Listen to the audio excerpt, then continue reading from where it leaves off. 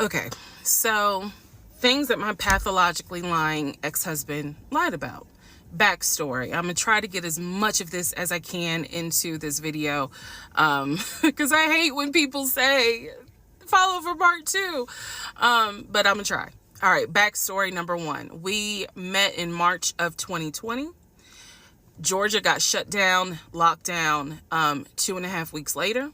We got married January of 2021, and we were divorced August of 2021. So keep in mind that this story is spanning March of 2020 until about June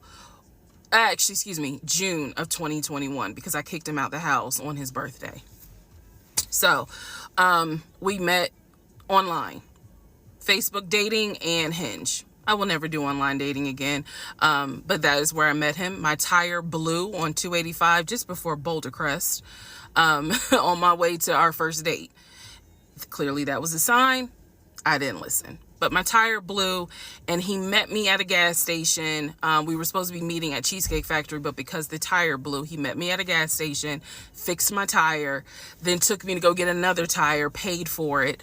And I just thought, oh my God, this is the beginning of a beautiful romantic story. Boy, was I wrong. So, things he lied about. Every morning he would get on the phone with his brother. We'll call his brother John.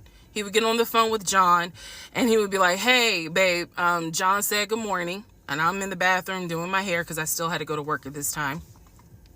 And so I would just say, hey, John, call out, hey, John. And, he would relay back and forth what I said to John, what John said to me. I never actually talked to John on the phone. And so he would be like, I can't wait for COVID to be over. Me and my girl, we're going to come see y'all. I can't wait for Auntie to meet her. Side note, his parents are deceased, excuse me. So he was like, I can't wait for you guys to meet her. Like, I know I'm gonna marry her. I know it. He said everything I wanted to hear. Love bombing 101. This man wrote the book. So he talked to his brother every day. He talked to his friends every day in front of me. He would be on the phone laughing, cutting up, cracking jokes, telling them, hey, she said, hey, just having conversation, like a normal conversation. I didn't think anything of it. It wasn't until he got kicked out of my house in June of 2021 that I found out every single phone call was made up. He was never on the phone. I don't know. Those of you who are watching, you're probably like, there's no way. Listen to what I'm saying. Everything I'm telling you can be verified. Every single phone call he ever had was made up.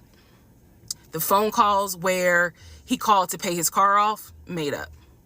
The phone call to the realtor when we were looking at houses, made up. The phone call to the bank for them to release the money for the house that he signed his name for, made up. Every phone call was made up. His brother, every day, he and his brother had not spoken since 2015 when his mother died. I found that out later on. He made up every phone call. He had no friends, but yet every phone call would be my friend this, my friend that. The second lie, his job. He told me when I first met him out the gate that he was a VP at his company. He had been transferred from California to Georgia, and he was in the process of, getting himself settled. He was looking to buy a house. His job was VP of a major condiment company. I won't say the name because I don't want to get sued. But he said that his job was VP at that company. It is fair to note he paid every bill. He paid all the bills. He gave me spending money. Like, even though we were quarantined, locked down in my little townhouse, again, this story was always he's trying to buy a house. So when we got together, it was we need to buy a house together. Like, this is forever. We're going to have a family. Let's go ahead and find a house. So the lie is that he was a VP at his company. And he maintained that lie every day. Truth is, he was a temp. He called me from work all the time. I may have to make a different video to explain how he was able to lie with the work stuff. So he would call me and he would pretend to reprimand employees who couldn't see that he had a Bluetooth thing in his ear. He would pretend to reprimand them in front of me. He would pretend to take phone calls from the company president who needed his help on something. He forged emails that he showed me from the company president asking him, you know, we need to get this up and running. We need to do this project. We need to do that. It is scary how brilliant he was and how much energy he put into the lie. But he was a temp. He was a temp forklift driver. There's nothing wrong with a forklift driver. But he was pretending to be a VP. Third lie, housing. He told me he was looking to buy a house. We got together and we started looking at houses. I found a beautiful 5-bedroom, 6-bath house in Smyrna, Georgia that was gorgeous. It was brand new construction build, and I love the house. The house was listed for $699,000. He showed me paperwork from Chase Bank saying that he was approved for a mortgage for $750,000. Yeah. I watched as he put in an all-cash offer on this $699,000 house. I watched him sign his name to a legally binding document for an all-cash offer. The reason why the house fell through was because the builder did not want to finish the basement. We were requesting that the basement get finished. He did not want to, so he declined our offer and took the offer of another couple who didn't need the basement finished. That's the only reason why that house fell through. I see now where God's grace protected me because, well, it really protected him because legally I was not his wife, so I was not on the mortgage for that home. So, third lie had to do with housing. Fourth lie had to do with baby. So, I got pregnant, lost the baby. I was sad at the time. I am not anymore. But lost the baby, had to have a D&C. When I was in the hospital, the doctor called him to let him know, you know, she'll be discharged. Because again, this is COVID. So you could not go in the hospital at the time when I had the surgery. So the doctor called him and said, you know, she's going to be released in an hour and a half. He pretended to be his own executive assistant. And so he said, you know, Mr. James is in a board meeting, but I'm his executive assistant, David. How can I help you? You can let me know what's going on. Obviously, the doctor wouldn't do that. So she just said, you know, please let him know that Miss So-and-so will be ready for pickup in an hour and a half. He told the doctor he's in a board meeting until about for about another 30 minutes, and then he'll be on his way. I should have only been in the hospital for an hour and a half. I was there for 3 hours. Because again, he was a temp forklift driver, so he couldn't get off work. But I didn't know that at the time. So those are just some of the things that my pathological lying ex-husband did. There's so much more. I have severe PTSD. And I know it's my fault. I know that I did not trust myself. I did not pay attention to the United Nations of red flags. I did not pray. And I am paying the consequences for that. So there's nothing anyone can say to me, girl, you was dumb. I was desperate. I wanted to be married. I wanted a family. And I thought it was my turn. And instead, I got pulled into something my brain could not even comprehend. And guess what, guys? What I just told you is only 5% of the story. So yeah, let me know if anybody knows somebody at Lifetime. And also, if any of you got any sort of gift cards for Stella Rosa Black, I'll take those as well. That's my story. Hi, and welcome. We all know why you're here. You're here for part of the new series that I am calling Who the Fuck Did I Marry? I'm going to create this playlist series, and I'm going to tell the story of how I met, dated, married, and divorced a real pathological liar. This is my introduction slash disclaimer video. First and foremost, I'm going to be truthful, even if it makes me look bad. I'm going to be honest, but I'm also not going to be disrespectful to anyone that was involved. I'm not going to use people's real names because I don't have their permission to do so, and the sister does not want any sort of litigation. I will tell you off the top, I have a sense of humor and I have sarcasm. So things that you see me laughing at, none of this is funny. But in order to get through it, I have to laugh. If I cry, I cry. I'm human. I'm a woman. This was traumatic. I'm going to do the best I can to upload as much of the story as I can, because I know people get so annoyed with the follow for part 4, follow me for part 17. I'm just going to do the best I can to keep uploading the videos each at a time. I'm going to go in order from the time we met until the time I got our divorce decree in the mail. So that is a lot of time to cover. Please give me the grace to just get it out. It may not be all in one day. It may not be all in 2 days. But what I can tell you is even if you don't necessarily see a video, I'm probably recording it and then I will upload it into the playlist titled, Who the Fuck Did I Marry? What else do I need to cover ahead of time? Because I feel like this video is important to give some sort of context. So that way when people jump into the series, they kind of can figure out, oh, let me start at the introduction video and then work my way through. A lot of the questions that you all have sent me will be answered when I start and tell the story in order. Everything I'm going to tell you can be verified. There are people in my life who can easily verify, yes, this did happen. Yes, he really did do that. Yes, he said that. Yes, she did go through that.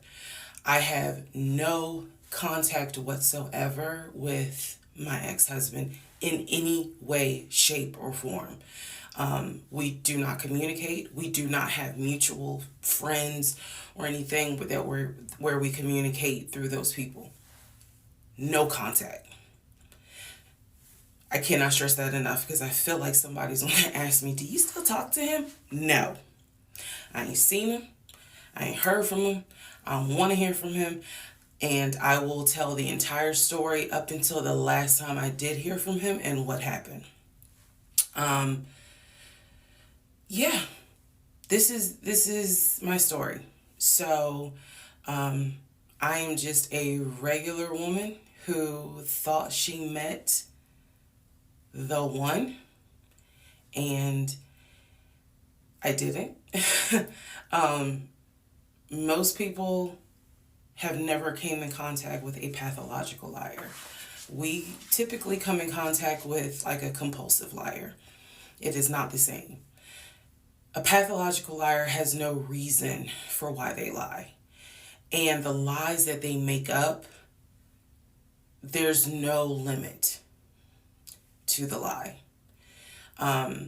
I was once a psychology major in undergrad. I didn't graduate with a psychology degree, but I'm very comfortable saying that he was a pathological liar. He was a narcissist. And yes, there was some in my opinion, mental health issues going on. Pathological lying part, absolutely. So I want to preface all this by saying, you're going to probably think, what in the world? There's no way this happened. Everything you're going to hear me say actually did happen. I never thought I was going to be in some sort of Lifetime movie, but I was. So I will read the comments as best I can. Like I said, I think if you allow me to tell the whole story, things will be answered.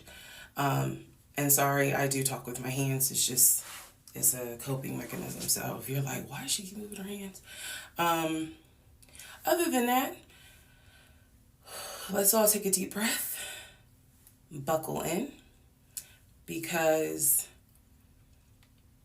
this was a fucking crazy ride. And if you think it's crazy, imagine how I feel as the person who lived it and had no idea what I was dealing with. I thought I knew, but I truly had no idea who the fuck I married. You like how I twisted that? Anyway. All right, y'all. This is the introduction, so welcome. Part 1 will be up shortly. Please excuse the hair, but here is part 1 of Who the Fuck Did I Marry? So I met my ex-husband around March 4th of 2020. We met on Facebook dating site, and we also matched on Hinge. I did not realize that he was on both under 2 different names. So one was his actual name, and the other one was a variation, like a nickname that he called himself. Different pictures. So it was a running joke between us. Oh, you ain't even recognize that you had matched with me on Hinge. No, I didn't.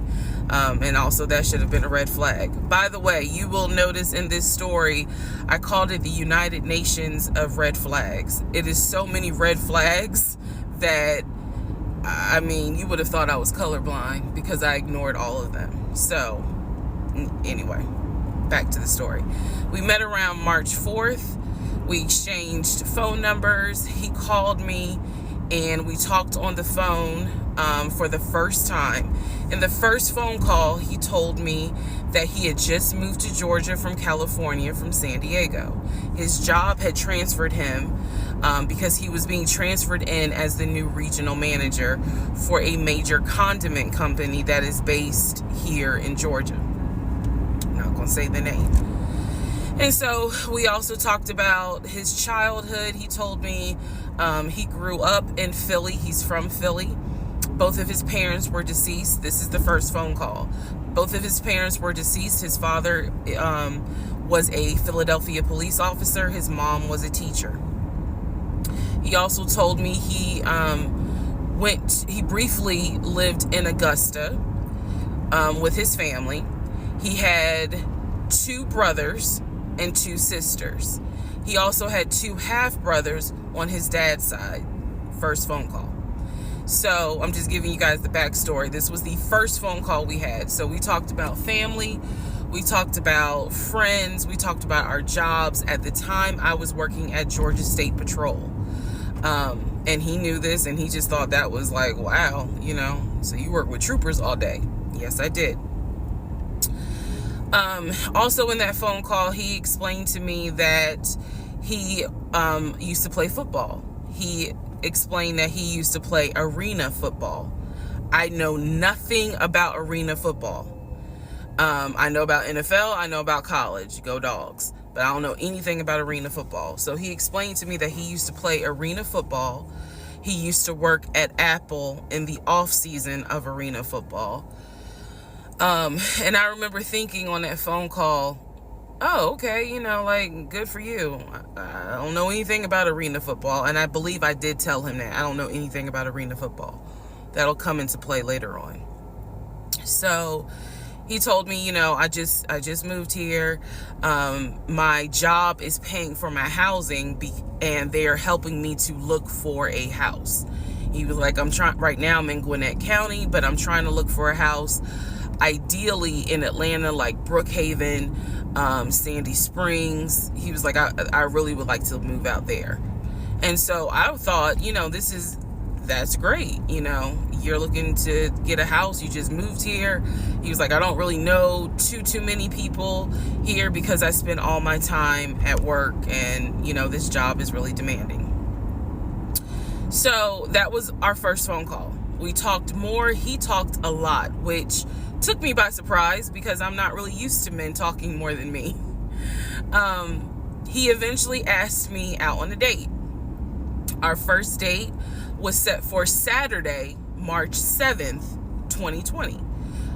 He asked me what was my favorite restaurant. I said Cheesecake Factory.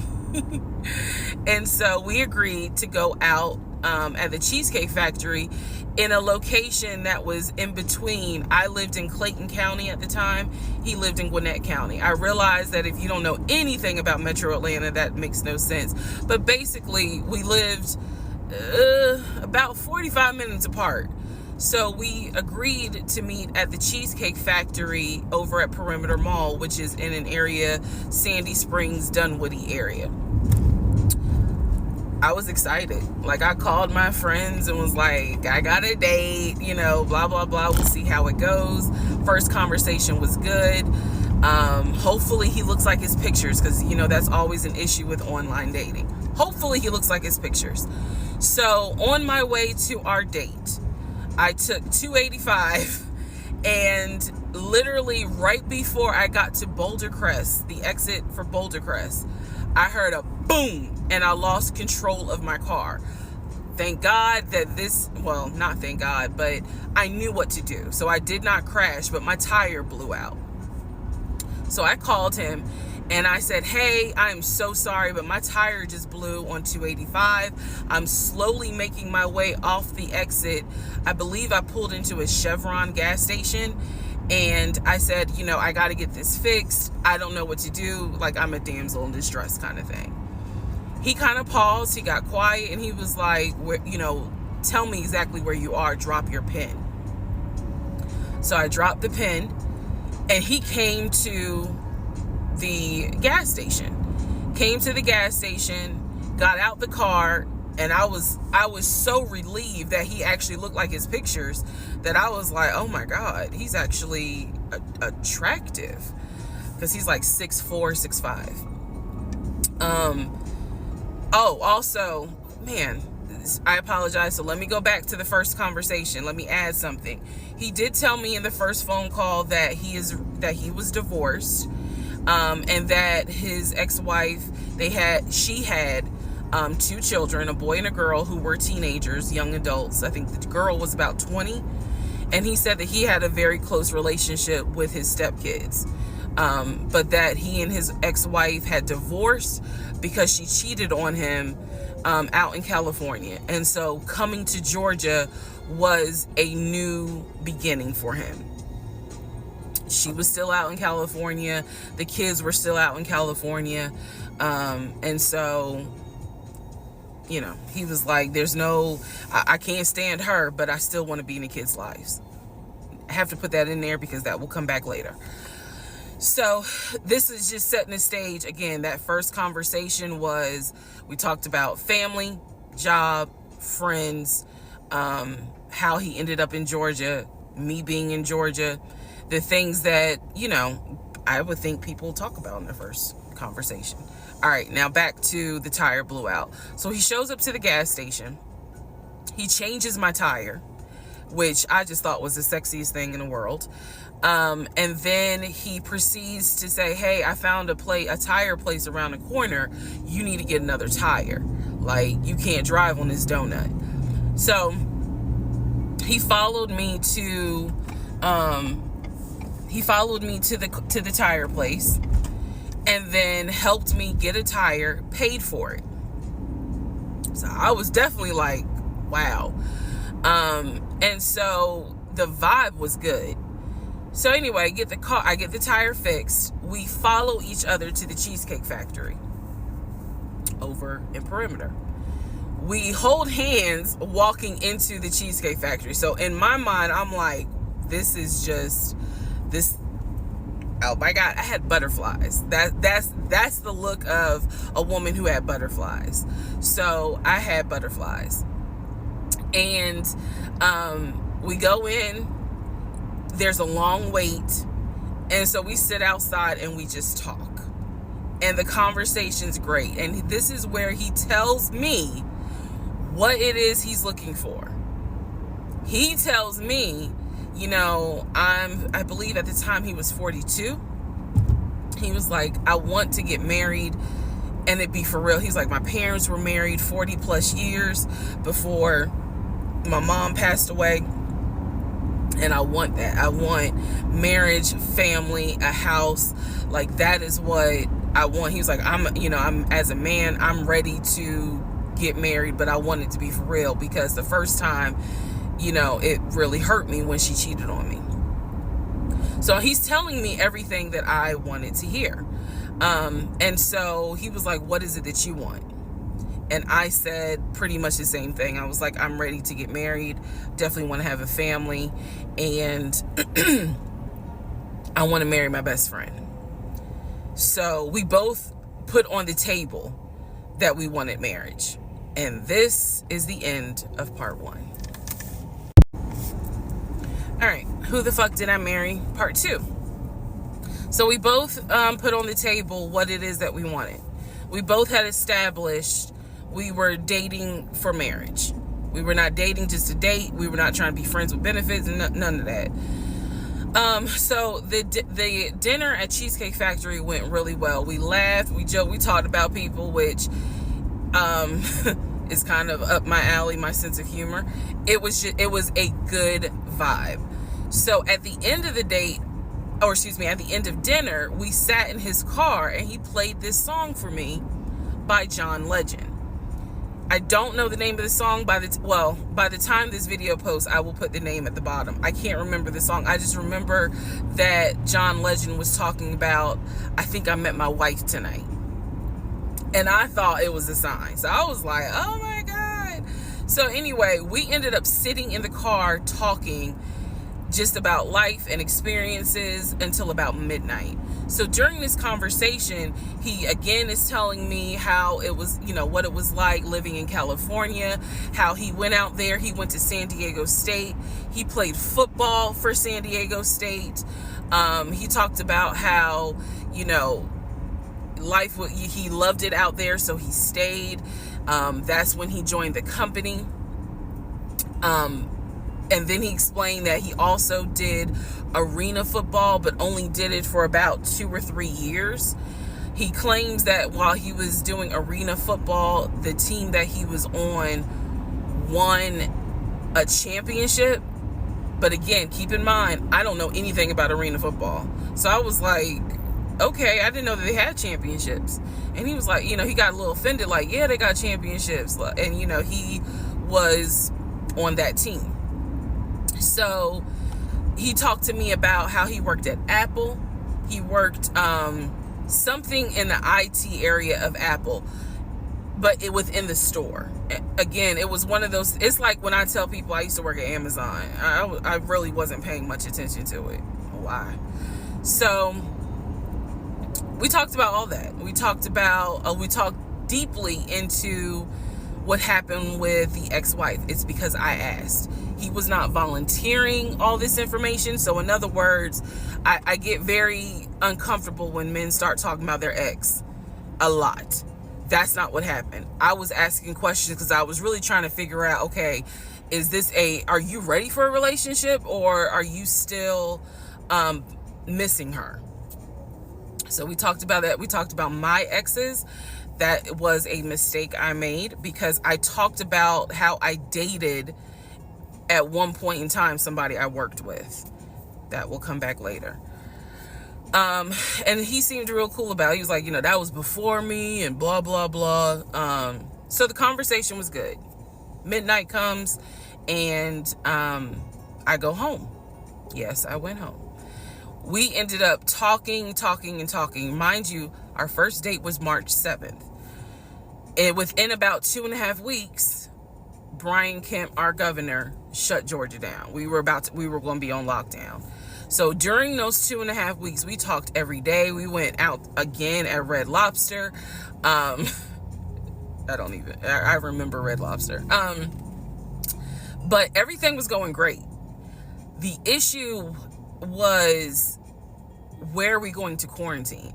So the question was, are we going to quarantine at his place, which he had like a studio type of situation. Like, it clearly, where he was staying, I was like, it's like a studio apartment, but he kept telling me like, this is temporary because I'm looking for a house. Like, he showed me the email from a woman who worked at the company where she was out on maternity leave, but she was putting him in contact with a realtor to help him find a townhome or a single family house. So I was just like, okay, this is definitely temporary. Like, he's not trying to stay here long term. And she was apologizing in the email. I'm so sorry, this should have been taken care of before you got here, but it wasn't. I saw the email. I read it. I read the email. So the decision was, we're going to quarantine at the studio, or we're going to quarantine in my house? First mistake I made. Well, there's a lot, but this was a mistake I made. So ladies, caution moment. During one of our dates, because keep in mind, in those 2 weeks, we were seeing each other quite a bit. Nothing physical or anything like that. Just two people who I thought were really on some, all right, let's see if this is going to grow into something. He came to my house. When he came to my house, I had a 3-bedroom, 2.5 bath townhome. He was in a studio. Now, I'm telling you guys all of this in order of how it happened. So some things I'm probably going to insert what I was thinking and the mistake I made. Can I turn this off? No. Okay, I still need that. And I say that to say that I did not realize inviting him to my home probably made his eyes go, oh shit, she's a keeper. She got this 3-bedroom, 2.5 bath townhouse, and I'm in like a little studio. Yeah, let me go ahead and pursue this. What I need to do to quarantine here. The decision was made, quarantine at my house. So the state went on lockdown. He came and stayed with me in my home, and for the most part, in the initial beginning, it was fine. It was fine. The reason why I hesitate is because I grew up in the church. So for me, it was really like an internal struggle of, bruh, you always said you would never live with a guy unless he was your husband. And now you living with a dude and he ain't your husband. Like, it was a struggle for me because I knew better.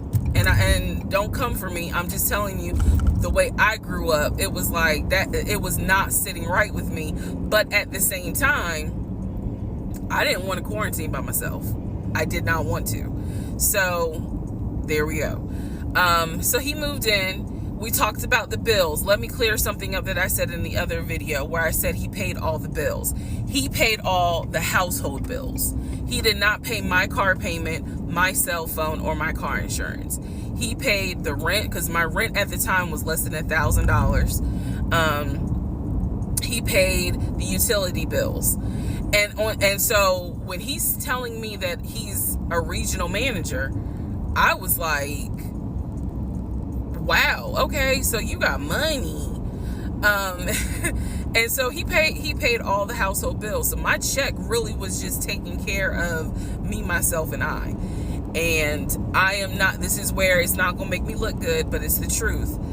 It was intoxicating to not have to worry financially about how to pay the bills.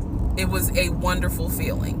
And so I kind of pushed to the side the fact that, yeah, you shacking up, because it's like, but your page, you don't have to worry right now. Like, he's taking care of all of April's bills before April even comes, because this was still March.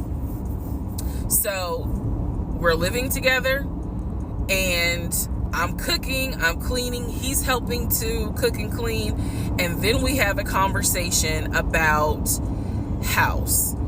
Is he still going to buy a house just for him, or is he going to buy a house where it's for us? Because we are going to try to make this thing work, be official, get married, have a family.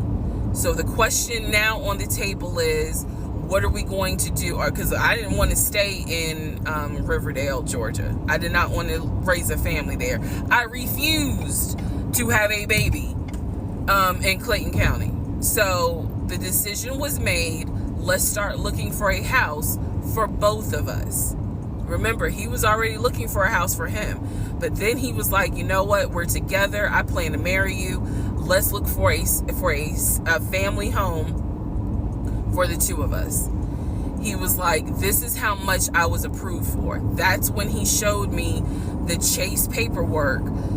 It was a letter stating that and it had the Chase emblem at the top.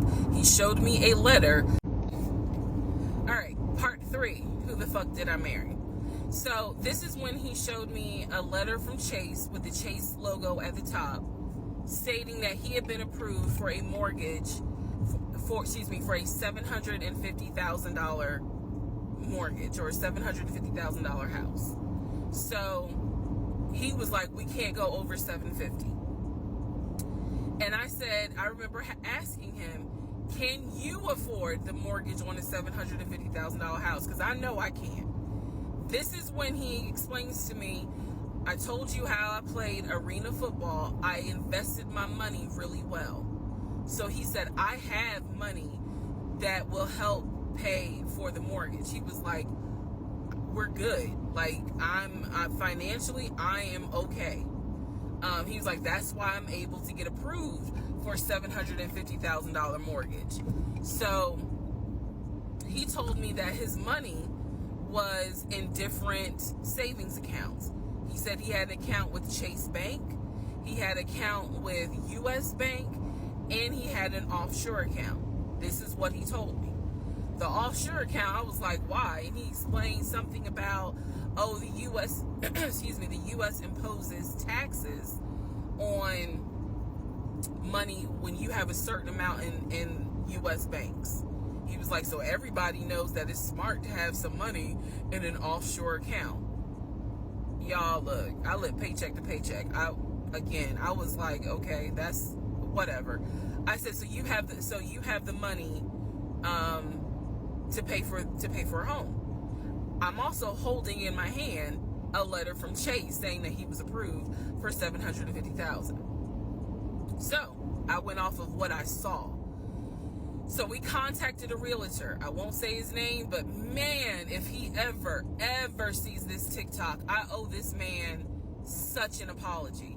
But we contacted a realtor who was based in Cobb County, because I was very adamant I wanted to move back to Marietta, Smyrna area in Cobb County, Georgia. He was fine with that. His whole attitude was, you're going to be my wife, happy life. So we met a realtor. I would find houses that I wanted to tour. Keep in mind that this was COVID. So at the time, we could not tour a home. It would have to be a virtual tour. So this particular realtor, we found a house in Douglasville, Georgia. Not Cobb County, but nevertheless, it's in Douglasville. I was fine with Douglasville. So we found a house in Douglasville, Georgia. The realtor did a FaceTime tour of the house. The house was really a nice home. 5 bedrooms, 4 baths. So we did a FaceTime tour of the home, and the home was listed, I believe, roughly 400 and something thousand. I really like the house. I could see myself living there. I could see us living there. I could see us with the kid there. This is now April, just for timeline purposes. This is April.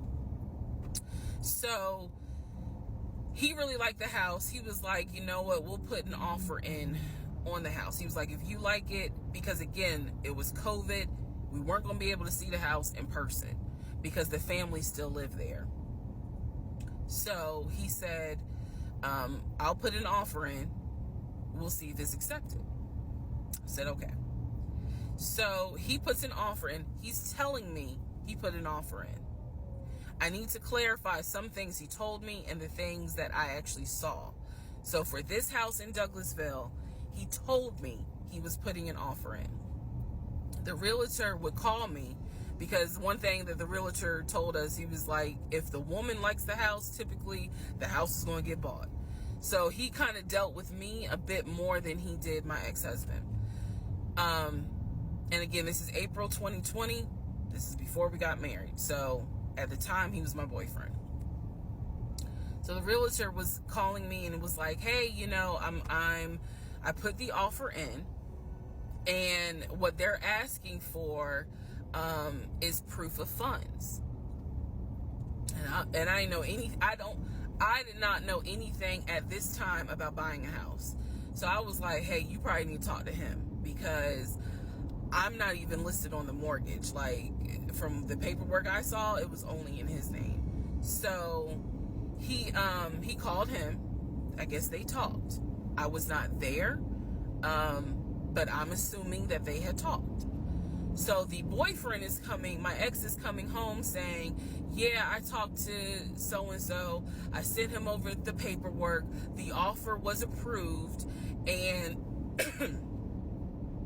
they are going to try to do a virtual closing. First, we got to do an inspection. If the inspection goes all well, then we have to do a virtual closing. He also told me that he put down earnest money on the home. He put down, I believe, $5,000. He said, I just transferred the money over to the realtor's account or whatever, so that it could be earnest money for the house. So I'm just like, okay, great. He was like, so realistically, this is April. We should be able to get in that house by June. Okay, no problem. So this is what he told me. About 3 or 4 days later, I get a phone call from the realtor, and the realtor is like, hey, I'm just checking to see what you guys want to do about that house. So I was confused. I'm at work, and I said, oh, I was told that he put an offer in. And the realtor was like, he did? I didn't know that he put an offer in. And I said, well, why wouldn't you know? Like, he told me he put the offer in, and he had paid earnest money, $5,000 earnest money. And so the realtor was like, well, let me call him and find out what's going on with that, because I didn't know anything about it. So red flag, of course.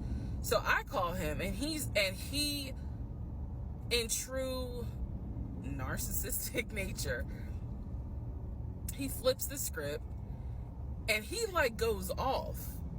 He's like cussing, going off, like he shouldn't, excuse me, I have the hiccups. He shouldn't be calling you. If he has a question, he should call me, because I'm the one that's on a mortgage. He was like, and now it's going to be an issue. And I said, well, did you put the offer in with him or not? And he said, no, I did not put the offer in with him. I put the offer in with a friend of mine who is a realtor, so I can give him the business. So I did not hear from that realtor again. So I was just like, is the house under contract or is it not? He was like, yes, the house is under contract. This is how crazy things work out. About 3 days later, on realtor.com, I'm looking at the house because I was trying to figure out in my mind how I'm gonna decorate. It shows the house is under contract. So, showed my boyfriend. My boyfriend's like, I told you it was under contract. He was like, I did you not believe me? And I ain't had the heart to say, hell no, I didn't believe you. Like, it seemed too good to be true. But once I saw the house was under contract, I absolutely believe that, okay, it's under contract with him. Like, yeah, we're about to do inspection. We are about to move. And so we had driven by the house because, again, keep in mind, a family's still living there. So we had driven by the house. At this point, he was like, I want us to start looking for furniture so that way we can go ahead and order it. So when it's time to move, the furniture is ready, because, it takes like 6 to 8 weeks sometimes for furniture to be delivered if they don't have it in stock. Like, he was very methodical and planning and saying, this is what we need to do. So we started going to Home Depot, Lowe's, because we had a printout of what the sellers were going to take. They were going to take the appliances. He had a printout. Let me be clear. He had a printout. So it said on there that they were going to take the appliances. So we needed to get a new stove, new refrigerator, new microwave, all that stuff. So we went to Home Depot and Lowe's, and I went ham. I chose all these new appliances, and here's where we get into the shopping. All right, part 4. So we go to Home Depot, we go to Lowe's. I'm choosing all these appliances. He's taking pictures of the SKU number. We had representatives helping us, and he basically explained to them, hey, we're buying a house. We should be closing sometime in June. Can we order this stuff now? Can I put a hold on it? Like, what can we do? Because we're not ready for delivery. I stood there as the Home Depot rep said, we can hold it in our warehouse. Like, you can buy something and we can hold it. People do it all the time, especially with COVID. So I watched him pay. I want to say it was about it was either $350 or $500. I watched him pay a deposit on a whole new set of appliances for them, and they were going to hold it until we were ready for delivery. I watched this. So I was like, okay, good deal. Like, we got the appliances. Next, let's go to Rooms to Go and Ashley Furniture and find actual furniture. So we went all around Rooms to Go. We went to Ashley Furniture. We went to American Signature. And I saw all these things that I wanted. Again, he's taking pictures of it. He was like, I can go online and order it. I didn't think anything of it because, again, I just saw that we held the appliances. So I was like, okay, that's fine. So April turns into May. May 2020 comes. This is where things start to get a little interesting. May comes, and obviously we had not done inspection. And I'm asking him all the time, what's the deal with the house? He was like, oh, because of COVID, they're trying to get someone to do the inspection. But the guy that they had, it was always something. The guy they had caught COVID, so they're going to have to get somebody else. And he's like 15 houses backed up, so it'll be a while. So at this point in May, I know I look crazy. In this point in May of 2020, I started recording audio diaries. I don't know why. It was something just made me just start recording my thoughts in an audio diary, and I still have them. And I would save them by the date, and I would just start talking about what's on my mind. So I was like, I knew there was something was nagging me, like, but I kept pushing it out of my mind. I was like, you saw, this is what I reminded myself. You saw him pay for the appliances. You know the house is under contract. You know that he told you that he's the one who put the house under contract. Why would, like, I remember saying to myself, why would he lie about that? This is so easy to verify. Why would he lie about that? Have you caught him in any other lie? And at the time, the answer was no. So I really was like, maybe you just aren't used to a guy who actually does what he's supposed to do. Like, I was questioning myself and then answering my own questions. So inspection didn't happen. Around mid-May, I found out I was pregnant. May 2020. When I found out I was pregnant, he was ecstatic and I was like, oh shit. The reason why I was oh shit is because number one, I'm plus size. Number two, because of my age, I felt like it was probably going to be a high risk pregnancy. And I wasn't married. And that nagged. I cannot tell y'all how much it nagged me. There was a lot of internal struggle in between. My family didn't even know that he had moved in at this point. I told them, that I was pregnant. Went to the doctor. Everything looked good. But again, because it was COVID, he couldn't go in with me into the actual room. So, doing any sort of ultrasound, doing the blood test, because my HCG levels were really high. So the doctor was like, hey, it might be twins. We don't know yet. You're still kind of early, along. They gave me a due date. The due date was January 26th of 2021. So yeah, May, found out I was pregnant. So there was now more of a push into, we got to get a house.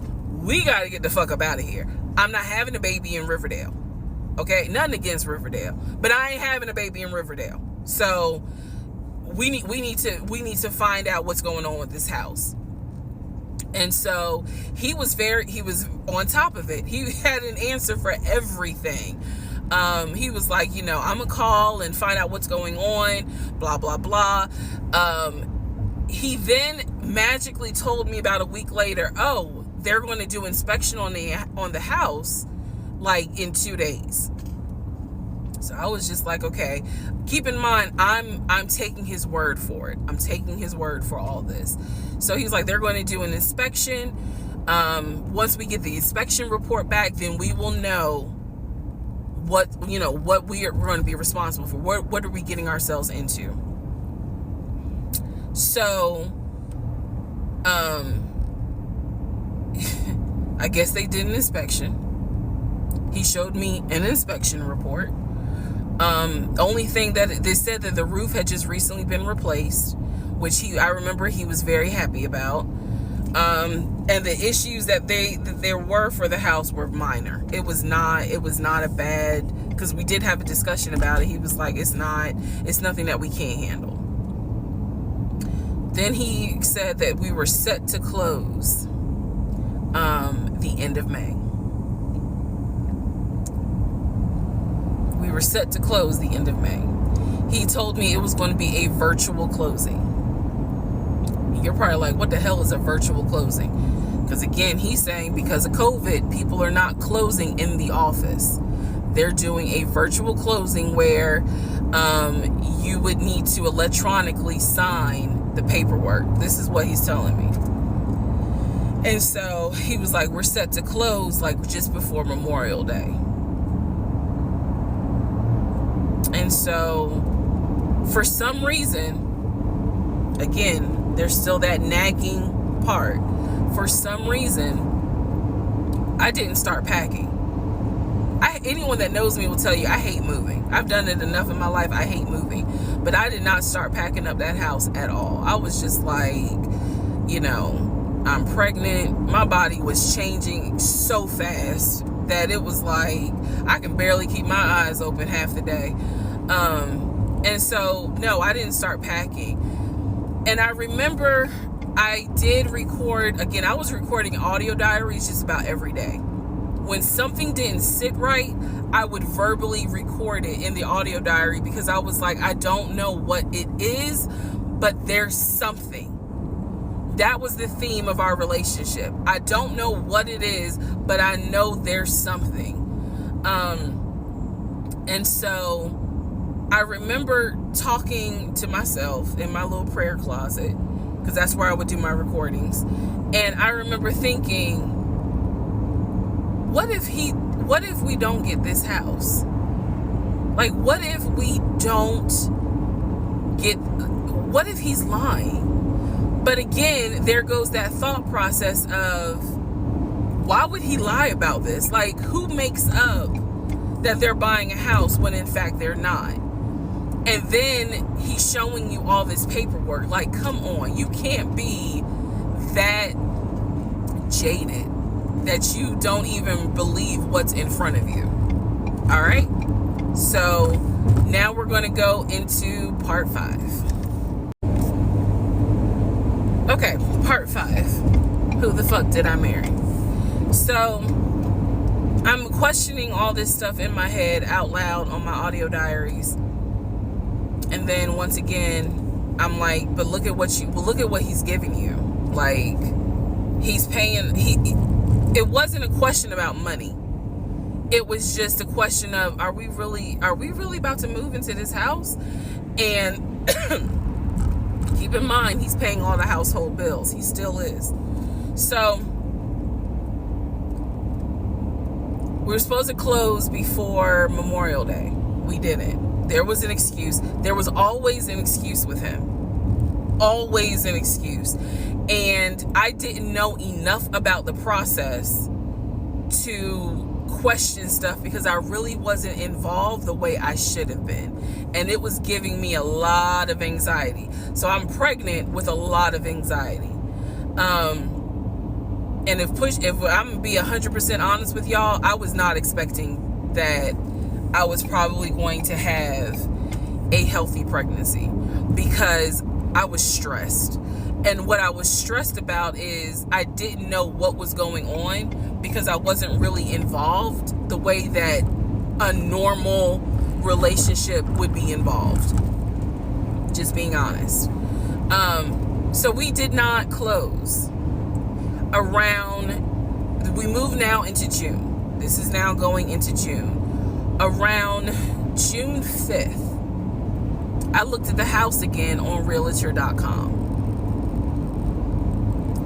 I don't know what made me do it other than, and I don't mean to sound super spiritual. I know that people are like, you know, you may or may not believe in God, but I'm telling you, I believe with all my heart, probably the Holy Spirit was like, look at that house on Realtor.com. So I looked at the house on Realtor.com. This was around June 5th. It showed that the house was off the market. And I remember being like, okay, wait, what does that mean? What does that mean? Because ex-husband is telling me we're about to close on the house. We're about to close. It's our house. We got furniture, he's also telling me that he's been in contact with the realtor, his friend, who was telling him, you know, this is what was happening next. Here's what's going on. So the guy that we initially worked with apparently is completely out of the picture. But again, I was not heavily involved. So I'm just like, let me look at the house. I see it's off market. What the fuck does off market mean? Like, now I'm really freaking out. So it shows the name of the real estate agent for the seller.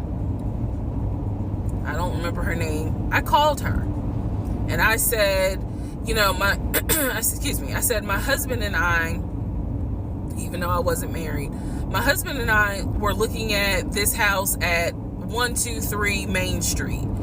And we really wanted to tour it, but now I'm showing it's off market. Is it not available? Or, you know, I pulled that card and she was like, oh, no, ma'am. The home closed yesterday. It closed June 4th. Again, there are certain dates I just remember.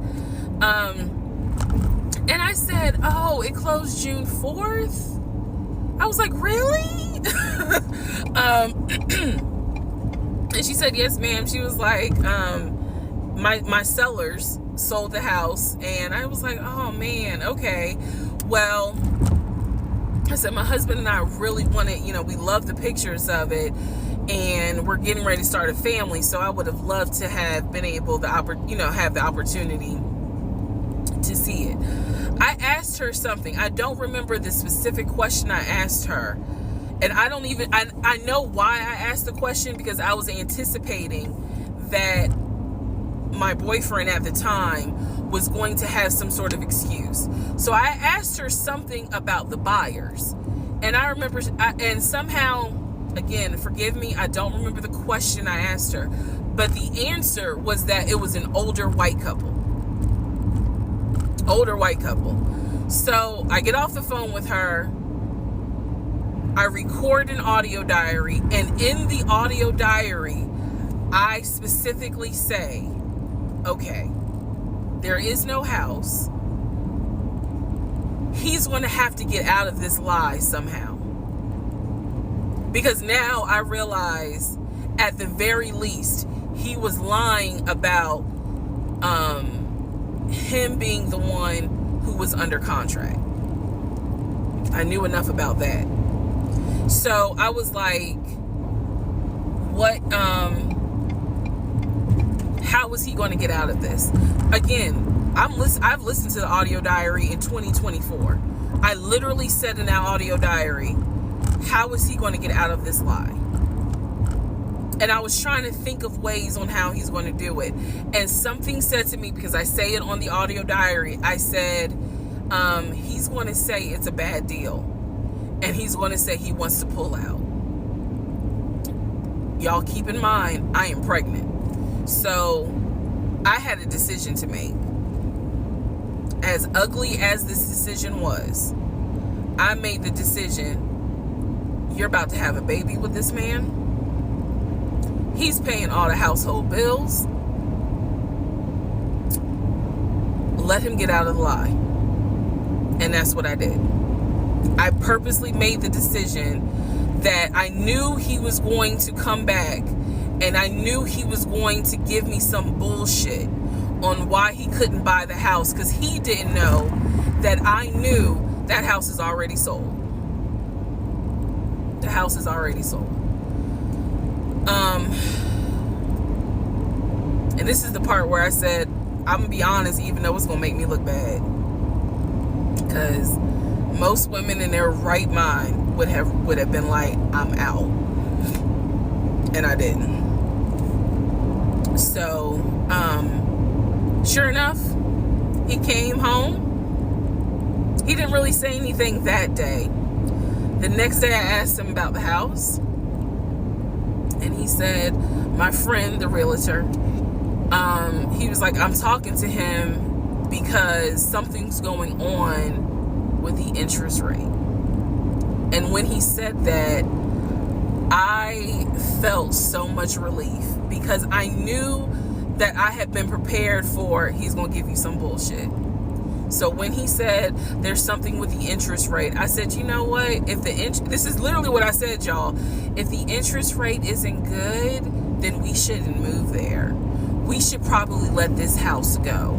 We should cancel whatever furniture we ordered, or, you know, appliances, and let's just look for another house. I said, I would like to be moved before the end of the year.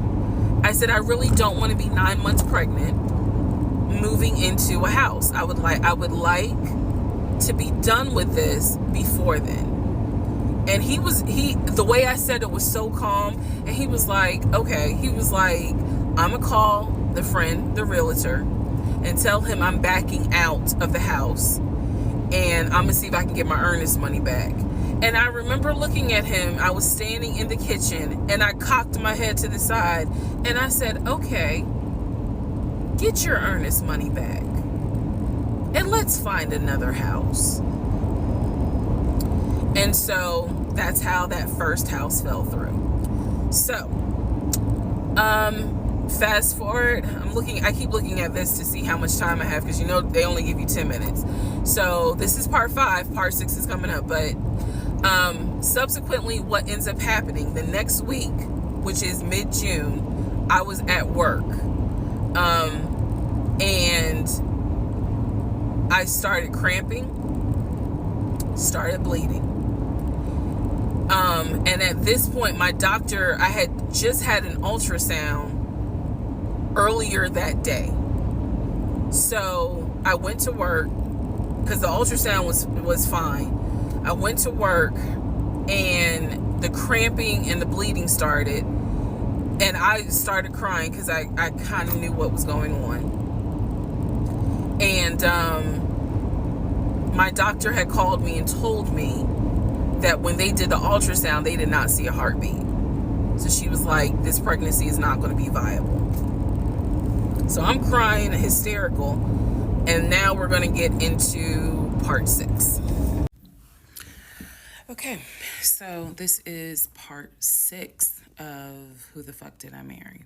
So where we left off. So obviously, my doctor had called and told me there was no heartbeat. The pregnancy was not viable at that point, and I was cramping and spotting at work. Went into my best friend's office and immediately started crying. She was like, "What's going on?" And I said, I told her what the doctor said, and she grabbed her keys, grabbed her purse, and was like, "Let's go. I'm taking you home."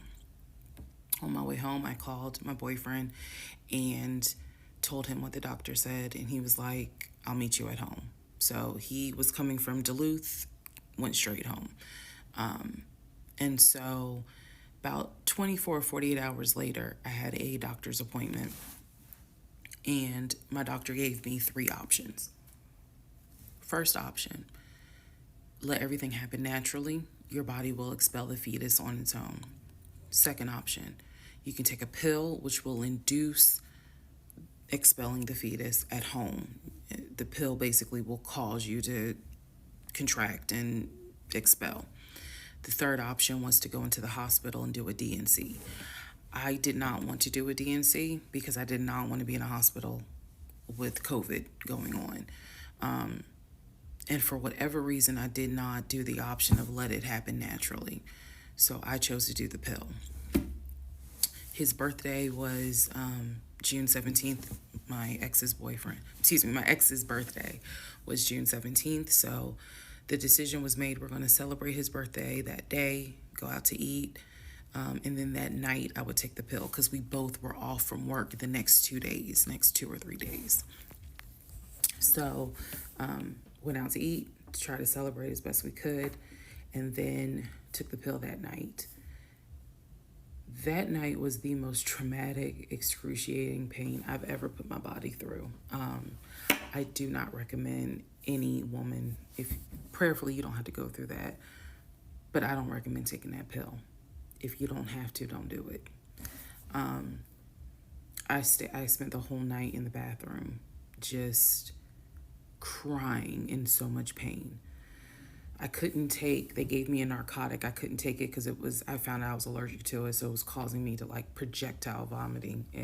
It was a mess. So, and he was right there. You know, he was scared that he needed to take me to the ER. But in the morning, the pain kind of subsided. So about 72 hours later, I had another doctor's appointment where the purpose of this appointment was to do an ultrasound to see if everything had passed. Everything did not pass. So because of that, my doctor was like, we're going to have to do a D&C. My D&C was scheduled for the first week of July. My boyfriend, my ex, was going to take me. That was always the plan. 2 days before my procedure, he comes home and tells me that he is up for a promotion. He's up to be promoted to VP. Because of this, the president of the company, is coming in, and it was going to be this huge business meeting he had to go to. The business meeting was scheduled for the day of my surgery. And so I'm throwing a fit because I was like, there's no way you can do that meeting. Like, I need you to take me to the hospital and all this other stuff. And so he offered to have his sister take me to the hospital. Apparently his sister lived in Douglasville. I was like, no, because I've never met her. Like, I'm not having a stranger take me to the hospital. No, this is a private situation. I don't want to do that, blah, blah, blah. So my aunt had offered to take me, and then my friend who took me home from work had offered to take me. So at that point, we get into an argument because he's like, my sister is you about your family, so why can't she step in? And I was like, nah, because I don't know her. Period. I don't know her. So my friend offers to take me to the hospital because I was all distressed that he's saying he has a business meeting and he can't take me.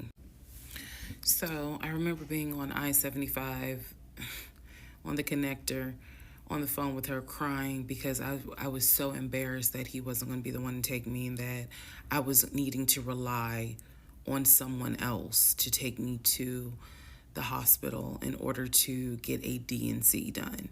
And she was really great. She was like, girl, this is why you have a village. Like, it's okay. Things happen.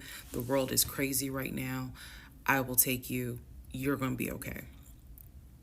So he did not take me to the hospital for my DNC. My friend did. She could not stay because of COVID protocol. So when they wheeled me into pre-op after I got checked in, I texted him and was just letting him know, hey, here's the update. I'm about to, I'm in pre-op. They're going to get me prepared to go back to the surgical ward or whatever. And the response I got was from his new executive assistant named David. Now, when he told me he was up for the promotion, he did tell me that part of getting this new job would be that he would get an executive assistant named David. And he did tell me, I'm going to make sure that I inform David if you get a text from this number, meaning from me, pull me out of the meeting because, my fiance's having a procedure done and I'm picking her up. So it's important that you come get me if it's something serious. So I text him. David responds. He said, yeah, Mr. Blah Blah told me that you are having a procedure done. If you need me to get him, I can go get him. He's in a meeting. Just let me know what you need. And I just said, no, don't bother him. I'm just giving an update that they're about to take me back. And David responds and says, I'm so sorry you're going through this. Please let me know if there's anything I can do. So I have the procedure. I wake up and I am now in recovery. I should be in recovery 45 minutes up to an hour and a half. I wake up, first thing I ask, and I remember asking, is where is so-and-so? The nurse who was so sweet, she was like, everything went well. You're doing great. She said, we spoke to your fiance. He's on his way. So I said, okay, I kind of dozed back out, but I could still hear everything that was going on. I just could not keep my eyes open to save my life. So I hear her talk to the other nurse, and that's when she said, yeah, Dr. So-and-so called her fiance, and his executive assistant picked up. And the executive assistant said that he was in a business meeting and that, you could relay to him what you need to say, and he'll tell the fiance. And my doctor was like, hell no, HIPAA, I need to speak to him. So apparently my fiance called the doctor back about 30 minutes later, and the doctor informed him she'll be ready to be discharged in about an hour. You can make your way and come pick her up. He said he was on his way.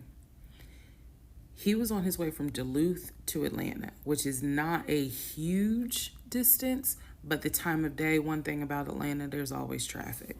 So he should have been there within the hour. I should have only been in recovery an hour and a half. Let's go to the next part. Part 7, who the fuck did I marry?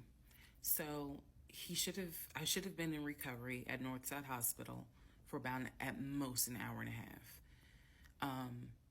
Subsequently, I ended up being in recovery between 3 to 3.5 hours. The nurses kept calling my ex, asking what's the status, because they were actually getting ready to do a shift change. So they kept calling, asking what's the status, like, where are you? I want to say that they called a total of 3 times and they spoke to him twice. So at this point, I knew that they were all like, where's her fiance? Like, what is going on? He said he was stuck in traffic, and so he was making his way there. He eventually did get to Northside Hospital, and they wheeled me down because, again, he couldn't come in just because of the protocols. So when I got in the car, and I'm in pain, but yet drugged up, couldn't keep my eyes open, I was just out of it. But I remember him calling my aunt and my mother and letting them know I picked her up. We're on the way home. Let me get her settled, and then I'll give you guys an update. I remember that. What I did not know was that he had texted my aunt and my mom and asked them to not bother me for like a week. Like, just please don't reach out to her. Let her just rest. I am from New Jersey. I am from an African American family. You don't tell my black mama or my black aunt that, please don't bother her for a week.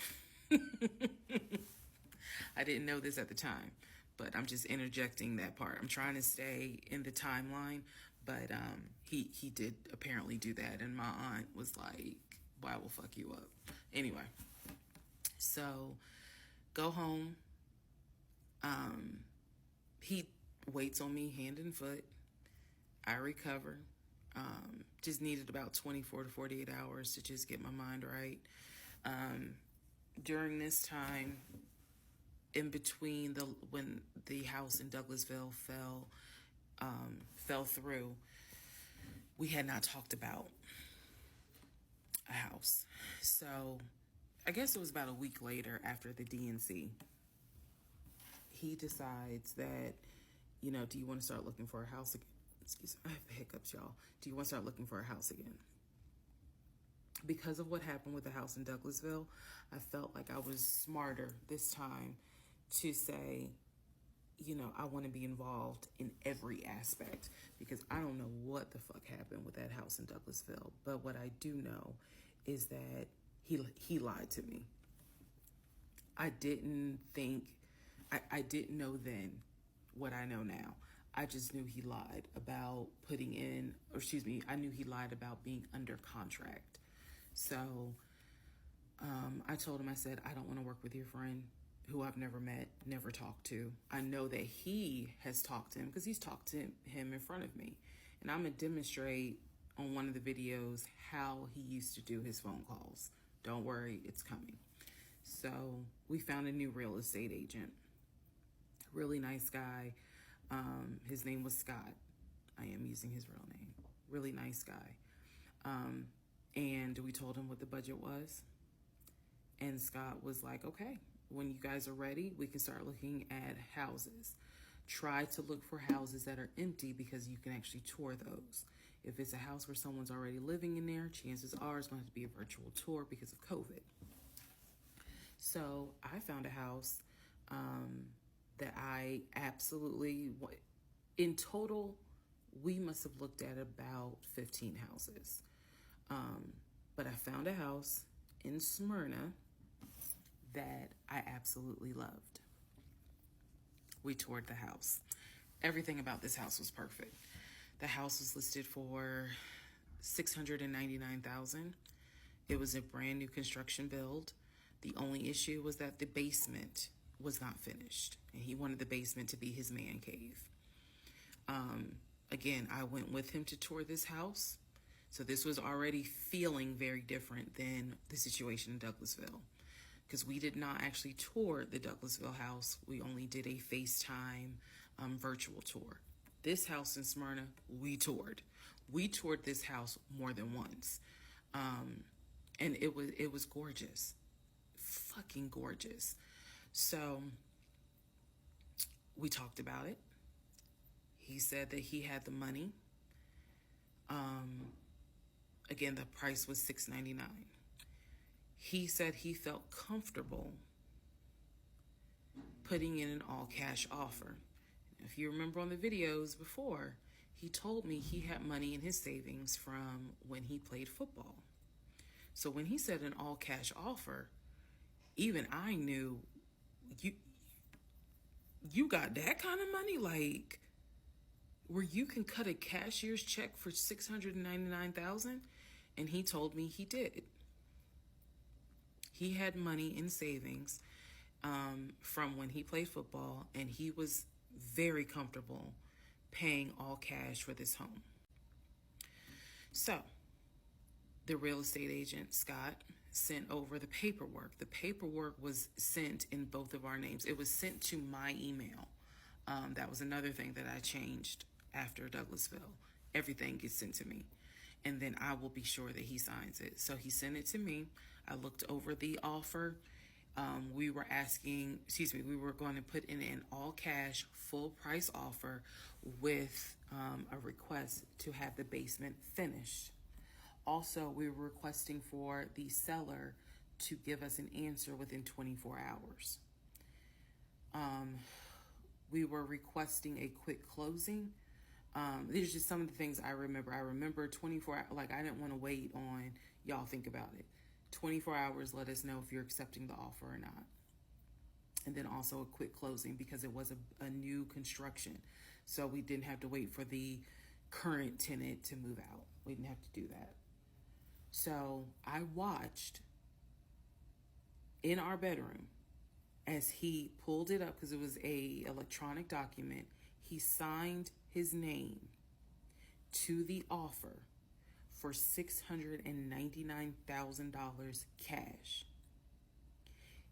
He requested again, the seller let us know in 24 hours if they were accepting the offer. So we submitted the offer at around 6 p.m. We were requesting that by 6 p.m. the next day, they let us know if the offer was accepted or not.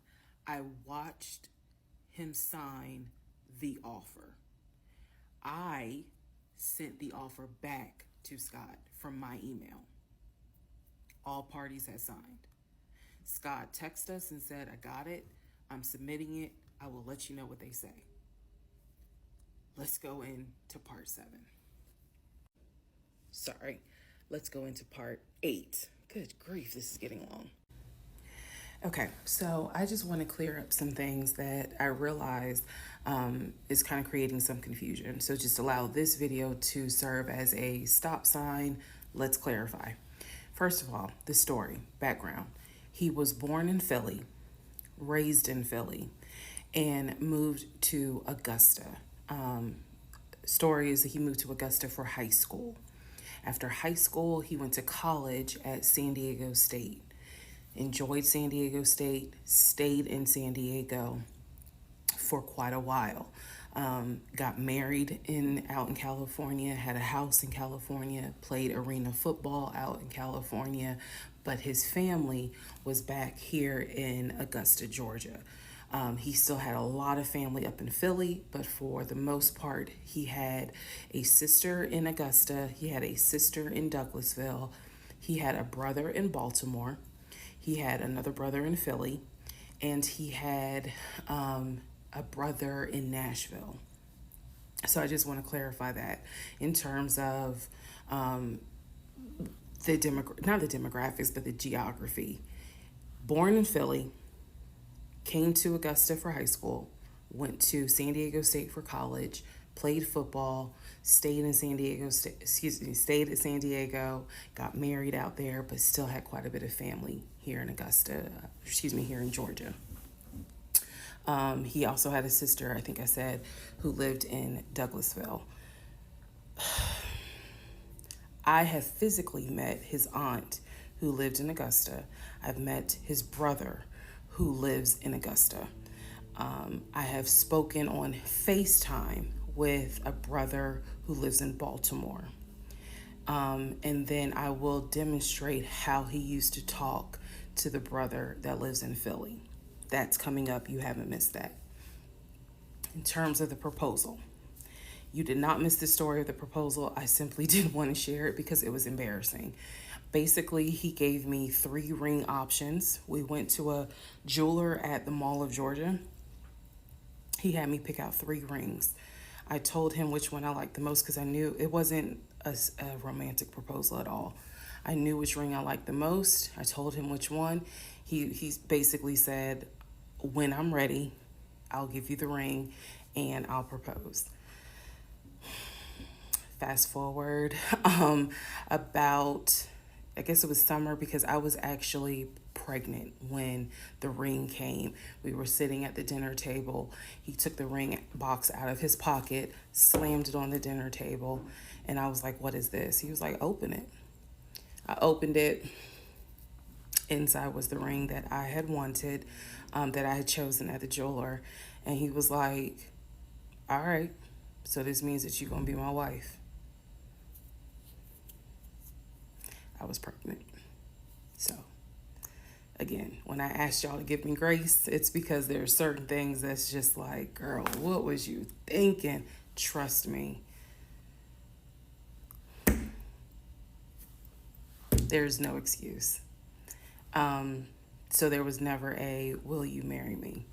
It was more of a, we're living together, we're having a baby together, we need to get married, because the backstory also was that his dad was a retired police officer, but at one point his father was a pastor.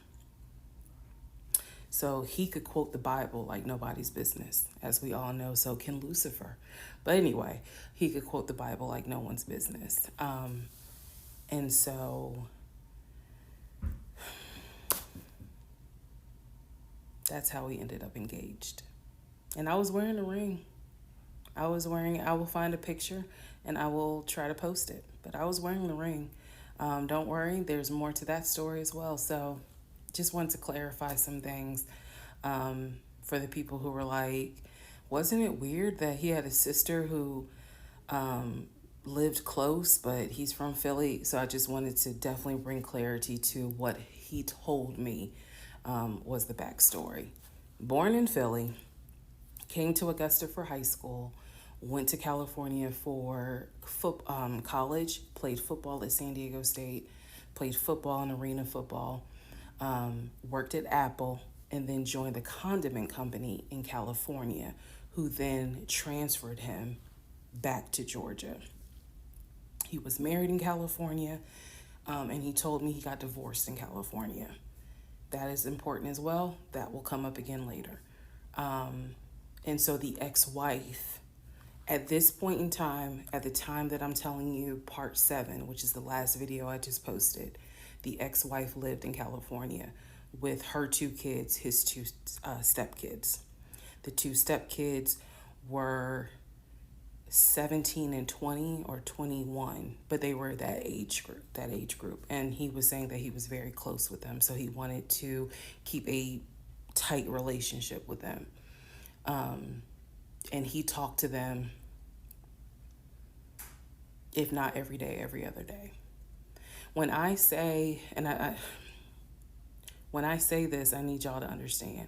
When I say that he talked to someone, it means that he was on the phone in front of me talking to the person. I hope that, because I will touch back on this. He was on the phone in front of me talking to the person. So he talked to his siblings every day. He talked to his aunt almost every day. He talked to his family the way I talk to my family almost every day. And again, I will demonstrate how he used to do the phone calls. I will also demonstrate how he used to do the work phone calls, because he called me every single day from work. And he would talk to people while he was on the phone with me. And I could hear people in the background. But that's a whole nother part. So again, buckle your seats. I promise I'm reading your comments, I'm reading your questions, but I wanted to bring this video just to clarify some stuff. Hopefully this helps. And honestly, I know people are fascinated by this, but more than anything, I hope that there's a woman watching this and she's saying to herself, okay, it's time for me to ask some questions. That's my hope. All right, part 8 of Who the Fuck Did I Marry? So we submitted an offer on the house in Smyrna. I sent it over to Scott, our realtor, and next day comes, Scott asks if we can take a phone call. So he calls us and tells us that the offer was not accepted and the builder did not do a counter offer. We don't exactly know why. We don't exactly know why he didn't accept it, but the bottom line is that we figured out later on that he didn't want to finish the basement. So the offer was not accepted. The house fell through.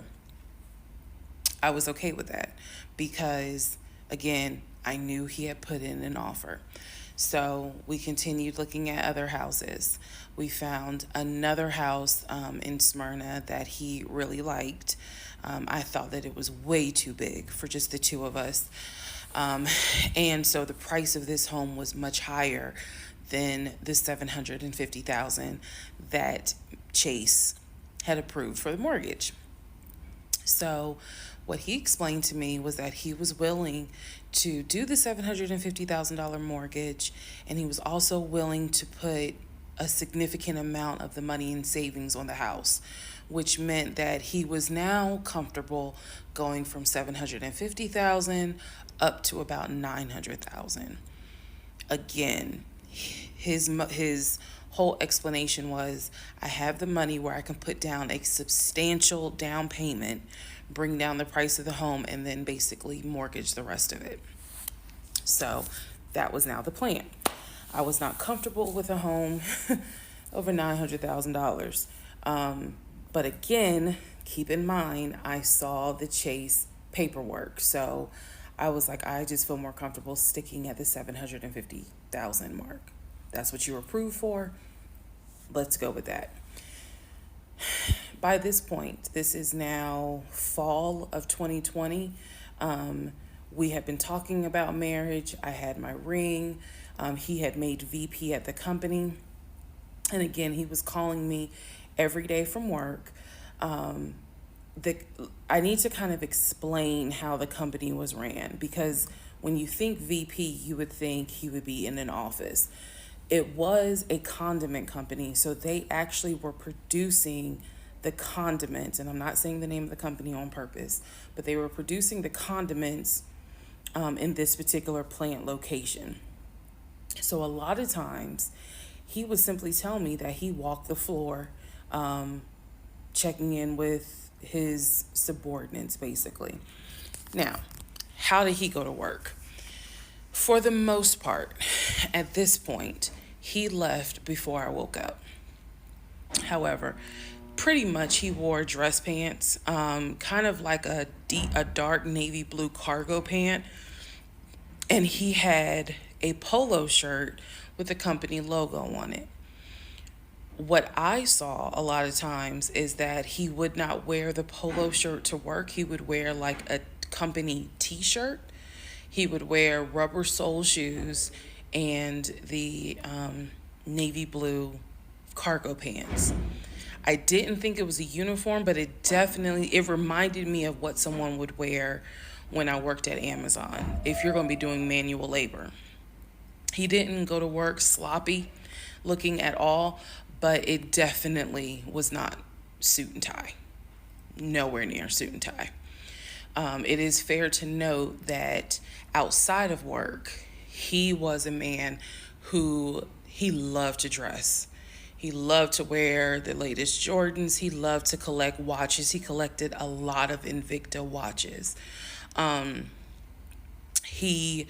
He loved to collect hats. He wore hats, baseball caps everywhere because he didn't like the shape of his head. So in terms of how he dressed casually, the man, he could dress. In terms of how he dressed for work, yeah, he didn't dress like a VP. But his excuse was, I'm constantly walking the production floor, and I can't be in a suit and tie walking the production floor where they're creating the condiments that we're selling.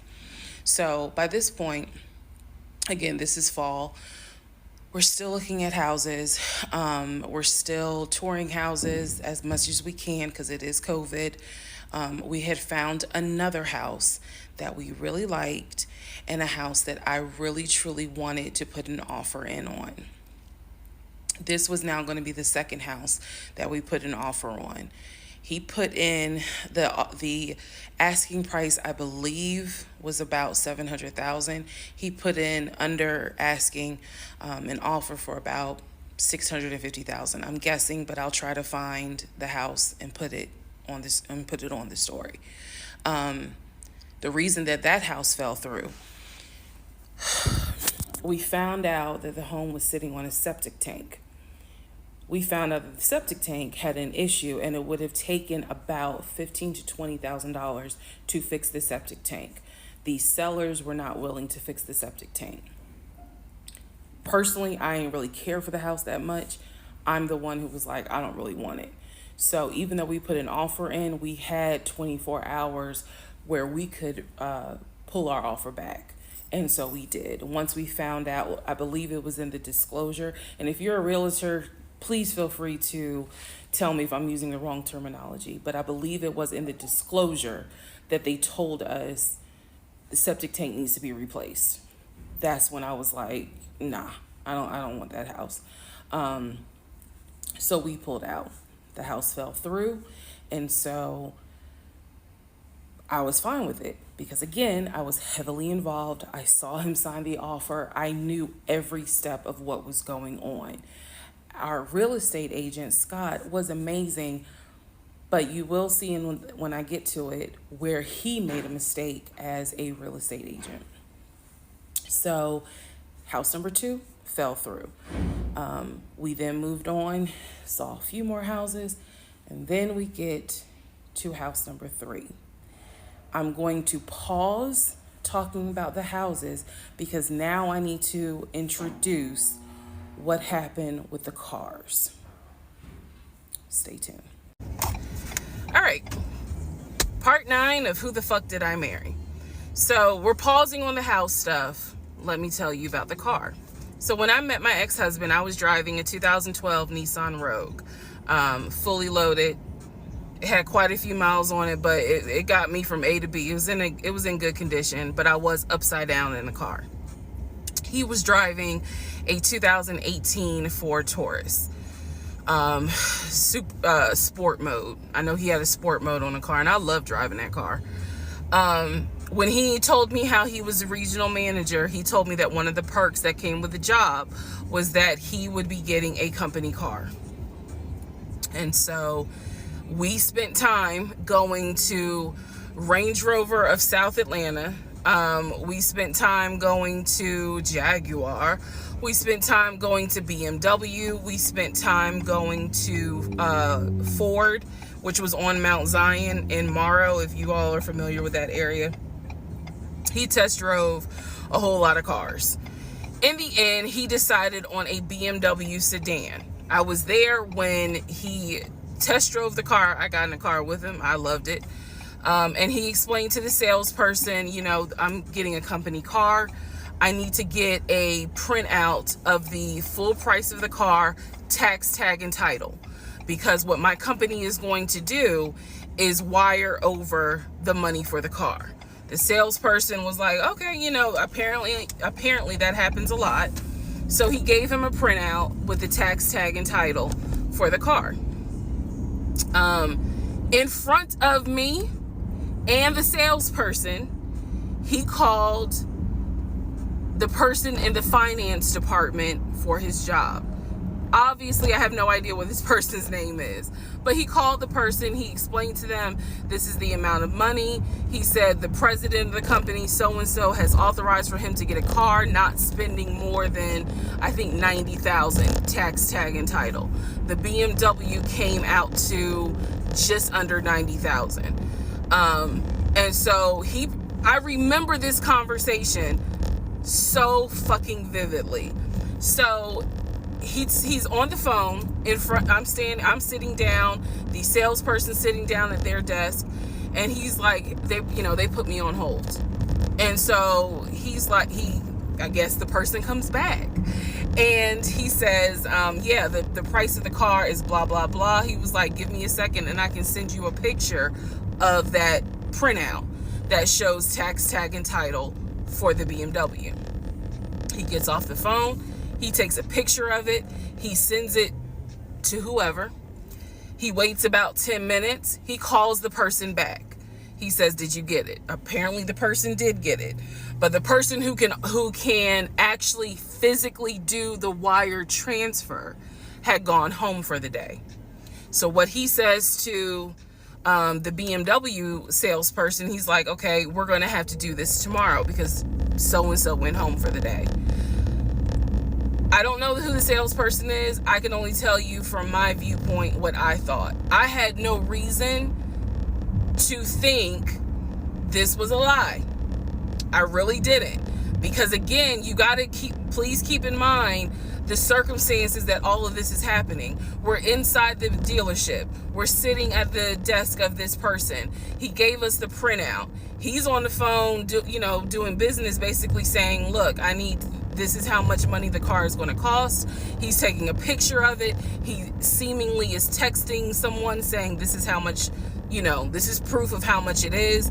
Then he asked the BMW salesperson, I need your wire transfer information. The guy got up, rushed over to, I guess, their finance area to get the bank wire information, because obviously you have to wire it a certain kind of way.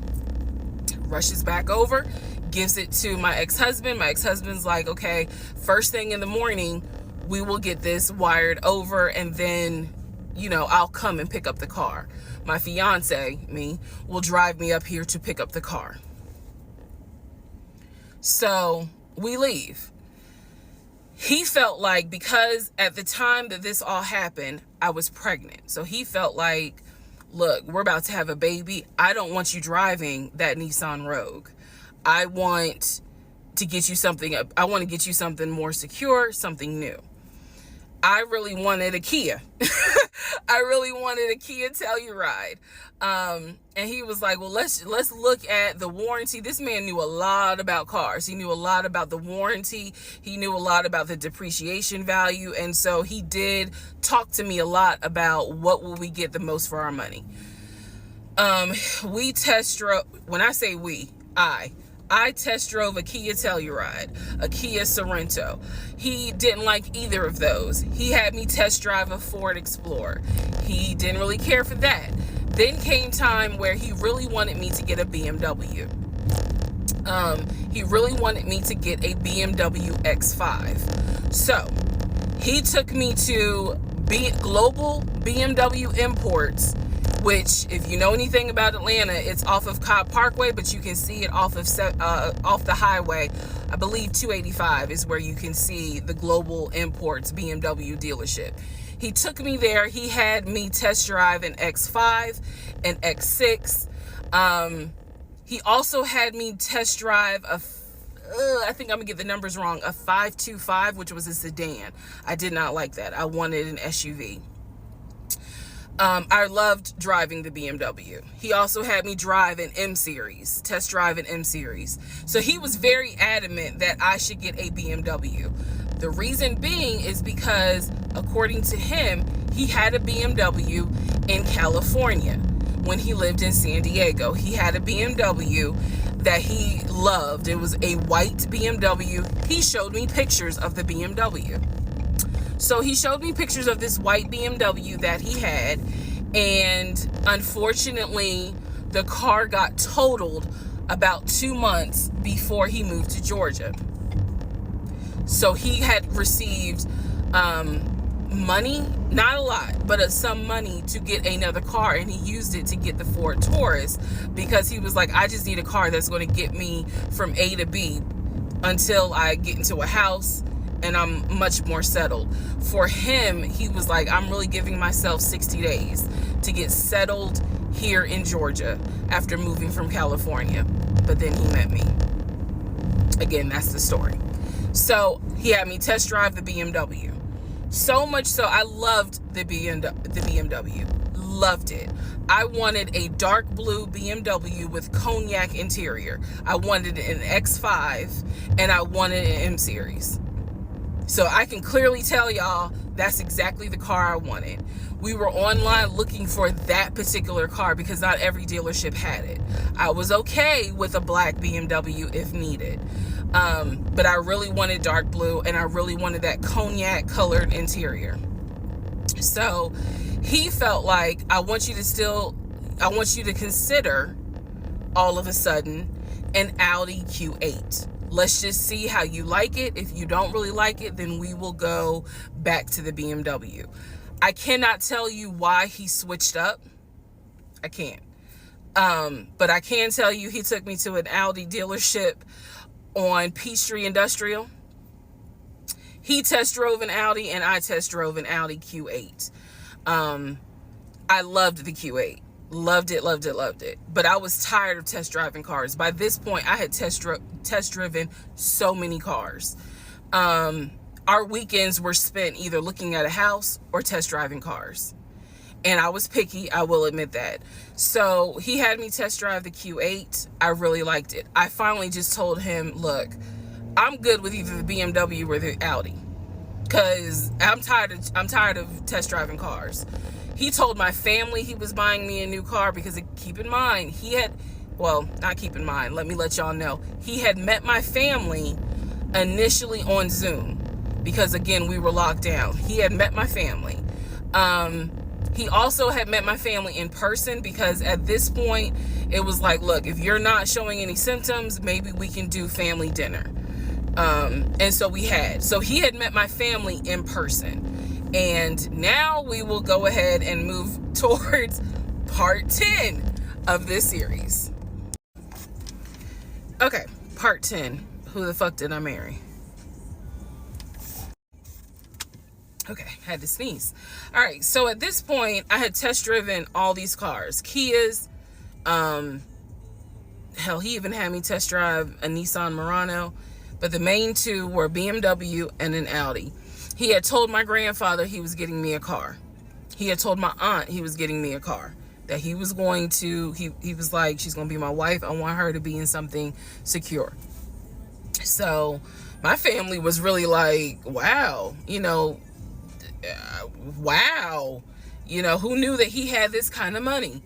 And so I hated the fact that he did that because anytime he got around my family, here's another red flag to put in the United Nations of red flags. He would always talk about money and he would always brag. I never realized it in real time. I didn't realize it until I was out of the situation. He always bragged about the fact that he could fight, the fact that he had money, and the fact that he played football. Those are the three things he always bragged about. Back to the cars. So I told him, I was like, pick one between the BMW and the Audi because you said you buying it. So pick one. So this man chose the Audi. So he takes me to the dealership. I wanted a white Q8. He does give me the printout of how much it's going to cost, tax, tag, and title to get this Q8. Gentleman who's helping us gives him the printout. He's saying he's going to pay this money for the car out of the savings account that's offshore. That's the story. That's what he's saying. So he apparently is asking the guy, is there a holding fee? Can I pay a holding fee to secure this car while I'm working to get the money transferred? Because obviously with COVID, it's going to take long for the banks to transfer the money.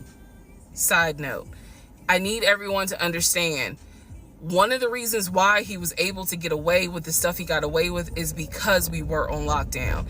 It's crazy because it's now 2024, but I don't know, do we all remember how it seemed like a lot of stuff stopped in 2020? Now, keep in mind, that's not an excuse I'm making because shit still got done. But in terms of business as usual just was not happening in 2020 at this time. So when he's saying, oh, it's going to take a while for the bank to transfer the money, the gentleman who was working at Audi he didn't make a face. He didn't blink. He was like, I know it's going to take a while because of COVID. So basically what ends up happening is we leave. He has the printout. He calls the bank, or he calls his financial advisor, who does have a name. The financial advisor's name is Eric. I feel comfortable using certain people's names, especially if we find out they didn't exist. So he calls Eric. He tells Eric in front of me, hey, I need to transfer $72,526, whatever the amount was, because I'm buying a car for my fiance.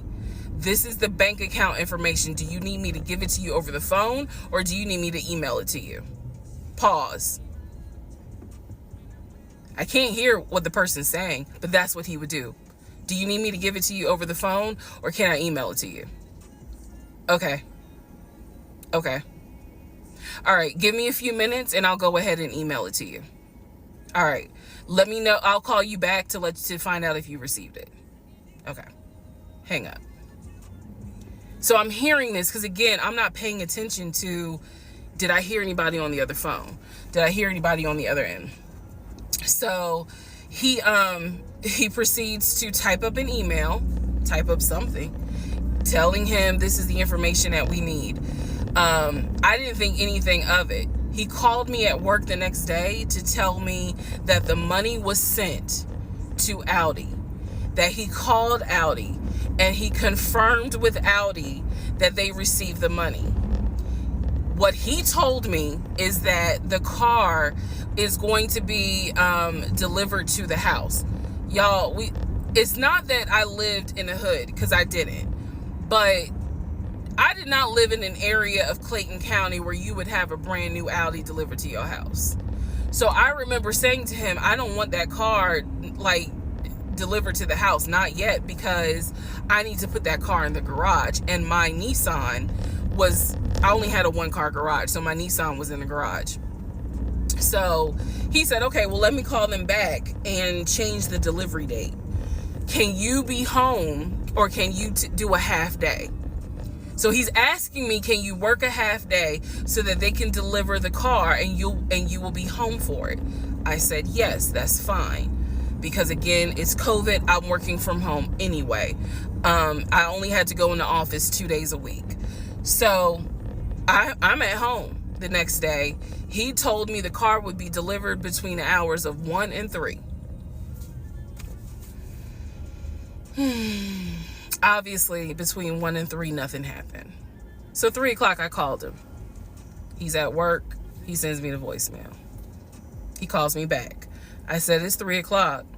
No one ever came with the car. What's going on? And then I remember I was like, well, do I need to call Audi myself? Because I thought that you handled it. But if you didn't handle it, do I need to call them? And so whenever I would suggest I will handle it, he would get very, very defensive. Red flag number 472. So he was like, no, I will call Audi. Don't do anything. I'll call Audi and find out what's going on. Okay. So I'm at home chilling, cooking dinner, normal night. He calls me back and says, yeah, the car was stuck on the truck in Spartanburg, because apparently that's where their deliveries come from.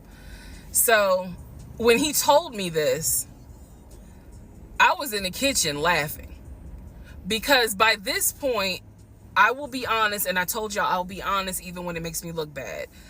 I was guilty of, on one hand, I believed him, and on the other hand, I was like, let me see what lie he come up with. Let me just see. But keep in mind, my brain was really not rationalizing, not comprehending how deep the lie was. I just thought that no one told him the car was going to be delivered, and he made that up. I had no idea how deep the lie went. So he said, the car's in Spartanburg. It should be delivered this weekend. The weekend came, he had a whole other excuse. I don't remember what the exact excuse was as to why the car was never delivered. I do remember we got into an argument and I was like, don't even worry about it. I'm gonna get a new car my damn self. I don't even need your help. Which is probably one of the worst things you can tell a narcissist, because they love to be the hero, you know, it's all about them. But I was like, don't even worry about it. I'll get, when I have the money to get a car myself, I'll do it. I don't want to hear anything else about a new car. I don't want to hear shit else about a car. Because at this point, I was spending way too much time trying to figure out, are we getting a car? Are we getting a house? Like, what the fuck is going on? Always there was an excuse. So when I told him I don't want to hear anything else about a car, and I am not going to a dealership to test drive another car, that ended that whole discussion right there. So this is where I'm going to interject what I believe was happening. I believe that my ex-husband is the type of person, he gets off, nut. He gets off on you being excited about something that he knows you will never get. So I believe that he enjoyed going to car dealerships. He enjoyed watching me test drive a car and get excited about it, knowing I was not going to get it. It is the level of cruelty. And again, I'm telling y'all stuff that I found out way later on. It is the level of cruelty that I still cannot comprehend. So the whole issue about the BMW and the Audi, I think he just enjoyed seeing me get excited and then pull it away. Part 11 coming. All right, part 11. So for this part, I'm just going to give you some backstory on the family. Pause all the stuff about the house. Pause the stuff about the car. This is backstory on his family, my ex-husband's family. All right, follow me. My ex-husband's parents, mom and dad, are both deceased. Mom passed away from cancer. Dad passed away shortly after her. I'm not sure what he passed away from. So he has a number of siblings. He has two, with his parents, he has two brothers. One is older, lives in Philly. One is younger by 2 years, lives in Nashville. He has two sisters. One, Shantae, is older, lives in Douglasville with her husband and two kids, a boy and a girl. Younger sister, Kim, is the baby, lives in Augusta with her husband, worked at, I think he told me, Procter & Gamble. That was the story. He had two half brothers that were through his dad. One brother lived in Baltimore. The other brother lived in Augusta. The brother that lived in Augusta, I have physically met in person, shook hands, hugged, all that. The brother that lived in Baltimore, I have FaceTimed with, talked to him. The brother that lived in Philly, the older brother that he looked up to, I have never talked to him on the phone. I would always talk to him through my ex-husband. So the conversation would be like, hey babe, brother so-and-so said hey. He didn't call him brother so-and-so. We'll call him John. John said hey. Hey John. I would be in the bathroom doing my hair, brushing my teeth. Hey John. And he would be like, did you hear? He said, how you doing? I was like, I'm good. How's he doing? Because that's just me. And so he would relay back and forth. He talked to John every day from starting around July after the grandmother passed away. He would talk to John every morning. We both would be getting ready for work and he would be on the phone with John. They would be talking for 30, 40 minutes, talking about football, talking about other siblings. They would be talking about cars. It was really like not a big deal. They would talk about the brother in Baltimore. They would talk about the brother in Augusta. And then they would reminisce. This is the conversations I could hear. Let me explain. When I say I can hear a conversation, what that means is I am physically standing near him or next to him where I could hear him with the phone up to his ear talking to someone, because it wasn't me. Okay? I may not hear the other person because the phone call may not be on speakerphone. But what I hear is, for example, I hear, "Hey man, what y'all doing? Oh, for real? Y'all barbecuing this weekend? What y'all making? Oh, that's what's up. Nah, I think me and her gonna stay in this weekend because, these numbers is looking crazy with COVID. Yeah, she over here. She's sitting right here. She watched the TV. Okay, hold on. John said, hey. Hey, John. You heard her? Okay. All right, bruh. I just wanted to check in on you. That's the type of conversation I'm explaining. Okay, so I hope that gives a little more clarity about the type of conversations I'm hearing. So, I don't know why this light keeps going out. Okay, so that's how he would talk to his siblings. The grandmother passed away. He called me around April or May and told me that his grandmother passed away. His grandmother, on his dad's side, had died suddenly from COVID. She had symptoms. She went to bed and did not wake up. He was distraught. He was crying. He wasn't eating.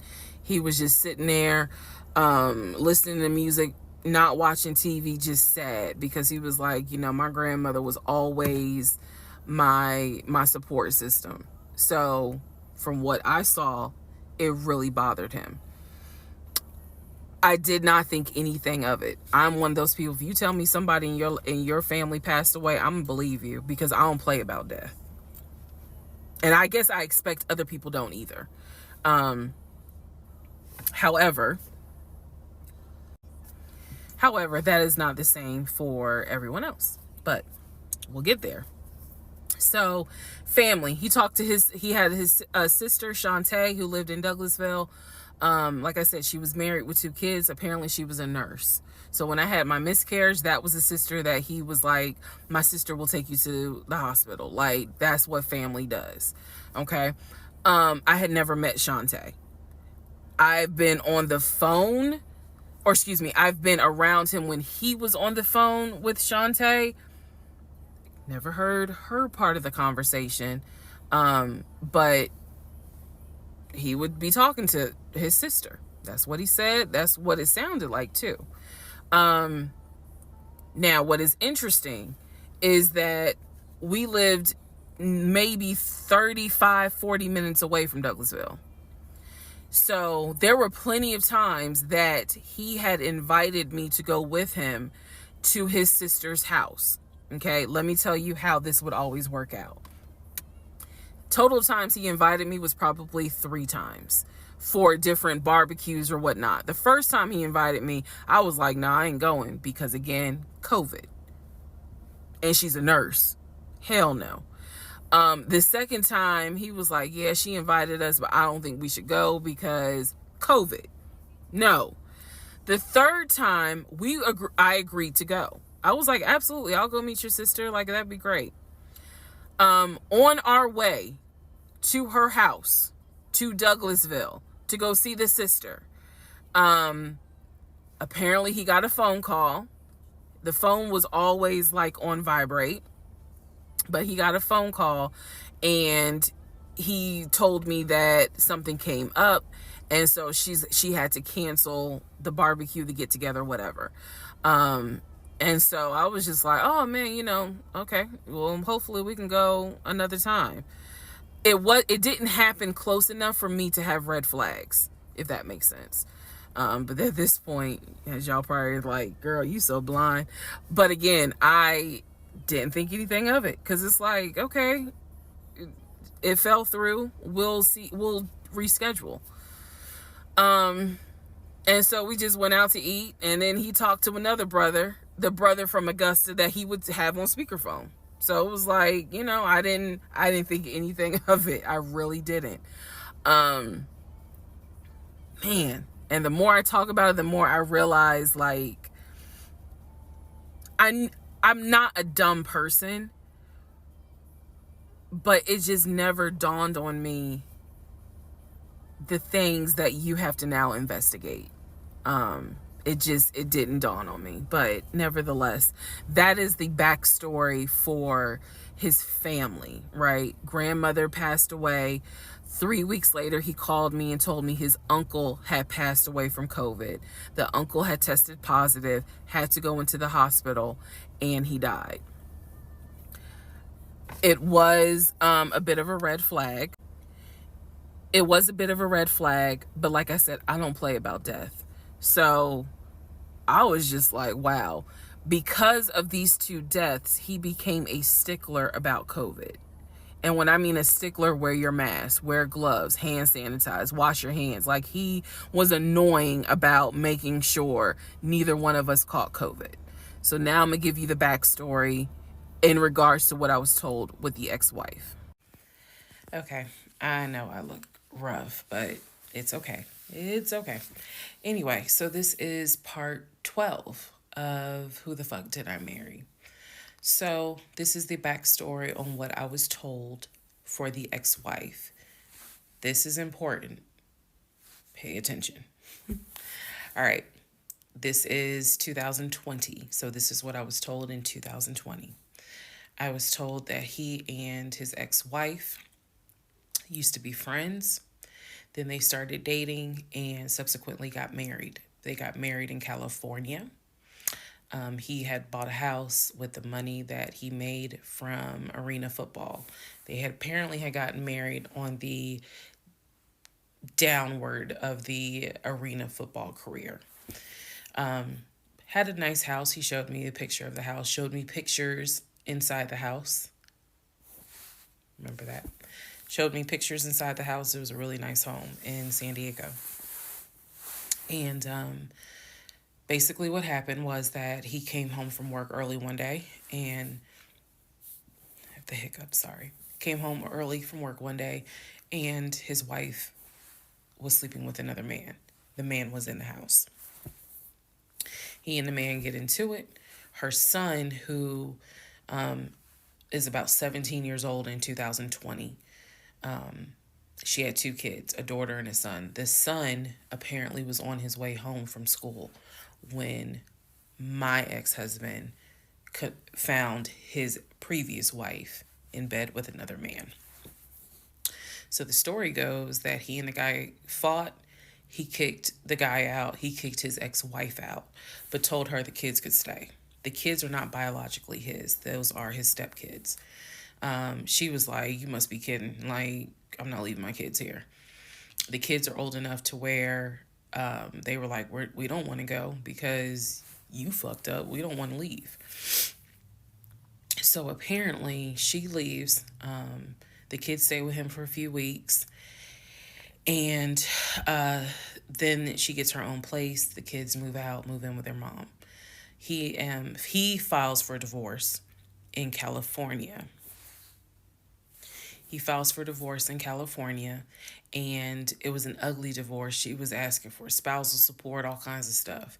And then it turned into, I'll help you with the kids, not child support, but just I will give you some money for the kids, because apparently he was very close to the kids and he wanted to keep a relationship with the kids. Their biological fathers, apparently there were 2 fathers, their biological fathers were not in the picture. So the divorce starts out contested and ugly, eventually becomes amicable. Eventually they become cordial with each other. So my ex-husband moved. This is all before he ever met me. So I'm telling you the story of what I was told in 2020. So eventually, about 2 years later, is when his job approached him about an opportunity to transfer to Georgia. And so he took it. New beginning, fresh start. He has family in Georgia. He took it. He told me this story pretty much the second or third conversation we had. So it was always from the beginning that she had cheated he caught her, and he had filed for divorce, but he was still close to the kids. They still had a great relationship. I've heard him on the phone with the kids, just encouraging them, helping the 17-year-old like with homework. The kids really apparently wanted to meet me, and I was fine with that. He would send them money, if they needed something, because he loved the kids as if they were his own. I'm telling you the story as I was told it in 2020. So, let's see, around April or May of 2020, he informs me that his ex-wife has moved to Georgia. Apparently, she's staying with her sister in Gwinnett County. So she has moved to Georgia. The 2 kids are now in Georgia. And so when he tells me all this, I'm like, so what's that supposed to mean? Now, I will say this. He never made it seem as if she wants him back. He never presented that. It was always, no, we're cool for the kids. We're cool for the kids. But he's never presented that she was trying to get him back. I feel like it's fair to her for me to say that. And again, stay with me. It all comes out. But that was the backstory in regards to the ex-wife. That they got married in California, they divorced in California, and then she eventually moved to Georgia, to Gwinnett County, after he had transferred to Georgia for his job. He did tell me that, every now and then he'll get a text message from her. He told me that he, told her when I was pregnant. He felt like she needed to hear that from him instead of hearing it from the kids. And we got into a bit of an argument about that, but honey, in the big scheme of things, anyway, so we got into an argument about that. I felt like that's none of her business. But that's the overall backstory of her. So remember, because there will be a quiz, but just remember, he met her in California, married her in California, divorced her in California. She moved to Georgia, to Gwinnett County, after he moved to Georgia. Are we clear? Okay.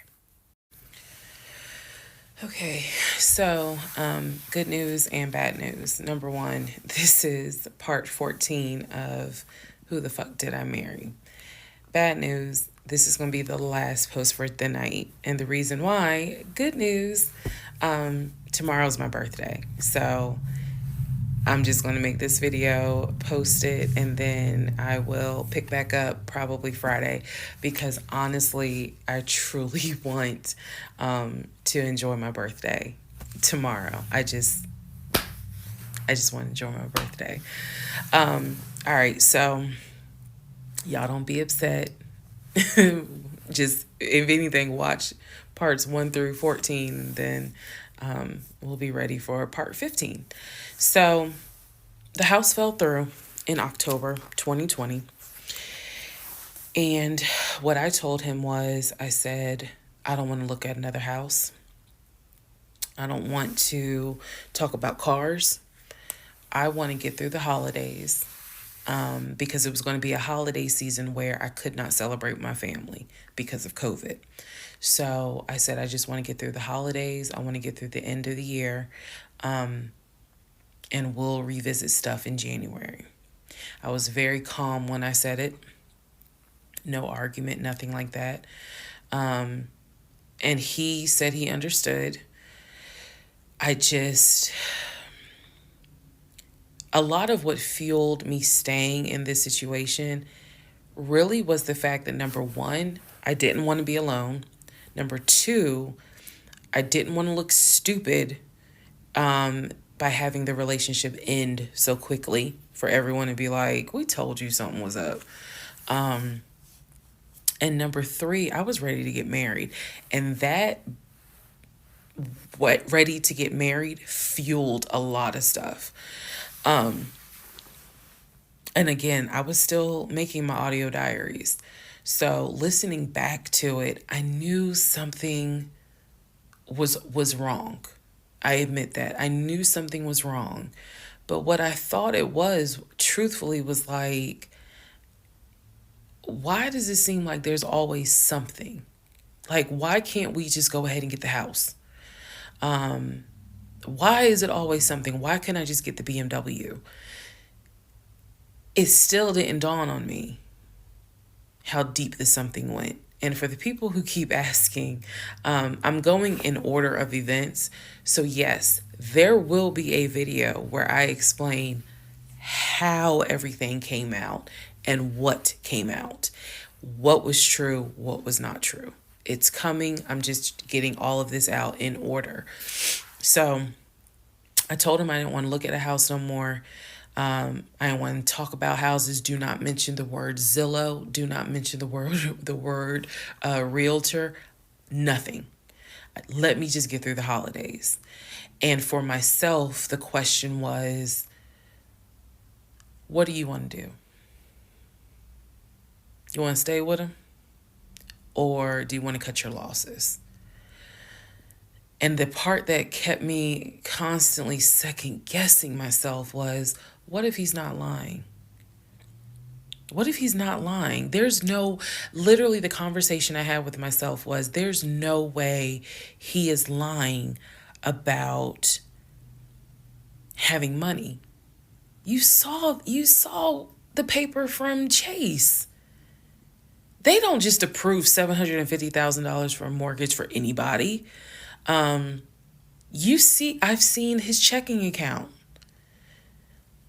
You see how much money's in his available checking. Like I don't think he's lying. I don't think he's lying about that. But what is it? Is it that he doesn't trust me? Like, I second guess myself so much. Is it that he doesn't trust me? Is it that maybe he doesn't really want to get married? Like, what is it? Because I know what I saw. I know what I heard. I know that he's having conversations about move the money from this account to that account. I know he's paying my car note and all these bills. Like, clearly this man is making money. I know that I saw the letter from HR that states his new salary is 200 and something thousand. And I remember thinking, like, God, what am I missing? I'm missing something, but what is it? Because I know what I've seen. I know what I have touched.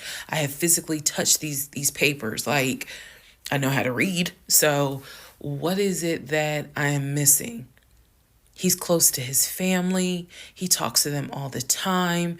He's just a regular guy that just likes to watch NFL football. He leaves me alone when I want to watch Georgia football.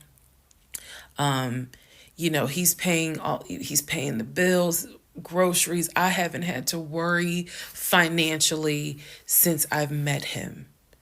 And as a woman who had lived on her own, paying her own bills, my God, that is the most intoxicating feeling when you meet a guy who just takes your stress and your worry away financially. But the downside is he took away the stress and the worry financially away and instead brought a mental fuck job I've never in my life had experienced. And I could not put my finger on it. I couldn't really talk to anybody about it because I'm a big believer in what happens at home stays at home. So I didn't talk to my girlfriends about it. I didn't talk to my family about it. But I just remember being like, what am I missing? What am I missing? So we did not talk about houses. We did not look at cars. We didn't do any of that for November, December. And he came to me like around Thanksgiving, and what I thought was a very open, loving conversation. And in that conversation, he was like, okay, I know I have fucked up. I know that things are not feeling too strong right now. He was like, I want us to get married. I want a home. I will show you whatever you need to see to put you at ease. He was very like contrite. He was very just like what do I need to do to put your mind at ease so that you know I'm in this and that I want this and that I love you and I want you to be my wife. So I was like, show me your accounts. He showed me his checking. He showed me one of his savings. He showed me a Chase savings. He did not show me the offshore. And he did not show me the US bank. So he showed me those two accounts, checking and Chase savings. So I knew that there was money. What I saw in those accounts, there was money. I told him, I was like, if we're going to buy a house, I want it to be through the mortgage on Chase. I don't want to deal with this proof of funds shit no more. I said, I do not want to look at another house until the beginning of the new year. He said, okay. That is when we then had a conversation. So I guess I lied because we are going to have a part 15 or 16 tonight. But that is when we then had the discussion about marriage. And that is where religion came into play. Yeah, I'll give y'all the other part tonight. Stand by. Okay, part 15. Who the fuck did I marry? So in December of 2020, around beginning of December, we had a conversation, kind of a come to Jesus heart to heart conversation. And both of us had grown up in the church, and the fact that we were not married but living together, the fact that almost had a baby together, bothered both of us. Both of our families, my family and his family, were very adamant. Like, okay, y'all either need to get married or y'all need to separate. And so I'm walking around with a ring on, which I'll post a picture of the ring because, God, there's so much to unpack. But anyway, walking around with the ring. And so he said to me, whatever I need to do my part to make this work, I'm willing to do. At the same time, it wasn't that I did not trust him as much as it was I felt like I wasn't trusting myself. Because, again, like I said in the previous video, I know what I saw, I know what I read, I know what I've heard, but fuck, something was not sitting right with me. And every time I would question it in my head, the other side of me was like, okay, you know he ain't lying about the money because you saw it. So you know he ain't lying. Girl, are you that... Like, I remember saying to myself, are you that jaded that you don't even know what it's like to have a decent man? Yes, I really had the audacity to have that thought. So we agreed beginning of December, like, we wanted to be together. I believe I loved him. I believed he loved me. So the decision was made that we were going to get married. It's still COVID, so we had to follow certain protocol.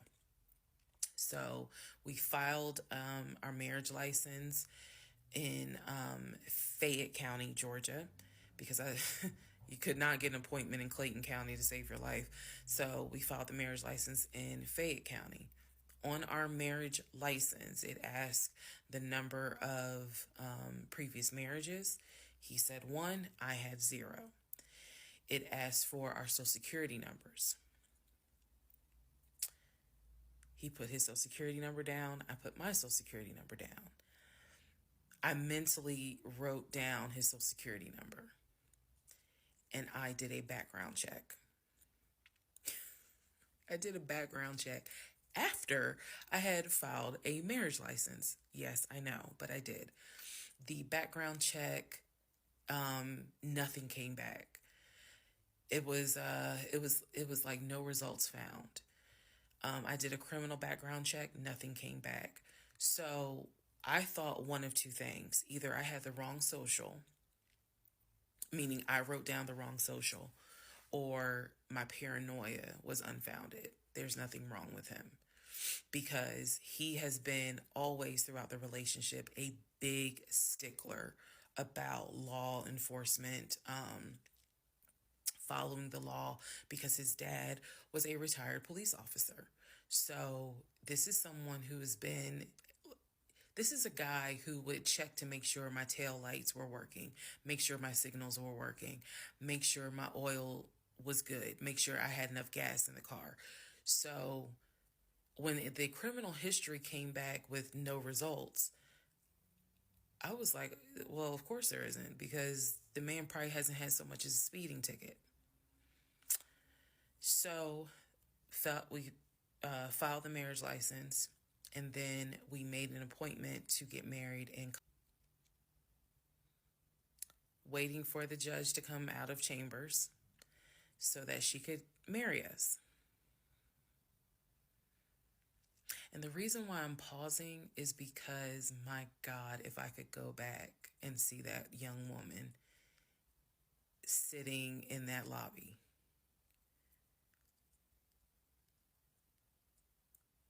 Wow. I know we can't go back in time, but damn, if I could go back in time, I would.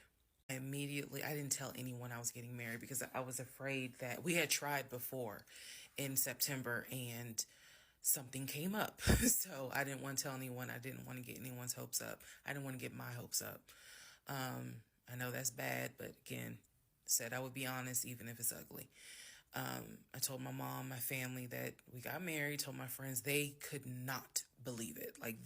My mother was relieved, but she had no idea about what was going on. My aunt was more like, really? You married him? My friend, the one who took me to the hospital for the miscarriage, was like, I wish you would have told me, like, you deserve to have people there, take pictures and celebrate and all this other stuff. And she was like, she's the type of friend, if you like it, I love it. You rock with him, I rock with him. The moment you don't, I don't either. So she was supportive. My other girlfriends were happy for me. They just hated that I had to get married during COVID. Because they were like, we would have loved to have, thrown you a bridal shower and a bachelorette party and all of that. It just sucks that you couldn't experience that. So we got married on a Tuesday. On the way home, stopped and got some wings, went home, and I had to get ready to go to work the next day. And life. I got married January 5th. By January 31st, I knew I was in trouble. I still didn't know how deep, but I knew I was in trouble. So, to give you all a very, very, very candid idea, got married January 5th. The normal things that married newlyweds do when we got married completely stopped. And that was not by me. You always hear men talk about, man, now that we're married, she don't. In my case, it was the exact opposite.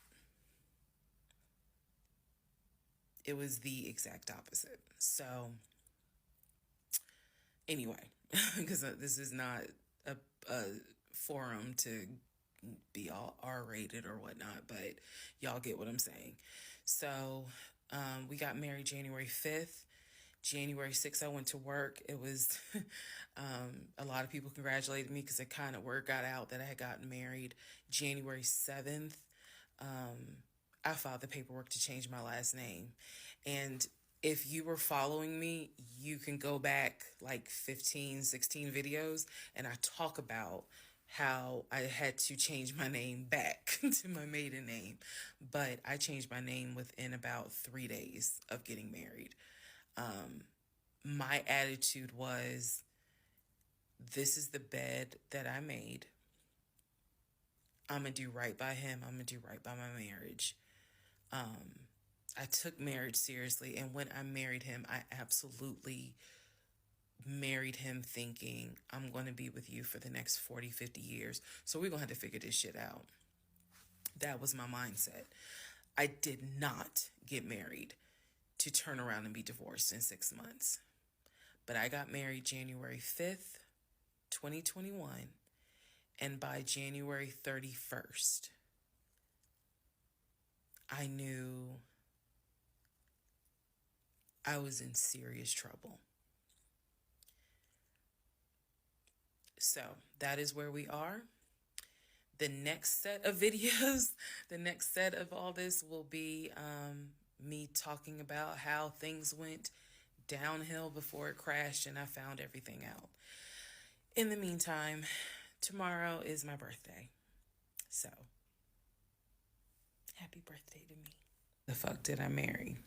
This is the interlude, basically.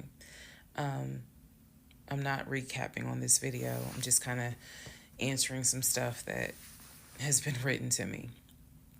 Someone was like, why are you airing your business out on social media? It's a valid question. For me personally, I feel like this was traumatic to experience, to live through. And I'll expound on that on another video, the aftermath of the toll that this took. Honestly, and I know some people are going to be like, that sounds crazy. It is kind of cathartic to get this out because I cannot tell you how much of this has been internalized since 2020. Also, I don't want to seem like a cautionary tale to other women or to men for that matter. But to my sisters, to my ladies, white, black, Hispanic, Asian, doesn't matter. If something does not sit right with you, investigate it. I cannot stress that enough. If just one woman watches these videos and she's like, you know what? Something don't sit right with me. Let me look into this. Then it was worth it. Yes, it is a Lifetime movie. Yes, it is Netflix. Yes, it is crazy. Yes, it is hilarious also. And I understand all of those reactions. As someone who lived it,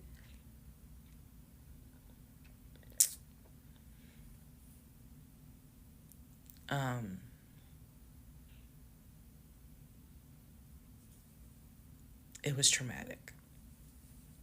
But I feel like, God, it feels good to finally admit what the fuck I went through. And again, by the time this is uploaded, I'm only to January of 2021, right after getting married. So when I think back on it, there's things that I'm very, very grateful for.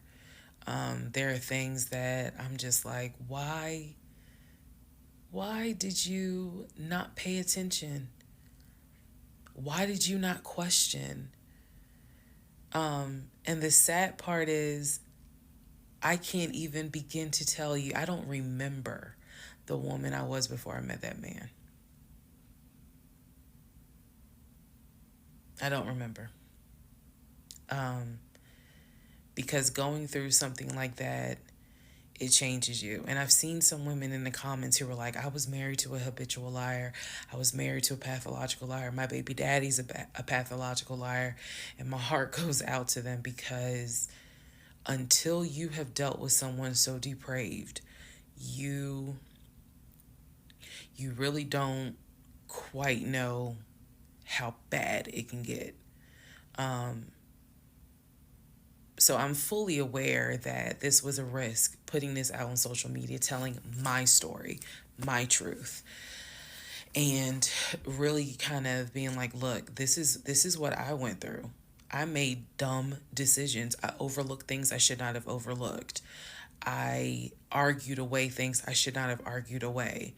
I can pinpoint exactly the moment I should have left.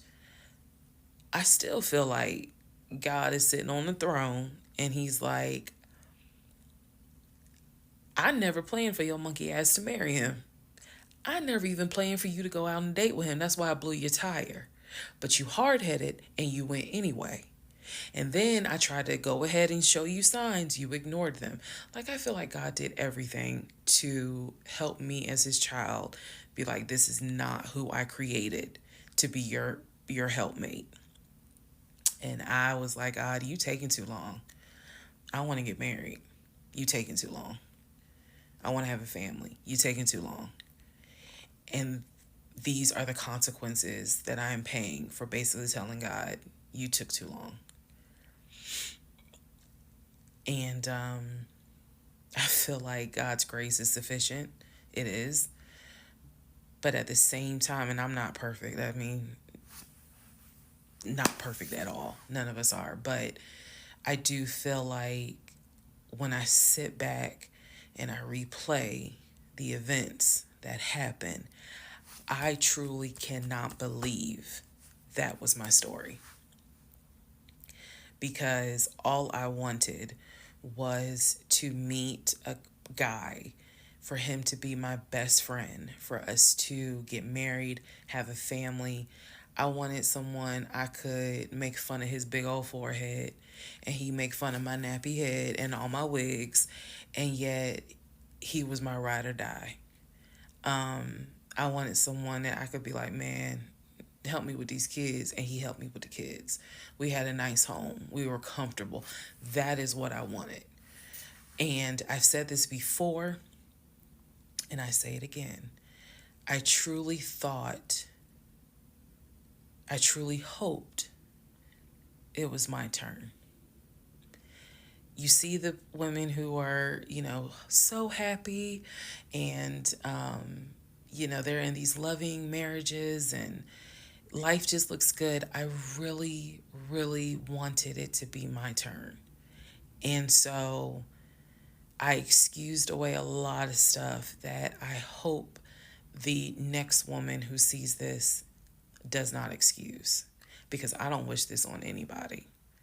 I don't wish this on anyone to feel the way I felt the moment I discovered the whole truth. So I just wanted to say that, because I think it's important to try to answer the why is she posting this? Honestly, I was tired of holding it in.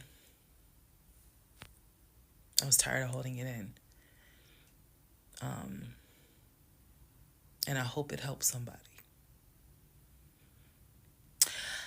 Okay, let's all take a deep breath. Let's all get some sleep. If you don't have anything to do and you just want to wish me happy birthday, wish me happy birthday tomorrow, February 15th. Shout out to Team Aquarius. Good night, y'all. Part 17, who the fuck did I marry? So, for context and just to clarify some stuff, going forward, I'm going to now call my ex-husband, I'm going to use the name that I call him in real life. So that way it clears up the whole fiance, boyfriend, husband, ex-husband thing. So, his name is Legion. Anyone that knows me will tell you that is what I call him. So, Legion and I, when I left off at part 16, part 15, Legion and I got married January 5th of 2021. For the first 2 weeks, things were fine. We got into like a a routine, basically. I would go to work, he would go to work. He was still leaving the house at around 6:15 every morning. He was still on the phone with his brother, the one that lived in Philly, every morning. They would just, that was their time to talk. From what I was told, the brother got off work. I guess he must have worked the third shift. And so he was getting off work as Legion was getting ready to go to work. So that was the perfect time for them to talk. He would talk to his brother in Baltimore and the brother in Augusta. Pretty much, just a quick phone call here and there, if not every day, every other day. So everything was pretty much the same. I would talk to my mom almost every day. I would talk to my aunt almost every day. So it was nothing to kind of, that's weird. That's what the morning routine was. He would talk. So I worked at Georgia State Patrol. And I said this in a previous video, but again, there were things I said in previous videos that I remember saying, hey, remember that because it's going to come back later. So I worked at Georgia State Patrol. I had been working there for almost 8 years, 7 or 8 years by the time Legion got into the picture.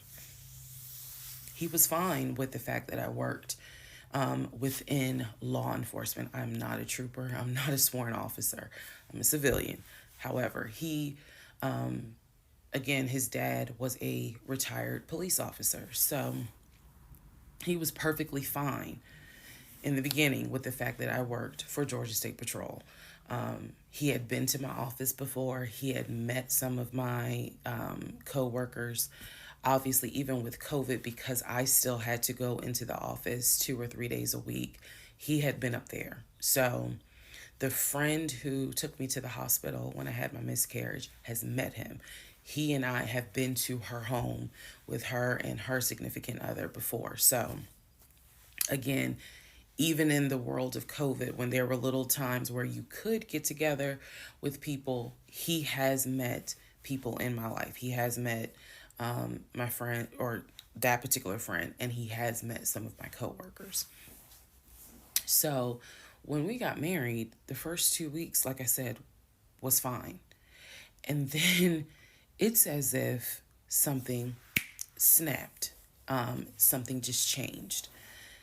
What was totally acceptable before, suddenly little comments were made. Why are you wearing that to work? You get off at 3:30, so you'll be home by 5, right? Things that had never happened before. He had never questioned what time I'm going to be home. Really, he didn't need to question it because when I'm off work, I leave. So it was never a situation of, oh, I'm going to just sit around at work and just run my mouth because I have nothing to do.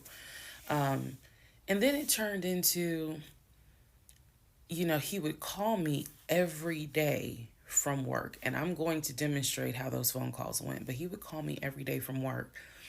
And if he even so much as heard a male voice in the background, he would have little comments to me. Who was that? Are they in your office? Man, I never know who's around you, because it seemed like every time I call you, I have the hiccup, sorry. It seems like every time I call you, there's some man around. And I'm just like, at first I kind of shrugged it off. I laughed it off because it really truly was absurd to me. But then it became a bit more frequent. And so I really just didn't feed into it because I'm like, I don't know if this is some insecurity. I don't know if this is jealousy, because nothing has ever been done to make you feel any sort of insecure type of way. I've never entertained another guy, never flirted with another guy. Like, I don't know where this is coming from. So it is also important to note, we got married January 5th. Things started changing around 2 weeks later. And the reason why I know it's 2 weeks is because I had recorded an audio diary on January 21st is the date of the audio diary. And I talk about how maybe I had unrealistic expectations because it seemed as if things were changing with he and I. So 2 weeks pass. He starts making little comments. End of January comes. He informs me that he wants to start looking for a house again. I had no real desire to go through that process. So what he decides is that he's going to look for a house for us using his friend, the realtor, the one I did not meet. So he tells me that he and his friend have been talking and he's going to start looking at houses. And what he's going to do is basically, if he feels like it's a house I would like, then he wants to show it to me because he feels like, I know that your attitude really isn't, you're in the mood to look for a house. So I'm going to start looking. And then if I think it's a great house, then, you can come see it. And I remember thinking, that's not going to work. You're not going to choose a house without me. And he was like, no, I'm not going to choose the house, but I just think that, me and old boy have been talking. And so he has some houses that he is representing. He wants to show me. So why don't you let me look at it? And if it's worth the time, then I'll bring you to look at it. So he already had some sort of plan in place after talking to his friend about how he's going to start looking at houses. This is the end of January 2021. So I kind of threw my hands in the air and was just like, whatever, because I'm not getting emotionally involved in looking at houses. And for me, that's kind of what it was. I felt like I would see a house, I could picture us living there, and then it gets snatched away somehow, some way. I didn't want to go through that. So the reaction that he wanted, which was for me to throw a fit, I did not do. I was just like, okay, all right. Like, I trust you. And remember that I said the reaction he wanted, because that's going to come back later. So he started looking at houses. Funny enough, the houses that he looked at, none of them I actually saw. But he would call me and say, I'm at this house in Sandy Springs with the realtor friend. Apparently his realtor friend's name was Scott, not to be confused with the other Scott, the one that was actually helping us, that dropped us as clients. I want to make that clear. There were two Scotts. One is the realtor who was representing us, who said, hey, I need proof of funds. If you don't have those proof of funds, I cannot show you any more houses. The other Scott is his friend, who he had talked to on the phone at least 50 to 100 times in front of me. That's the Scott that he said is going to show me this house in Sandy Springs. Apparently the house was like $800,000. So he was like, I think that if I like the house, then I'm gonna bring you out here so you can see it. All right. Now let's go into part 18. Okay, part 18. Who the fuck did I marry? So he starts looking at houses in Sandy Springs, Alpharetta area with his friend Scott. I did not see any of these houses. I did not go. I didn't want to go. So what was starting to change is, remember I said before, he would leave the house every day at around 6:15. He would be home every day between 3:30 and 4 o'clock without fail. It was so, I shouldn't say it was annoying, but I could set my clock by the fact that I would hear that garage door open between 3:30 and 4 o'clock every day that he went to work. Even during lockdown, he still had to go to work. His job was only locked down for maybe a week. For me, I was allowed to work from home, but unfortunately, I did not handle it well. And so I would fall asleep and not check email. So my boss was like, yeah, you're going to have to come back to the office because you're not trustworthy. And I wasn't. I mean, I would watch Netflix and not even be on my computer. So I had to start going back to work every day, 5 days a week. And I was, me and another lady were the only two in there because we were the only two who did not handle work from home properly. Anyway, that's another story. So Legion he started to not come home by 4 o'clock. he started to come home 5, 5:30, 6, 6:30, sometimes 7 o'clock, because he was saying that he was looking at houses after work with his friend Scott. So it definitely was noticed that things are changing. And I just, at this point, kind of emotionally and mentally, I was just like, I don't know what to do. This is the end of January. Remember, I told you in part 15, I got married January 5th. By January 31st, I kind of knew I was in trouble.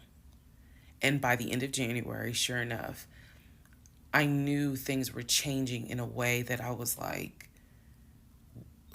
I hate to sound redundant, but what the fuck is going on? So he's still maintaining the story of looking for a house, looking for a house. I had already let him know my lease is up in August. When my lease is up in August, I am moving to Cobb County. And then my attitude was kind of like, you can go with me or you can stay here. I don't care, but I'm moving. I'm leaving Clayton County.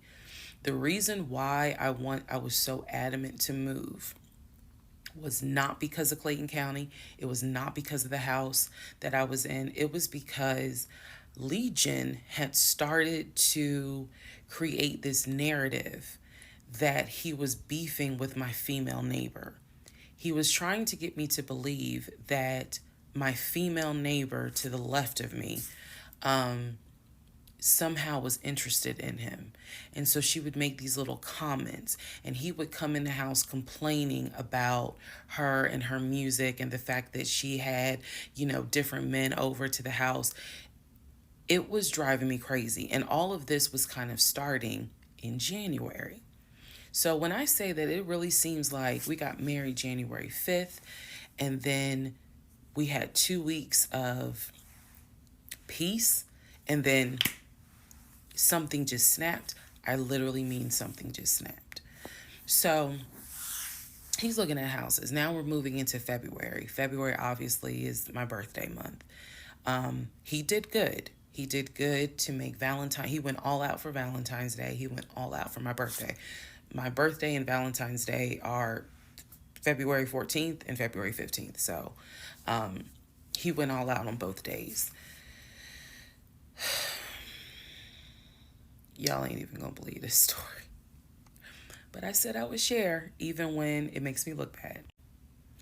So, the weekend after my birthday, and what I mean by that is if my birthday was on a Tuesday, we're talking about Saturday. The weekend after my birthday, he gave me money to go to the nail salon, go get a manicure and pedicure. So I leave the house. I take his car. His car was in the driveway. We had a key to each other's car because, again, we're married at this point. We're talking February 2021. So I take his car and I drive to the nail salon over in Morrow. I'm in the chair getting a pedicure, and I get a text message from my husband saying, someone was just at the house looking for you. And I'm like, who was looking for me? Who was it? And he said, I don't know. I think it was some, this is through text. I don't know. I think it was some dude you used to mess with. Okay. I was like, what are you talking about? He was like, I'm telling you, some guy just came to the house looking for you. I told him you were not here. So at this point, y'all, I'm in the chair at the salon. I'm freaking out because I'm like, who the fuck has the audacity to come to my home unannounced, uninvited, talking about they're looking for me? Especially because before I met my husband, I was working the last shift at Amazon as a part-time job. So I had not dealt with, dated anything with anyone for about a year before I met him in March of 2020. So I really was like, who the hell is this coming to my house? So I finish the pedicure. I head home. Once I get home, I'm like, what are you talking about? What happened? And so I'm frazzled in a way. And he's calm. He was like, yeah, it was a black Dodge Charger. They pulled into the driveway. They backed in. They backed in as if they had been here before. So clearly this was someone who's been to your house. He got out the car. He said, I opened the door and I went out there and I said, is there something I can help you with? And he said, the guy said, I'm looking for, and gave him my name. And he said, I'm sorry, she's not here. And he said, he was like, oh, okay. All right then. And just got in the car and drove off. And I was like, my brain stopped working. Because I'm thinking, who the heck could this be? A Dodge Charger? I was like, are you sure that it wasn't law enforcement? Like, was it the sheriff's office trying to serve me with a lawsuit for a credit card I didn't pay? He was like, no, he was in regular clothes. He was like, and it was not a police car. It was on a marked unit, basically. And so I'm just like, who the heck could this be? And he was like, I know who it was. And I said, who? He was like, I think it was your ex. I said, what ex? He was like, the one that you had dated for 2 years. Remember back in like part 3, part 4, I told y'all, he told me about his ex. I told him about mine. I thought we were being honest with each other. So now, fast forward to February 2021, and he's telling me, yeah, I think it was the ex that you had been dealing with for those 2 years before you met me. I said, so you think that he showed up to the house uninvited after 2 years? And he was like, well, whoever it was clearly was comfortable backing into our driveway, getting out the car, and was like, I'm here to see, and gave him my name. And so he was like, she's not here. Is there something I can help you with? And the guy was like, nah, it's cool. And then just got in the car and drove off. So, again, brain is like, who could this be? So then Legion says to me, you know what? The way that you reacting to this is real suspect. And I'm like, what are you talking about? He was like, you over here freaking out. I told you I took care of it. I told you it was fine. And you over here freaking out, which makes me wonder, what have you been up to? Now, let's go to part 19. Okay, part 18. Who the fuck did I marry?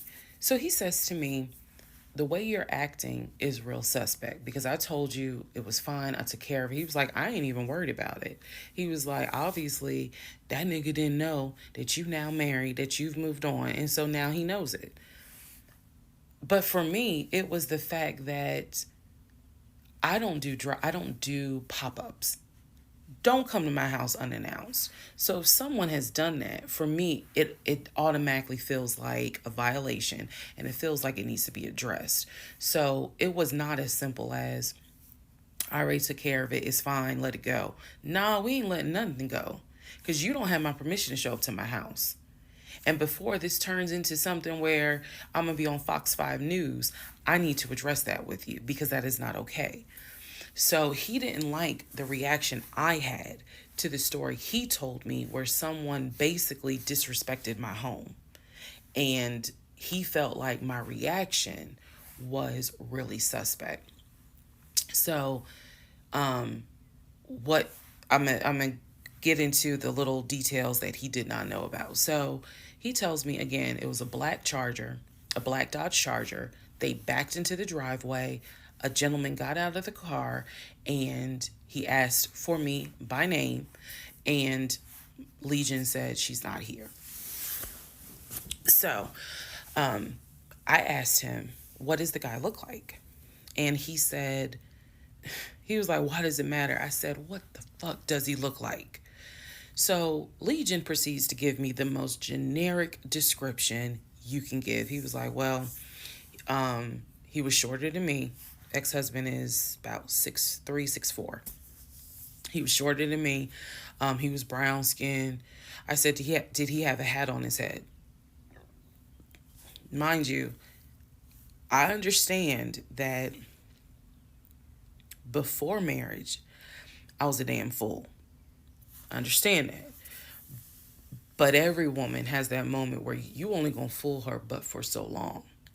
And eventually puzzles start coming together.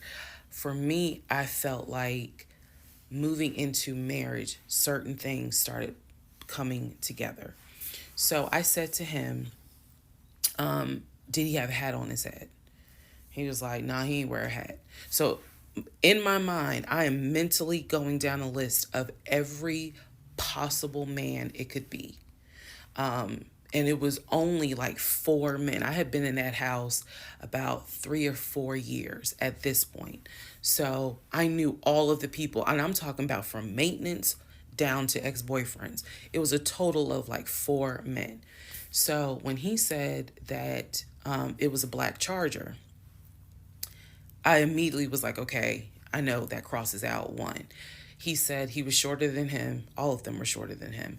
I said, did he have a hat on his head? He said, no, that crossed out one because one in particular was a maintenance guy who always wore a hat on his head because he had like a bruise or something and he was just self-conscious about it. So he always wore a hat. That leaves two. So I said, was he muscular or was he skinny? So Legion's getting all frustrated. I said, just answer the question. He was like, well, he was kind of in between. And I said, okay. He was in between. I said, so was he light skin or was he dark skin? He was like, I told you he was brown skin. I said, was he my complexion? He said, no, he was brown skin. That eliminates one. So now there's one left. And yes, the one left would have been the ex that I had dated for 2 years. And so he was like, I know it was your ex. I know it was your ex. And I was like, that don't make no sense because the ex that in my mind, I'm saying this, the ex that I had dated, he and I had no contact with each other. And he was not the type to just pop up at your house. That ain't his style. Not to mention, and I ain't tell Legion this, that man would not be caught dead driving a Dodge Charger. He hated Chargers because he drove it as a patrol car. So I didn't say anything. I just was like, that's weird. So what Legion didn't know is that at the time I had a security system. So I had a security system where anytime the front door, the garage door, or the back door was open, basically any entry point, anytime it was open or closed, it would send me a text message notification. So when he's telling me all this, I'm looking at my phone and I see a notification where the front door was opened and it was shut all within the same minute. So for example, if it says front door open at 1 p.m., front door closed at 1 p.m. So whatever he did was within those 60 seconds. He's telling me the story of the guy got out the car. He opened the door. He went out there. Can I help you? And the guy said, I'm looking for, and Legion said, no, she's not here. And so he said the guy kind of was like, okay. And he was like, all right, thank you.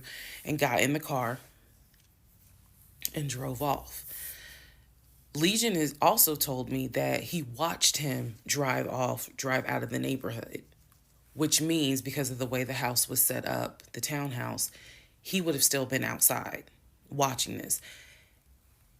I could be wrong, but something in me was like, that would take more than 60 seconds. So for the door to have been open and shut within the same 60 seconds, I was like, okay. So also what he didn't know, we didn't have a Ring door camera, but my neighbor did. And her Ring door camera caught my driveway. The view of the camera could see my driveway as well as her driveway. And so whoever was coming in the door, our driveways were right next to each other. And then on the other side of it was the grass. So it was a perfect view of my driveway. So she, I had texted her and I said, hey, were you home? I think I texted her the next day because I said, were you home on Saturday? Da, da, da, da. And she said, no, I wasn't. What's up? Everything good? And I said, can you look at your security system and see if there was a car that came to my house at such and such time? And I know I did not tell her the reason I was asking, but I was like, is there any way that your security camera caught if someone came to my house at this time on Saturday? She was like, yeah, sure, I'll look. And so maybe about a couple of hours later, she texted me back and said, hey, I looked at the camera, but I didn't see anything. And I said, okay, by any chance, did it catch if someone maybe walked up the driveway? Like maybe it wasn't a car in the driveway, but someone walked up. She said, I didn't see anything with your driveway yesterday. So I said, okay. And I knew that something in me, again, was like, nobody came to the house. So now here we are, a month and a half married. And now is when I'm like, why the fuck did he make that up? Because no one came to the house.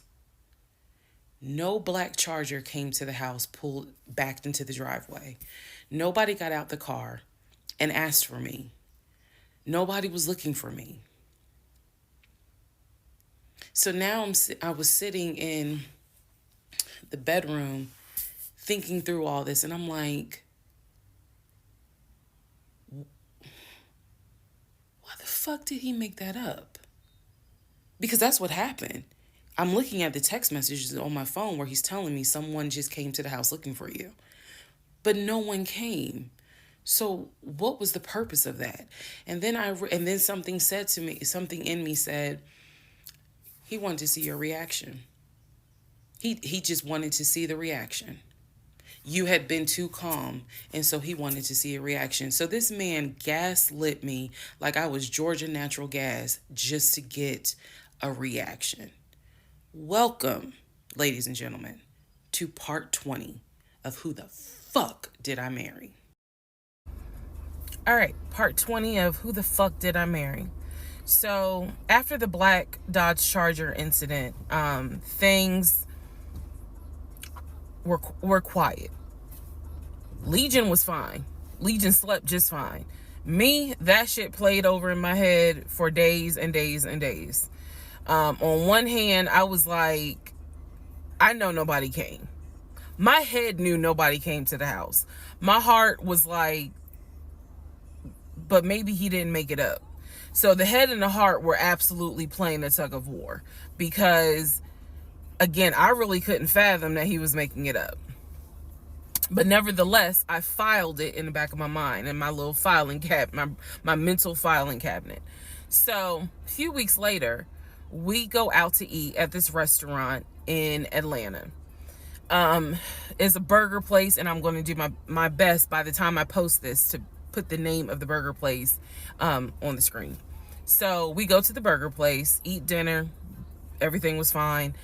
As we are leaving, he says to me, did I ever show you where my grandmother's buried? This is the grandmother that passed away from COVID in 2020. And I said, no. I was like, we haven't been over here. And so he was like, let me show you. So he drives us to the cemetery, which is not far from the restaurant.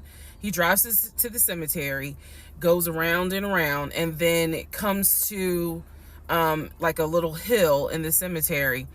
And he was like, you see the headstone. The headstone had like the family name on it. And it did not have, for example, John David Doe. It just had Doe. Okay. So there were no dates on it. So it reminded me of just a headstone where it was probably multiple family members buried underneath it. That's what it reminded me of.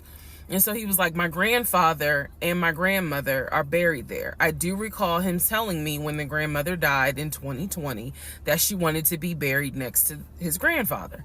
And so we're sitting in the car because we can see the headstone like on top of the hill from the car. And he tells me that is where his grandmother and grandfather are buried. That the family was able to get her her wishes were to be buried next to the grandfather. Okay. So as we are leaving, we take a different route home. So we get on the highway.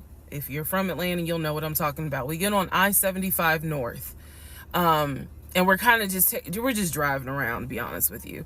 But we're taking the scenic route. We get on I-75 North because the reason why I remember is because when you're on I-75 North going towards Atlantic Station, on the right-hand side, you will see the Varsity. You'll see all these tall skyscraper buildings. One of the buildings has the letters NCR on the building. As we're coming up towards the building, he says to me, "Do you see the NCR building?" I said, "Yeah." He said, "The building behind it, my job bought that building. That's where we're going to have, we're setting up operations." And I was like, why the hell would y'all buy a condiment company in downtown Atlanta? He was like, "No, we're not doing production there. It's just going to be offices, and that's where we're going to handle like the business portion. The production is still being done in Gwinnett County out in Duluth." And so I was like, "Oh, okay." He was like, "That's where I keep the company car." So I was like, "The company car?" I said, "Aren't you supposed to be bringing the company car home?" And he was like, "I don't want to bring the company car home because it's Clayton County and it's a $90,000 car. And I don't want no problems." So he's telling me that he keeps the company car at the building downtown Atlanta that's behind the NCR building. I barely could see what building he's talking about, but he was like, "It's the building right behind it." And so he's telling me that that's where his office is. So I said to him, "Take me to your office. I know it's a Saturday, but shit, you wanted the VPs, right? So take me to your office." No, I had not been to his office simply because, again, COVID. So I was like, "Take me to your office." And he was like, "I can." He was like, "That's no problem." So do I have the other phone? I do. So y'all are in luck. So I can maybe reenact how this goes. So he gets off the exit and starts driving towards the NCR building. While he's driving towards the NCR building, he always has kept his phone in his left pocket. This is my left hand. So he pulls his phone out and he starts calling. He tells me he's calling Willie. Willie is supposed to be the head of security. So he's saying, "Let me call Willie real quick to make sure that the building's open." So he proceeds. This is another phone, but he proceeds to go ahead and call Willie. We're still driving, by the way. We're still driving. I'm on the phone, scrolling through Facebook, trying to figure out some random shit. But he's driving with the phone up to it.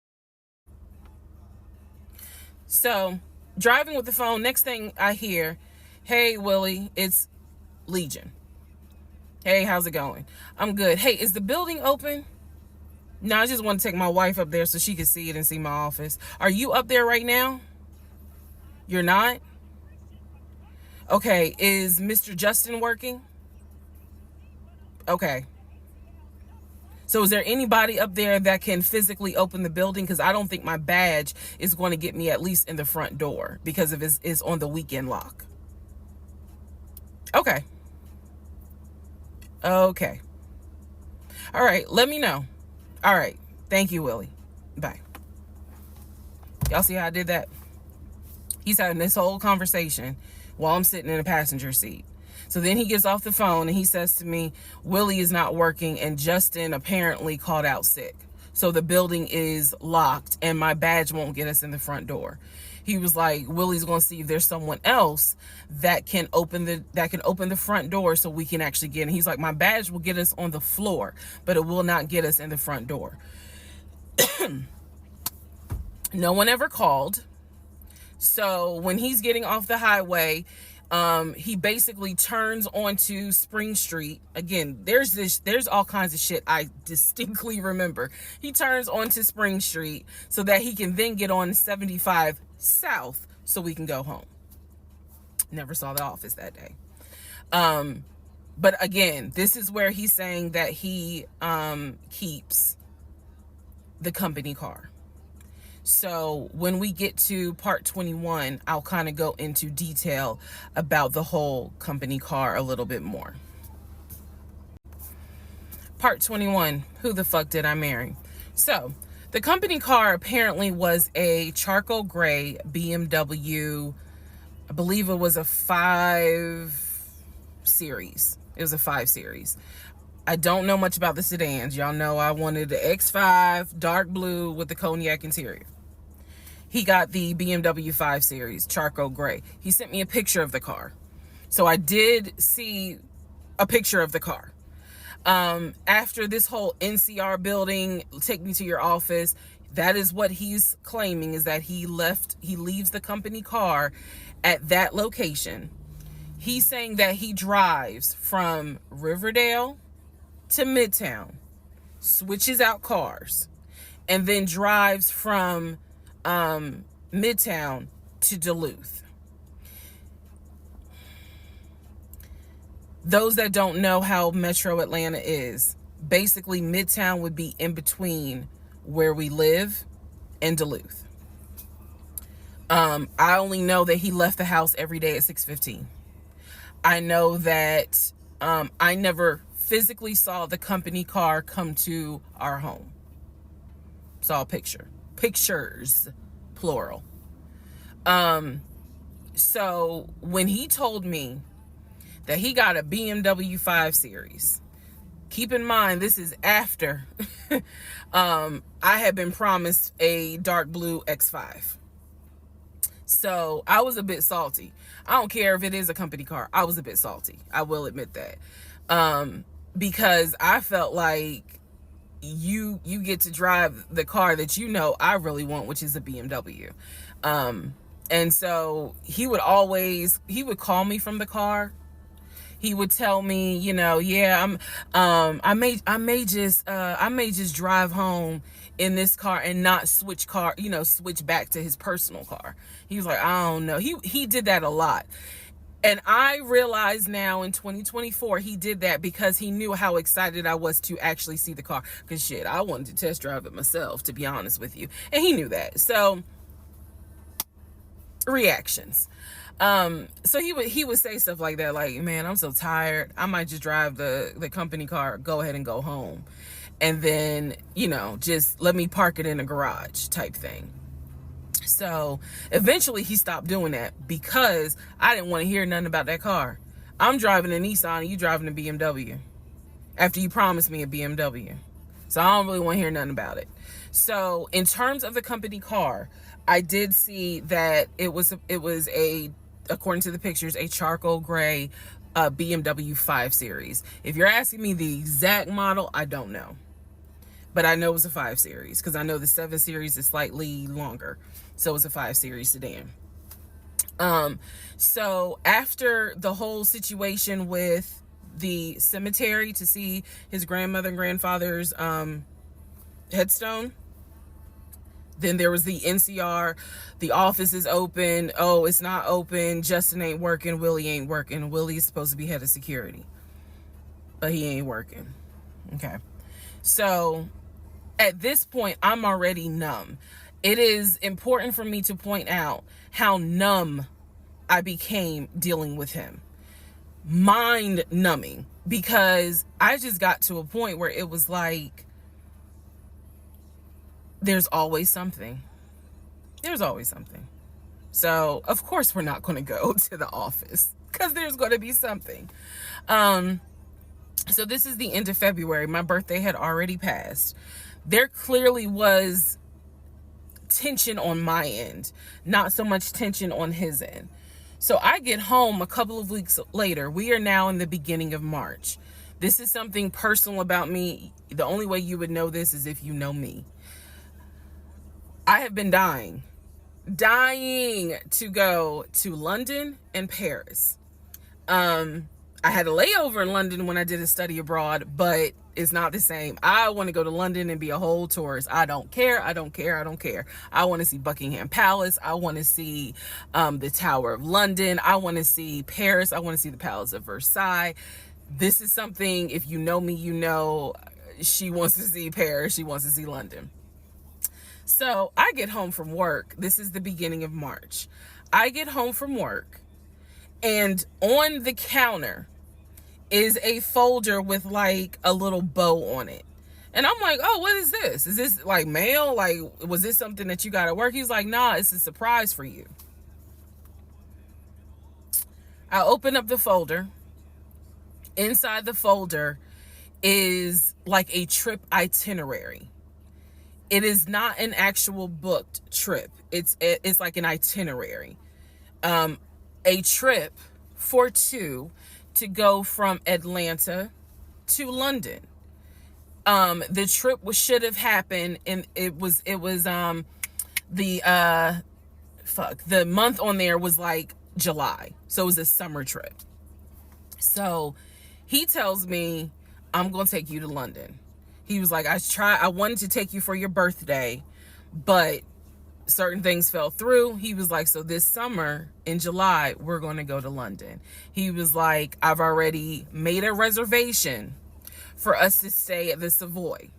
Again, there are certain things that my brain just was like, remember that. He said, I've already made a reservation for us to stay at the Savoy. I know, as much as I want to go to London, y'all, I didn't know anything about the Savoy. And so I remember going to look it up because I was like, what is the Savoy? Well, apparently the Savoy is bougie, very bougie. So I was so excited. I cannot tell y'all how fucking excited I was when I saw that he had printed out British Airways. Like, he was speaking my language. I am one of those people, I'm a planner. So when he's saying, I'm gonna take you to London, and he took the time to research flights and print it out and research the Savoy and print it out, and there were different not excursions, but there were different things that you could do. You could go see the Tower of London, you could go see Buckingham Palace, changing of the guard, we could go have high tea at certain places. He was like, I don't really want to go, but I know you're dying to go. So he was like, you know I love you and I would do anything for you, blah blah, black sheep, have you any wool? And so he was like, I'm going to take you to London in July. The trip did not include Paris. That's fine. But I was so excited. And so this is the beginning of March. I was like, this is great. Hopefully this happens. I knew I needed to renew my passport, and he was saying that he had to renew his passport as well because his passport had expired. So both of us were like, okay, we need to get on this if we're going to try to make it to London in July, and it's now March. Me being the planner I am, I think I went to work the next day and printed out the passport applications so that we could fill it out and go ahead and get that process going. So, needless to say, something must have happened, and I don't remember what it was. We just simply didn't fill out the application for the passport. So, fast forward, we're now at mid-March. Mid-March, the decision was made that my mom, who lived in Arkansas, was coming to visit us. She would be coming, I believe, the second week of April, and she was going to stay a week, and then a few days. So, like, maybe a total of 9 days. Not quite 2 weeks, but a little over a week. So she was coming in April, and I was excited. Legion was excited because he was excited to physically meet my mom. He had talked to her on Zoom, he had talked to her on the phone, but he was excited to physically meet my mom. And my mom was excited to physically meet her son-in-law. So this is mid-March. I'm going to go into part 22 where I explain what happened with Facebook Messenger. Part 22, who the fuck did I marry? So now we are in March. This is right after he had surprised me with the announcement of we're going to go to London for a trip in July. Because we definitely didn't do a honeymoon. We definitely didn't do any sort of trips together. So the idea was we're going to do a trip in July together. One thing about Legion was that he was the guy who was like, I have nothing to hide. I don't lie. I don't like liars. if we're in a relationship, then everything should be out in the open. So I've always had his cell phone passcode. Never felt the need to look through his cell phone.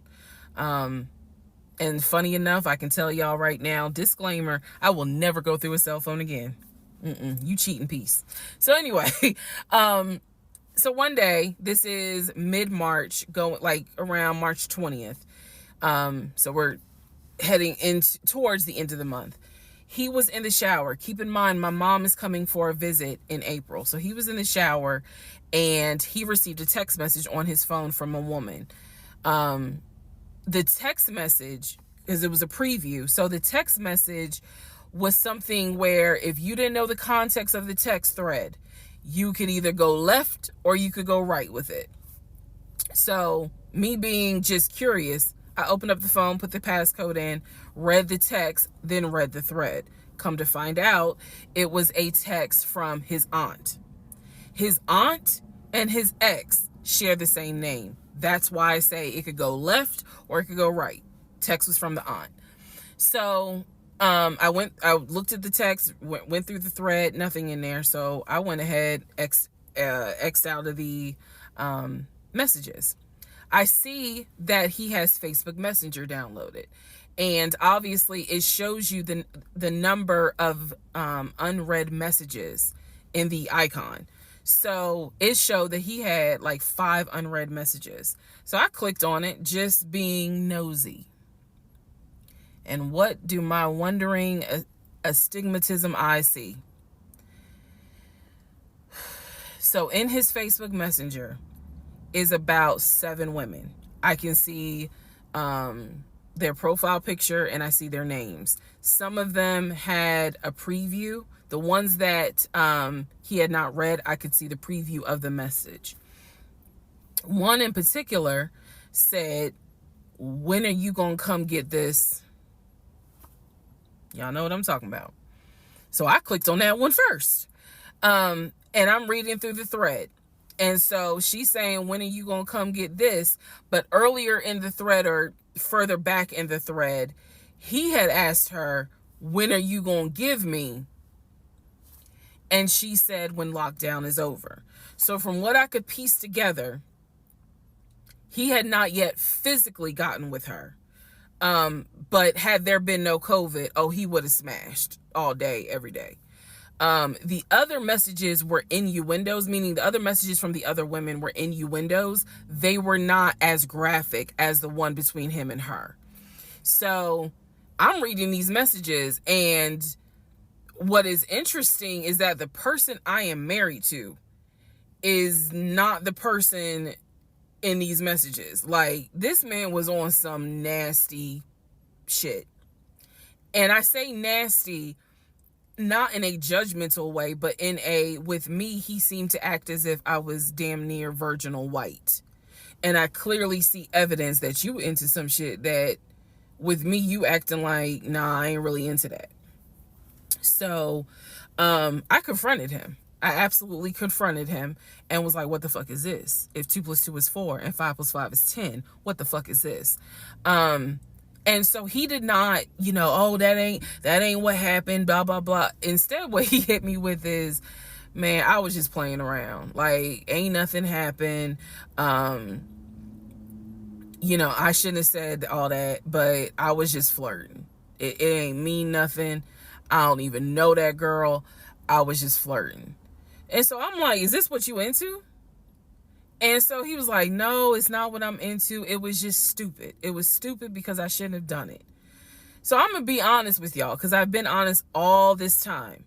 What pissed me off the most was that here I am as a woman behaving, trying to do the right thing by him and this marriage. And you mean to tell me you out here offering your ding-a-ling to random chicks that you don't even know? I was more angry at the fact that I'm like, dude, do you know how much I have turned down in order to be faithful to your dumb ass? And I'm seeing that you basically are out here acting like you got Skittles taste the rainbow. I was hurt. I was angry. I thought about getting my lick back. I just being honest, I did. And he played it off like it ain't nothing serious. It ain't nothing serious. Don't overreact. Don't get emotional.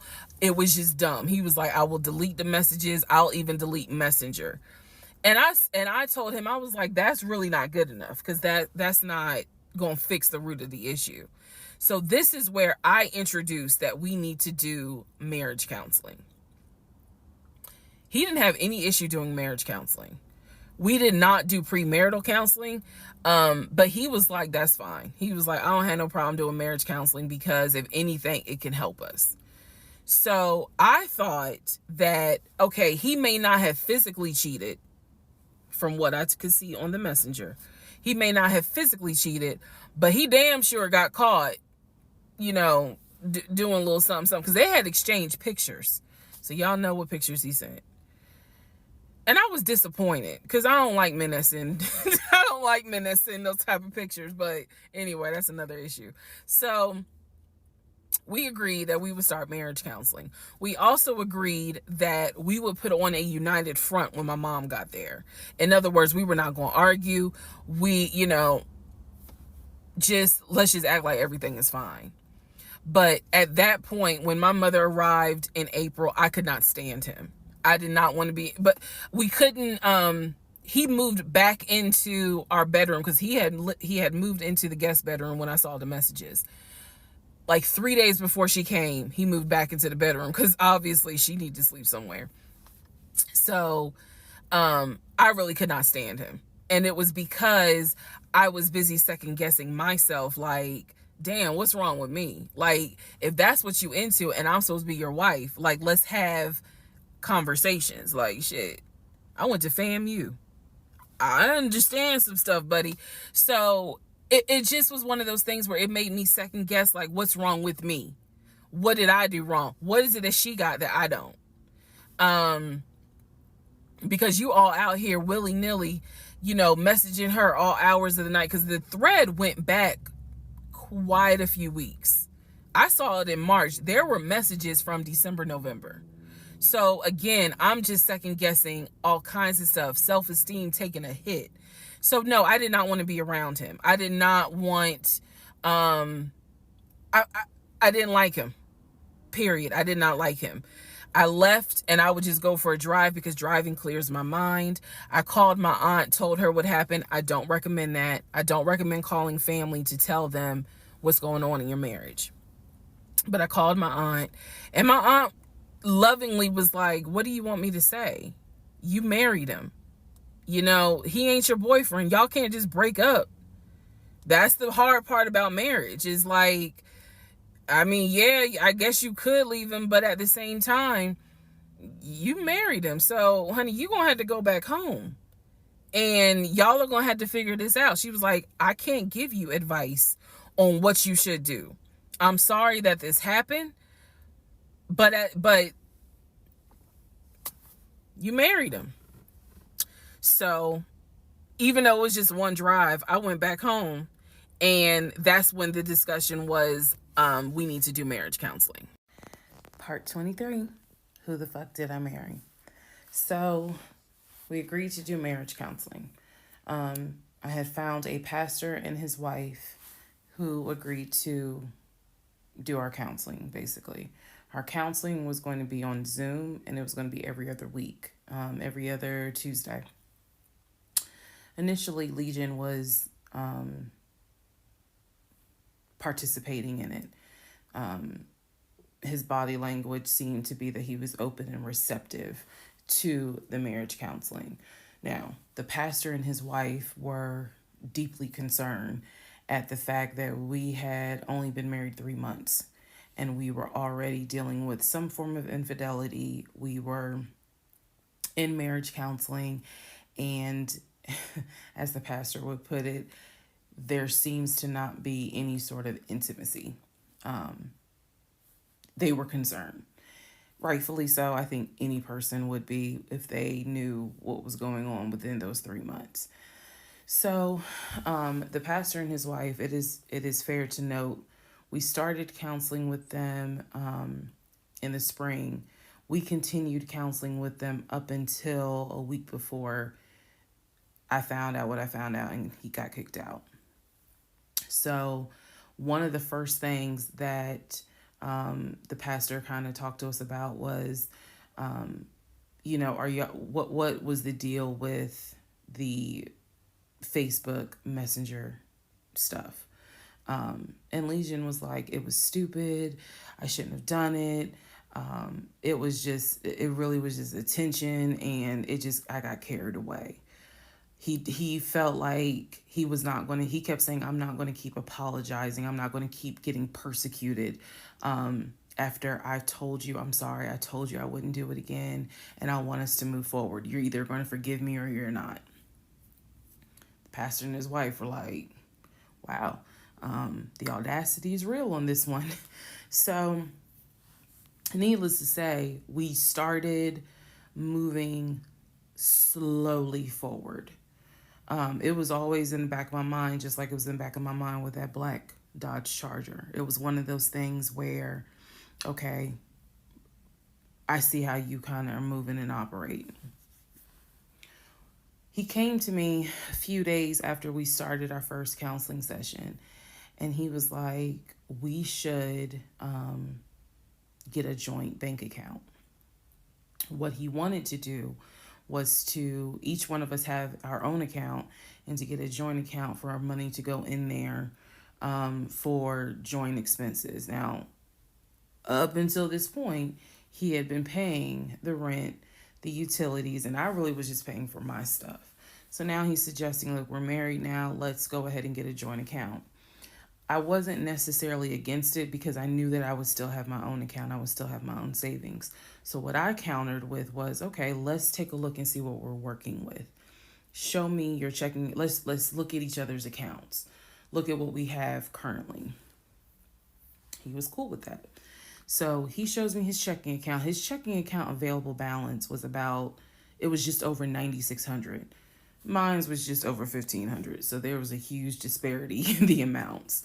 And so he logged in on the phone and turned it towards me, and I could see available checking, available balance, just over $9,600. I logged into my savings. I showed him how much I had in savings. He picked up his phone, logged into his Chase savings, turned the phone towards me. In the Chase savings, it was roughly about $15,000. But I also knew that he told me he had a U.S. bank savings and he had an offshore savings. So at this point in time, I asked him, show me the U.S. bank savings, show me the other two accounts. He would not do it. This became a huge bone of contention. He would not show me the two accounts that he claims has the most money in there, the accounts that he claims has money for a house in there, because he still was mentioning, hey, we need to get on this house thing if we're going to move when the lease is up. So I'm just adamant on, why don't you want to show me your savings account? You showed me the Chase one. Like, what is the big deal? And so he kept saying, he was like, there's a lot of money in there. And he was like, and my uncle always taught me, this is not the uncle that died, another uncle. My uncle always told me, just keep your money tight because women can be, I said, women, like, we're married. So go ahead and show it to me. He would not show it to me. So then we went back into marriage counseling, like the next session. And I bring it up. I said, he will not show me these two accounts that he claims has the money in there to buy a house. I told our pastor and his wife, I said, I saw the pre-approval letter, so I don't understand why he's not going to show me, to just put me at ease that he has the money in there. I had never questioned it before because, again, you tell me who in their right mind signs their name to a legally binding offer, an all-cash offer on a house, and they just do it willy-nilly. I don't know anyone that does that. So I actually never questioned what was in the savings because I clearly saw him sign his name to a $699,000 all-cash offer on a house. If you don't know what I'm talking about, please go back to the parts in this playlist where I talk about what he did when we were looking for a house. So the pastor and his wife were like, Legion, that's not his name, y'all, that's a nickname. Legion, why would you not show your wife your savings account? Like, what's going on here? And so he made up some bullshit. And I remember the pastor's wife was like, something ain't right. And so at this point, Legion kind of shuts down. He's just like, look, y'all are not gonna tell me when and where I open up my accounts to show anybody the money I earned. I earned that money. I earned that money by playing football, blood, sweat, and tears. He went to this whole Denzel Washington monologue about how he earned that money, and no one is going to come in and tell him that he needs to open up the account. So then he starts talking about the ex-wife and how she tried to get money from him in the divorce back when they were in California. So now the pastor and his wife, their red flags are just like, whoa. So much so that the pastor's wife said, and I will never forget this, she said, I don't think you all are going to make it to January. What she was talking about is, I don't think y'all are going to make it a year. And I really, truly was like, we're going to make it. Like, of course we're going to make it. And she was just like, I don't have a good feeling about it. And so Legion's all defensive. He at this point, he's folding his arms and because remember, we're on Zoom. He's folding his arms and he's just like, I'm done with this. Like, I'm not going to get attacked because I'm not comfortable showing you the amount of money that I have. Money changes people. And I'm not comfortable. So he's playing that victim card. And so the pastor and his wife were like, we're still going to help y'all as much as we can. But so he was like, I'm not comfortable. And basically the pastor and his wife were like, look, we'll help y'all as much as we can. But there's some deep issues here. And, this is what they advised us. Had the two of you came to us for premarital counseling, we would have told you, do not get married. Y'all should not even be together. That is what the pastor and his wife told us in marriage counseling. If you two had come to us for premarital counseling, we would have told you, y'all should not even be together, let alone get married. But here we are. So we will help you guys as much as we can. But the pastor's wife was like, I don't have a good feeling that y'all are going to make it a year. Part 24, who the fuck did I marry? So, remember, we're in April. We're now moving towards the end of April. And he still did not show me his savings account. Saw the checking, saw the Chase savings. So he decides that we should start looking for a house again. Because my lease was up in August. And I made it very clear that when the lease is up, I am moving. I wanted to move to Cobb County. So he was like, we need to get the ball rolling. I didn't want any parts of it. Didn't want any parts of it. He found a realtor. This time it was a woman. And I believe her name was Amber. I think her name was Amber. So he found a realtor and he told her what the budget was. Amber started finding houses. So please understand, or you don't really have to understand, but I believed he was a sane, rational human being. Sane enough that you would not sign an offer on a home if you didn't have the money. That's what I believed. So when we started working with Amber, I believe, showed us 3 or 4 houses. It was not nearly as many as the other realtor, Scott. So one of the houses, absolutely loved. I love the house. I really wanted to put in an offer on that house, and I'm going to post it on the screen. The house. Love that house. It was just absolutely beautiful. And once again, he wanted to put in an all cash offer on the house. But before he could put in he had told Amber, I want to put in an all cash offer.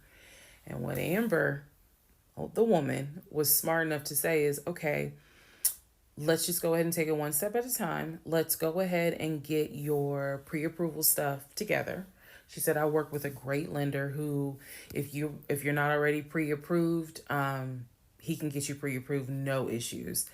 And then if you want to do an all cash offer, then we'll go ahead and get the proof of funds together so that way we can submit it all with your offer. Jesus. Y'all already know what happened because you remember what happened on the last house with Scott. Basically, Legion was like, well, I can get you whatever you need. That's fine. But I really don't want to submit proof of funds unless they accept the offer. Amber, and I don't know where she is. I don't even know if she'll ever see this video. Anyway, let me keep going and I'll explain why that woman has a special place in my heart. So Amber was like, I totally understand, but this is how we're going to do it. I'm going to need that paperwork, okay? And we'll submit it with your offer. She just simply was like, yeah, this is how we're going to do it. And so he did not submit the paperwork when she had asked him to. And I remember I was driving to work and I stopped at the Quick Trip on Upper Riverdale Road in Riverdale, Georgia. And Amber had called me. It was in the morning. She had called me. And I believe with all my heart that Amber knew something was up, but she also knew I did not know what was up.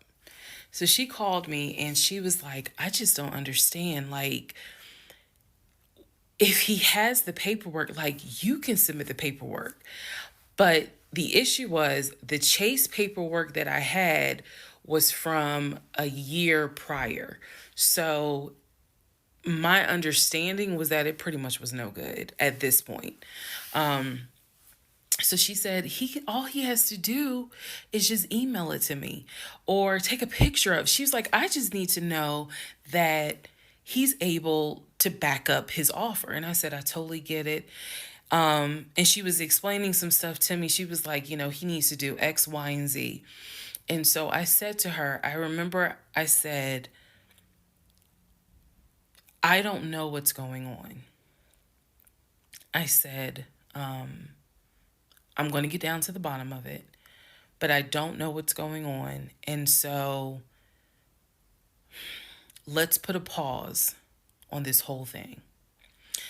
Let's put a pause on looking at houses. Let's put a pause on getting his pre-approval letter because I'm not sure what's going on. And she got quiet. And she said, okay. I said, and I know this sounds weird. And she said, no. She said, that is actually very smart. She said, do your research. And if I can be of assistance, call me. She said, whether you buy a house with him or you buy a house on your own, I will be more than happy to represent you. I don't know where Amber is today. But that one sentence, I felt like just woman to woman, she was basically telling me something ain't right. Baby, something ain't right. And now you need to open your eyes. I'll be more than happy to work with you. If y'all get your shit together, I'll work with both of you. But whether you buy a house or not, do your research and then let me know what I can do. That was our conversation at the Quick Trip on Upper Riverdale Road. So I got off the phone. That was the last time that we worked with any sort of realtor. That was the last time that we looked at any sort of house. And I don't remember exactly what happened after that meeting that day. I do know that when I went home, I simply told him, I don't want to look at a house right now. I said, I think it's okay if we rent. We'll just find a house in Cobb County and just rent for a year. And let's build, save some more money. Let's not worry about buying a house right now. And basically what I was trying to do was save face, because that was the first time with Amber that I actually was embarrassed at the fact that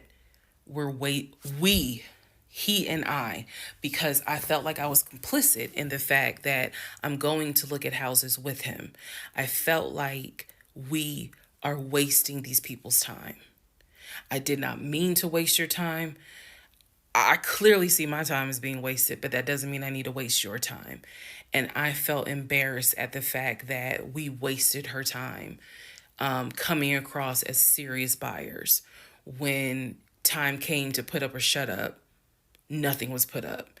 And I knew nothing. I had nothing to add to add to this, because we're talking about a $650,000 house, and I don't make that. I don't make anywhere near that. So it just became one of those situations where I was trying to save face.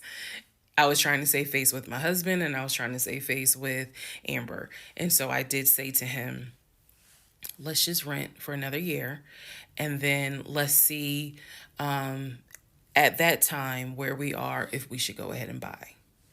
So now is when shit is about to get real. Part 25, who the fuck did I marry? So we weren't looking at houses anymore. We were not working with a realtor anymore. The end of April, I had decided that I wanted to look for another job. I did. The reason I wanted to look for another job is petty. Yeah, it is. I wanted to look for another job because I was pissed off at the fact that I had basically was dependent on him to help with the car note. So I wanted to look for another job where I could afford life all by myself, including that car note, basically where I would make more money. I told him that I was going to start looking for another job. He laughed. And his exact words were, "You're not going to leave Georgia State Patrol." He was like, "I swear you love them niggas more than you love me." He laughed. So that fueled me even more. So I was hitting the pavement hard trying to find another job. I was applying to all kinds of places. Got a phone call from my current job. So this is how I ended up in my current job. Got a phone call. They had sent me an email with a background packet. The background packet was long and extensive, but in the background packet, it asked for my spouse's full name, my spouse's date of birth, and my spouse's social security number. So I showed it to Legion, and I was like, I need your social because, I'm applying for this job. It's a great job. It's way more money. And, we're talking about moving anyway to Cobb County. So this is a God thing. He did not want to give me his social. I showed him the paperwork where I was like, look, because we are married, I can't lie on here. So help me. So he writes down his social security number on the background packet. And I eventually turned it in. I had scanned it, saved it in my email, and sent it in. And I looked at it one day, just going through it, just making sure I didn't really miss anything. All T's were crossed, all I's were dotted. And I looked at his social, and something about the social seemed different than the social security number that I remember seeing when we did our marriage license. And so, for those who you remember in the previous part, I said I had ran his social security number from the marriage license. Nothing came back. So I thought that I had written it down wrong. Basically, what it is that the first three numbers were different on the background packet than what was on the marriage license. If you don't know this, here's a little trivia. Your social security number, the first three numbers, pretty much are dictated by the state you were born in and the state that issued your birth certificate. So he was born in Pennsylvania. So the first three numbers of his social security number should be attributed to Pennsylvania. Pennsylvania, shit, they probably got like 5-6 different numbers, 3-digit numbers that your social security number can start with. So the social that was on the marriage license, for example, was probably 123. What was on the background was 456. Both of those social security 3-digit prefixes are issued through the state of Pennsylvania. Again, this is an example so I can make it clear. So when I saw his social on my background, I immediately knew that was a different social than what I saw on the marriage license. And when I compared, because I had found a copy of the marriage license that we turned in because I had filled it out on the computer. So sure enough, the first three numbers were different. The rest of the numbers were the same. So one of two things: either when I ran his background, I did in fact put in the wrong number, or the number on the marriage certificate or the background packet is wrong.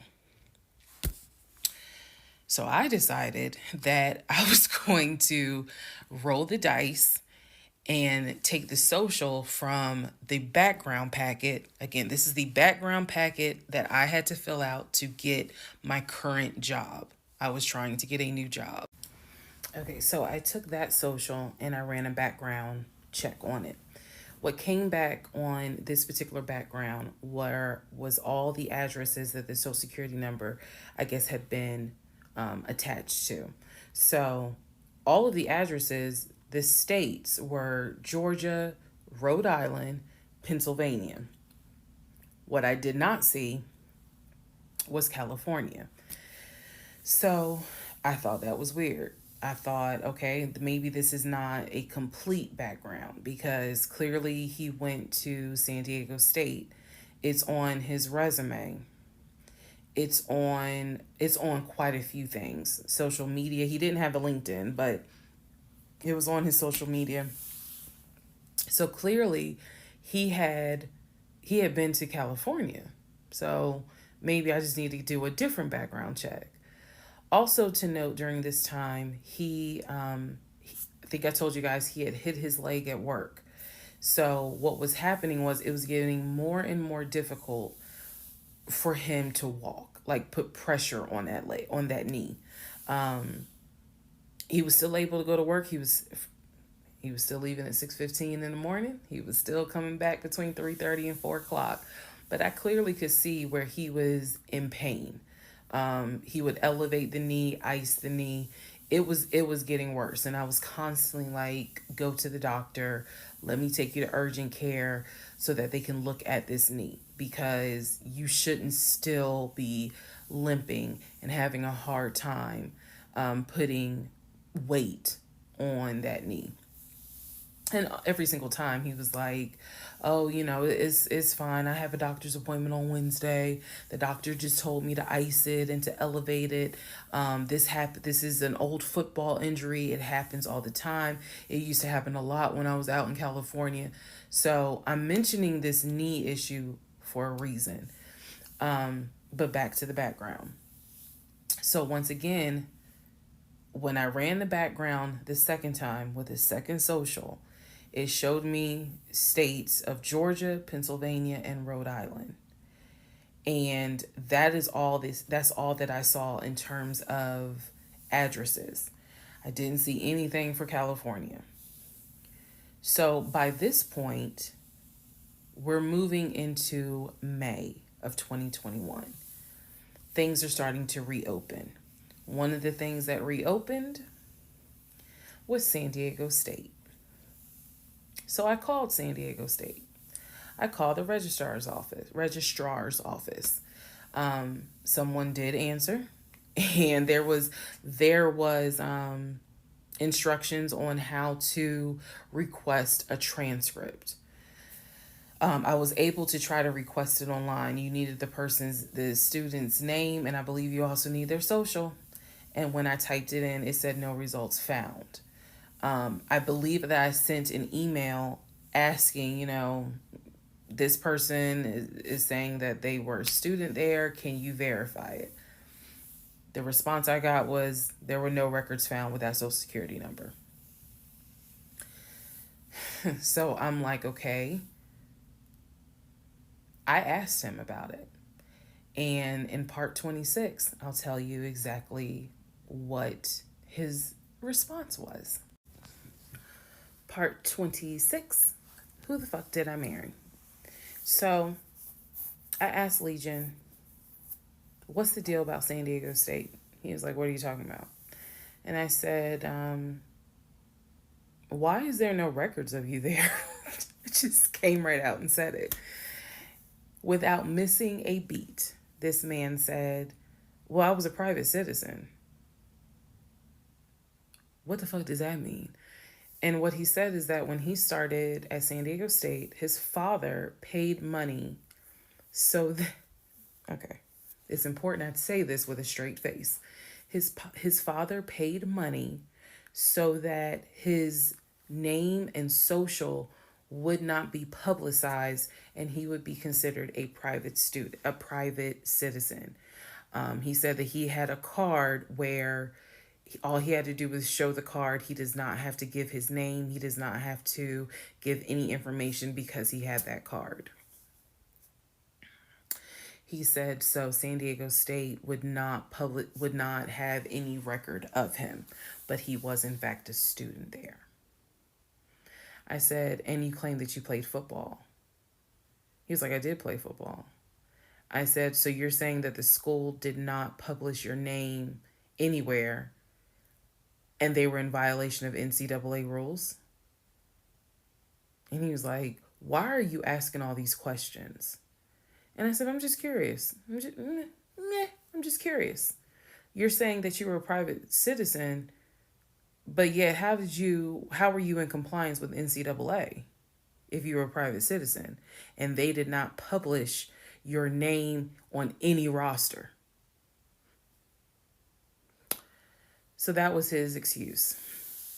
He was like, all I can tell you is that I was a private citizen. My dad paid for it. Okay. So now I know that San Diego State has no record of him.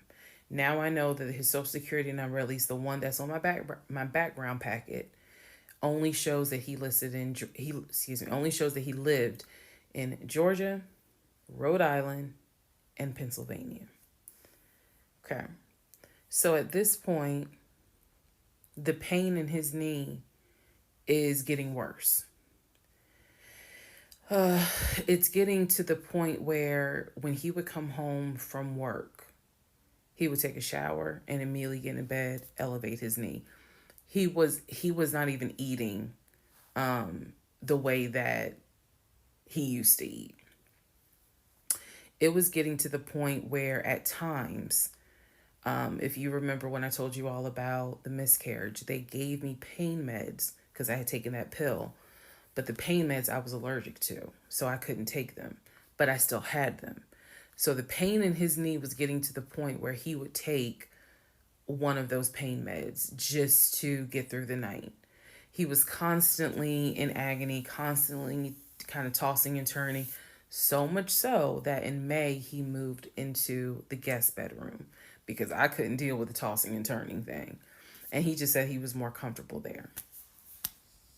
So what at first was a, oh, I hit my knee at work, turned into, no, it was an old football injury, this has happened before, turned into, it's painful for me to walk on it, turned into, it's actually hard for me to work on it. But he was still going to work at 6:15 every morning and coming home between 3:30 and 4. So it is, again, I'm just giving you guys the chronological order of how all this happened. So at this point, we're not looking for a house. I still have not seen the 2 savings account. I'm pretty sure there's no money in those savings accounts. But again, he was going to put in an all cash offer with Amber, the realtor. So I really didn't know what to believe, but I believed what I saw, which is I saw that background is not showing where he went to California. So at one point in May, it was close to mid-May, he calls me from work. He calls me from work, calls me while I'm at work, and tells me that he got a phone call from his stepson. The phone call from his stepson, the stepson was crying and was just absolutely distraught. And I'm at work in my office like, what's going on?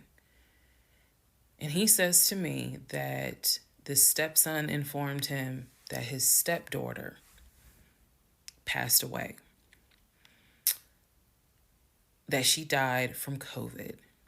The stepson, this is the story. The stepson found her in her apartment because they had not heard from her for a couple of days. And she was unresponsive. He called the ambulance. They pronounced her dead when she got to the hospital. So he was calling to tell me that she had died. And he was also calling to ask me if I would object to him giving his ex-wife $2,000 towards the funeral. As I've stated before, and I still am this way to this day. I don't play about death. So when he told me that she died, I immediately went into the, all right, I'm sorry to hear that. Whatever we can do to help, let's help. Because surely nobody would make that up. So he was like, are you okay with that? He was like, we're married, and the agreement was that anything over $500 would be a discussion. So $2,000 definitely. And I said, yeah, that's totally fine. I'm fine with that.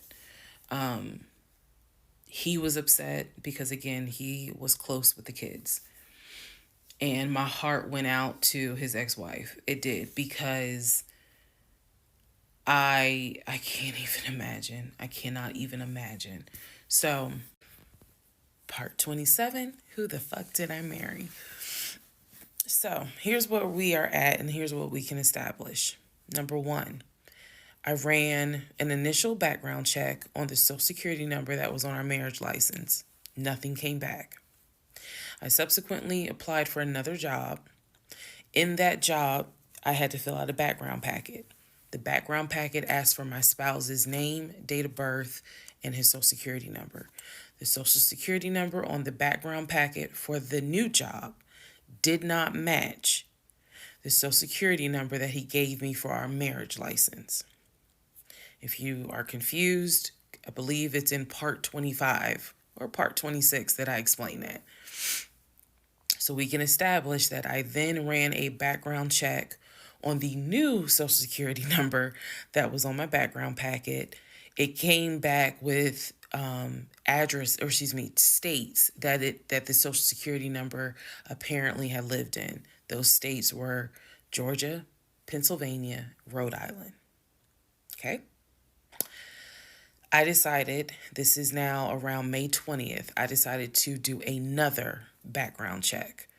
And I paid to do another background check. This time, I did it with a different company, and not only did it give me the not only did it give me the states, it gave me addresses, and it also gave me names of people who were like associated with Legion and that address.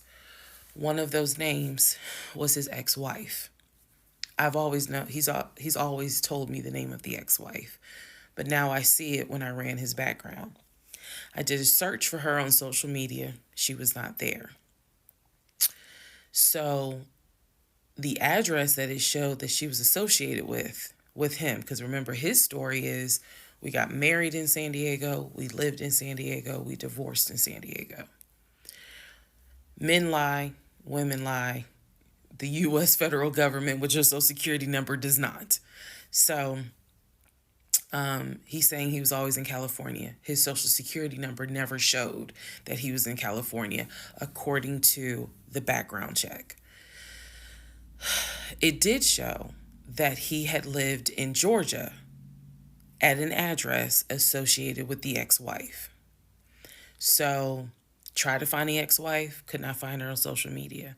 So I looked in the metro counties to protect her identity. This, I am going to not divulge a lot on this part. I looked in the metro counties in the open record courts. So typically, you can look in like Superior Court or Magistrate Court or Probate Court. So I looked in open records for the different counties, metro Atlanta counties. Let me be clear, metro Atlanta counties. And I looked under her name. And I found where they had filed for divorce in a metro Atlanta county. So when he said that he filed for divorce in San Diego and that he was married in San Diego, I was able to find, no, according to the state of Georgia, you were married here. You were divorced here. So I looked under her name, found a record for divorce, and it did show his name. So now I clearly see on my computer that there is a metro Atlanta County Court that has a divorce record in the state of Georgia between him and his ex-wife. So I did what any rational person would do. Because this is still kind of COVID time. Well, not really. It had nothing to do with COVID. Let me take that back. Because of the parameters of the court, you can only do the open records request in person. I did what anybody would do. I told my boss I had to go. I grabbed my purse, grabbed my keys, and I drove to the court to do the open records request in person. The open records request was for the divorce documents. Go back in the series, and remember I did a background on the ex-wife. I told you all exactly what was told to me. He met her in California. He married her in California. He divorced her in California because she cheated on him. He filed for divorce. She tried to get spousal support. It was going to be a little ugly. He was helping her with the kids. That was the story that was told to me. So went to the court, filled out the paperwork, got the open records request for the divorce decree, for the divorce records. First thing I see, he didn't file, she did. Second thing I see, they didn't make it more than 6 months. I see the date of marriage. I see the date of dissolution, 6 months. Third thing I see, he was served in Metro Atlanta, which means that At the time of the divorce, he was living in Metro Atlanta. Had nothing, California was never mentioned. Fourth thing I see, he filed what is called a pauper affidavit. If you don't know what that is, I'm going to do my best to explain it real quick. Basically, he filed an affidavit with the court saying that he is so poor, he could not afford the fees to pay for a divorce. He couldn't afford a filing fee. He couldn't afford a service fee. That is what a pauper affidavit is for. All of this is in the divorce documents. She had filed. She said it was irreconcilable differences. She was not requesting any money whatsoever. And both of them had signed a pauper affidavit. He was served in Georgia at his previous employment. According to the divorce documents, he was served at like a grocery store. That is what was listed as his employer. And it had a date of when he was served. So I see all of this in one day. I also see where on the divorce documents, she listed her name, her address, and her phone number. So I did what any rational person would do. I wrote down the phone number. There was a 50-50 chance that the number was already disconnected. She could be like me. I'm one of those people. Honey, you can sneeze at a 27-degree angle. I will change my number so quick, you ain't even know what hit you. You can talk to me at 5 o'clock, and at 5:05, my number has been changed. So she could have been like me, and the number is not even active. Or she could be like some people I know who have kept their number since kindergarten. Either way, I wrote the number down. I left the court, and I immediately went back to work. And the same friend who helped me when I had my miscarriage, I told her, I was like, I got this phone number. This is the ex-wife. She was like, girl, you better call. You better call and find out from her, because I think she said to me, can't nobody tell you what is going on quite like the ex-wife. So, part 28 is the phone call that I had with the ex-wife. Part 28 of Who the Fuck Did I Marry? So, I had the phone number, went back to work. My really good friend was like, you better call her. You can use my phone, but call her. So I called her. She answered. Let me use aliases. And the conversation went like this. May I please speak with Barbara? This is Barbara. Barbara, this is Shirley. Shirley who? This is Shirley Jones. I am the wife of Legion. Silence. Then she starts laughing. And she said to me, and I quote, if you were calling me, then I know it's bad. I chuckle and I said to her, I'm not trying to bother you. I'm not trying to disrupt your life. I said, I am literally coming to you on some woman-to-woman shit.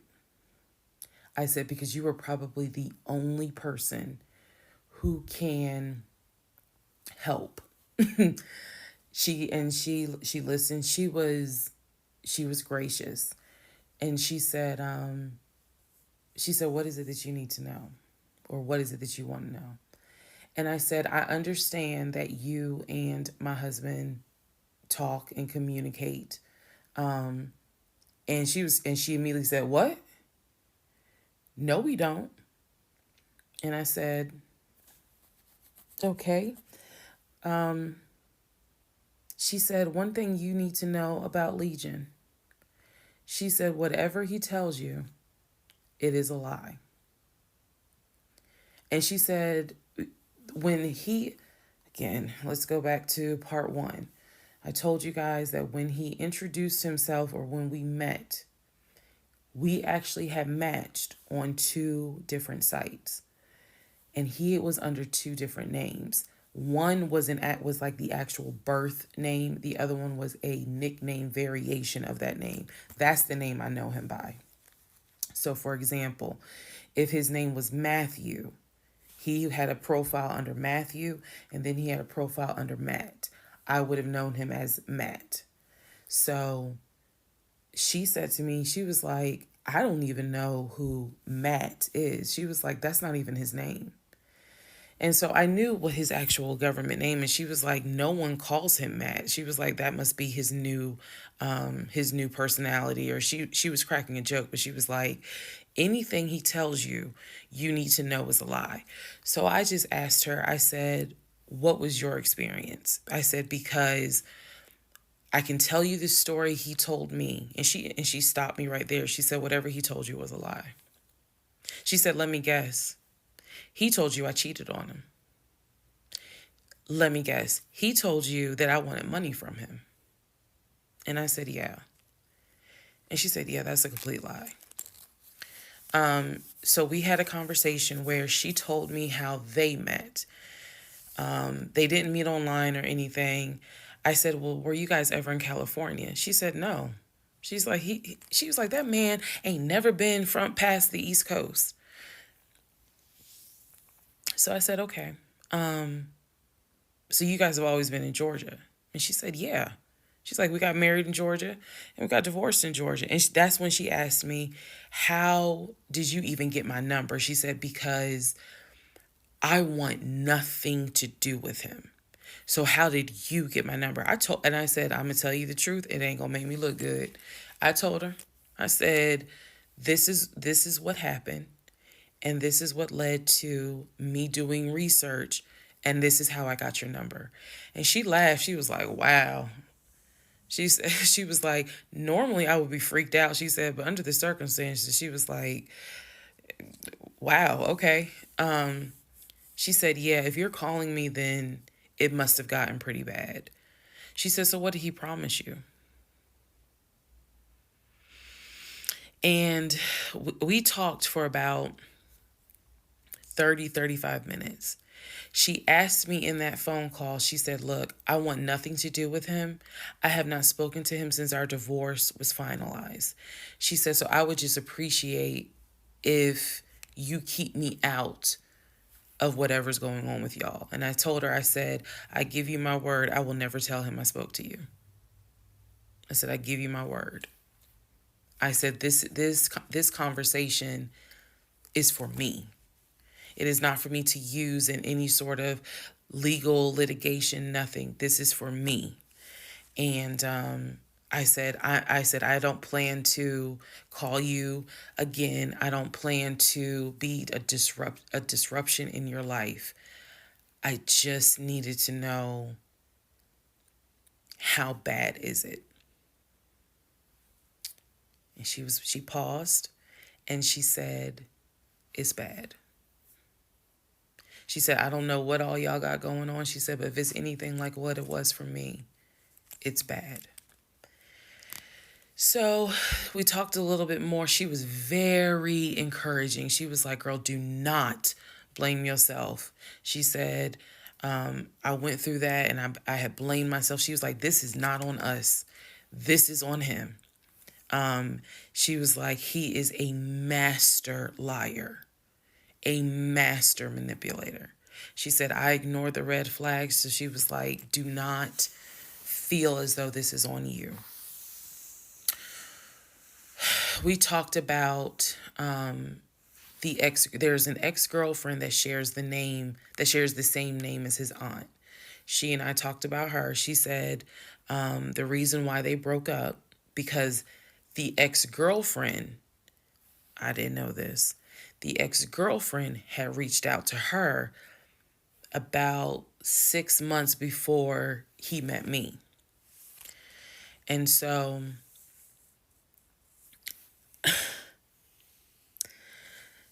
the ex-girlfriend lives in lived in Douglasville. On Legion's driver's license, he had a Georgia driver's license with the Douglasville address. What he told me was that it was the address that his sister, because remember I told y'all his sister Shantae lives in Douglasville. She's a nurse, married with 2 kids. So he told me that the address on his license, it was his driver's license, was to Shantae's house. The ex-wife is telling me, no, that's the address for the girlfriend, the ex-girlfriend. He had moved in with her and he created this whole narrative with her. She found out that he was lying and she kicked him out. And so I guess after she kicked him out, she then reached out to the ex-wife, kind of the way I did, for confirmation.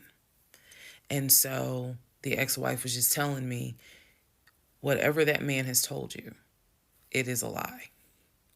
She said, I got out before it got too bad. She said, because once I knew he was lying, I was out. She was like, because he's never going to change. And so, again, conversation went on and on. And so finally, we were getting ready to get off the phone. And before we got off the phone, I said to her, I said, if everything is a lie, I said, I have one question for you.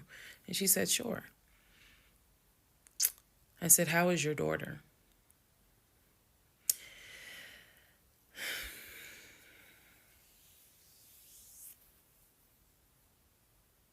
I said, how is your daughter?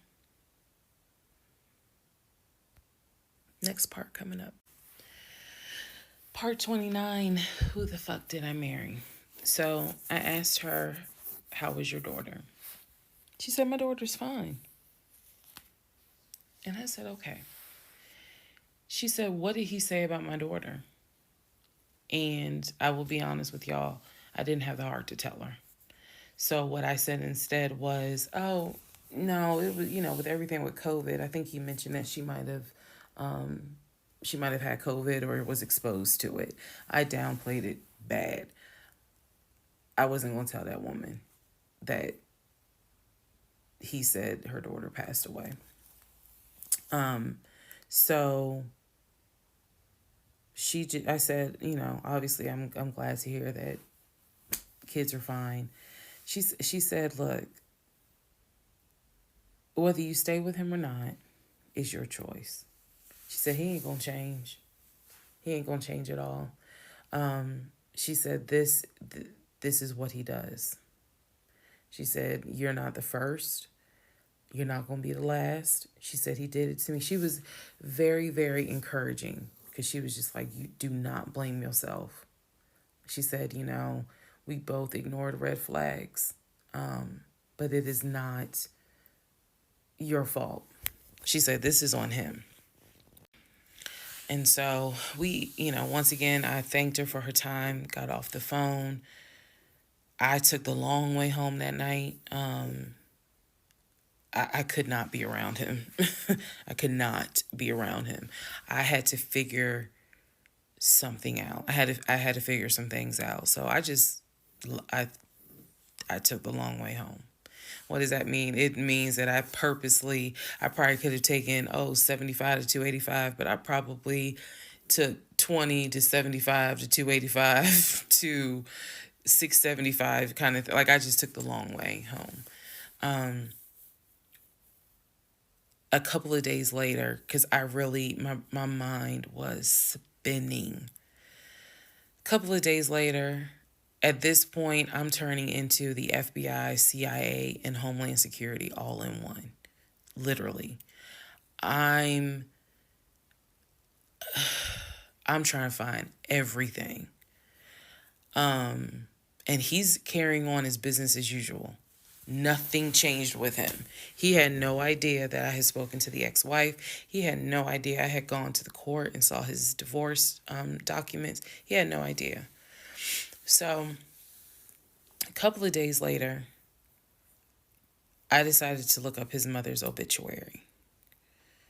Look up the mother's obituary.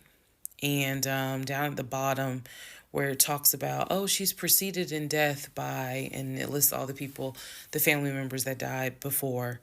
And then it says, leaving behind to cherish her memory. It lists the husband, his dad, her husband, excuse me. Let me start over. It lists her husband, which is Legion's dad. It lists Legion's brother that lives in Philly and his wife, because again, this is 2000. She passed away in 2015.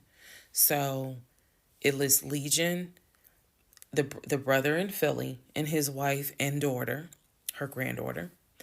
It lists Legion and his wife. I think it was like Latoya or La something. La something. It did not list the ex-wife I just spoke to. And it clearly said Legion, his wife, Latoya. Then it listed the brother in Nashville, his wife, Jane, or whatever. So I'm thinking to myself, there's two things I was thinking immediately. Number one, who is Latoya? Never heard that name before. Never heard that name before. So I was thinking, who was Latoya? And then number two, where are the two sisters? Shantae and Kim. Shantae lives in Douglasville, married with 2 kids. Kim lives in Augusta, and I believe he told me she worked at like Procter and Gamble. So why aren't they listed on here? Because apparently, go back to the video. I posted it on there. I gave y'all background on the family. He apparently was one of 5 through both parents. Brother in Philly, older brother, younger brother in Nashville, an older sister in Douglasville, and a baby sister in Augusta. So why is it on his mother's obituary there's only three children named? Where are the 2 sisters? So I'm even more like, what in the hell's going on? And then I started thinking to myself, why wouldn't they list Shantae? Like, they talk all the time, so I know that they're close because he talks to Shantae all the time. So I really was confused. Again, keep in mind, I'm trying to give y'all insight into how I was thinking May of 2021, because I still didn't find out a lot of stuff at that time. I found out enough to figure out, okay, it's not a question of if he's lying. That was over. It's not a question of if he's lying. The question now is becoming, what else is he lying about?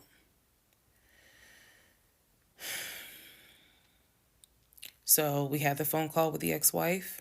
Now I see an obituary that apparently there's another wife. I know on our marriage certificate, it only states he had one previous marriage. I had 0, he had 1. So this is how I'm thinking in my head, which is, okay, what am I missing here? I know we've established that he's lying, but who the fuck is Latoya? Like, I'm really trying to understand who is Latoya. And again, he's hobbling around the house, limping, and I'm in our bedroom, well, in the bedroom, just, I mean, I could not get on Google fast enough to try to figure some stuff out. So,